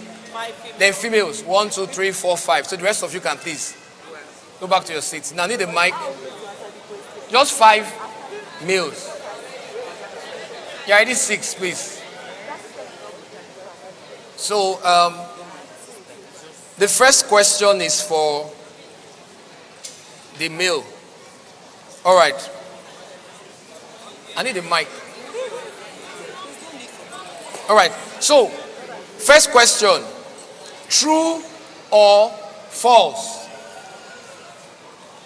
Both men and female can have infertility issues. Don't worry. Let us take it. Don't worry. Bit by bit. Don't worry. The first person. True. All right, you can go. Let's put hands together for him. Very simple question. You can go and take your gift, please.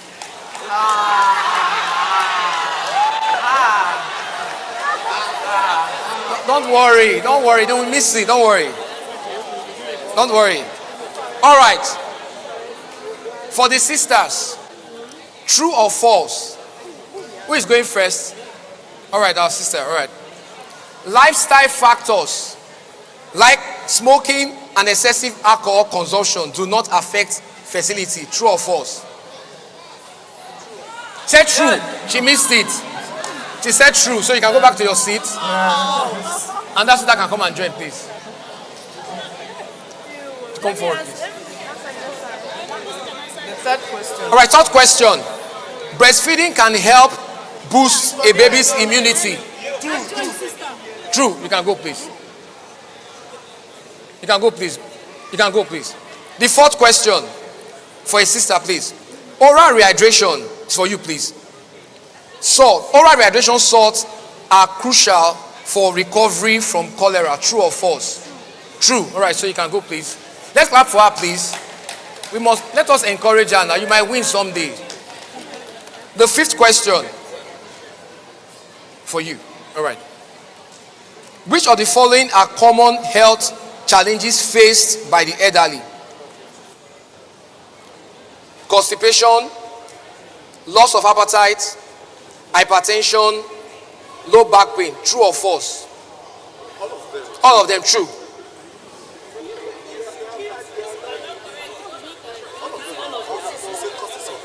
Causes of which of the following are common health challenges faced by the elderly? All of the above. Either constipation, loss of appetite, hypertension, low back pain. All of the above. So please, let me dance together for him. Then for the sister, let me take her next. True or false? Early detection of cancer can significantly improve treatment outcomes. True or for true? All right, so let's clap for her, please. Then our brother is next.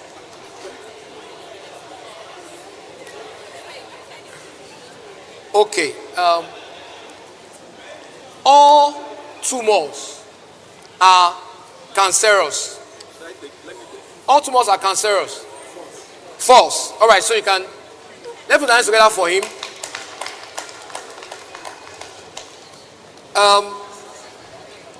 So we have how many left?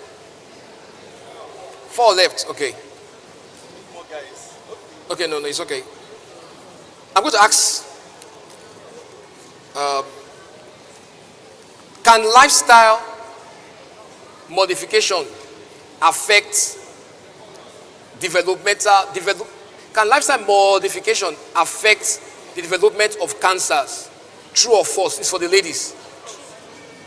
For you, please. Can lifestyle modification affect the development of cancers? True or false?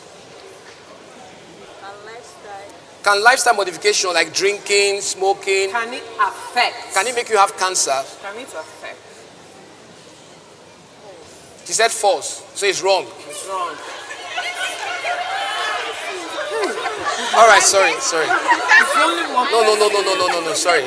Just she came first. The rest of you can please go back, please go back. All right, for our brother. Sorry, no, sorry for our brother. All right. Can genetics predispose you to have hypertension? True or false? To have hypertension. True. Please, let's clap for him. So we have the ladies left for 3 more gifts. Wait, all right. Let me take this. She came in. Who was the last person that was here before? 2 of you. Okay, 2 of you here. Okay, is it fertility found in male and female? True or false? True. All right, please go to your gift. Then the last question for the last person is,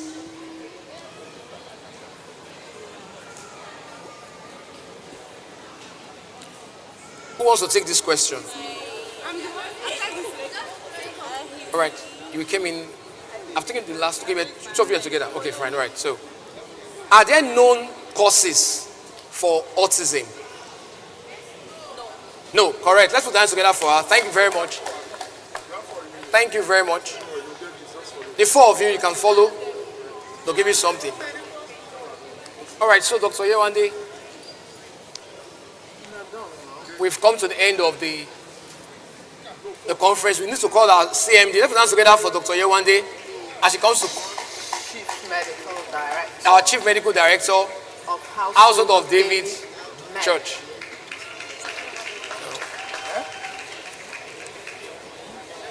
Please, let's call on Dr. Yewande to please round up, please. Thank you. Let's put hands together for her, please. There's a mic on there. There's a mic here. There's one there.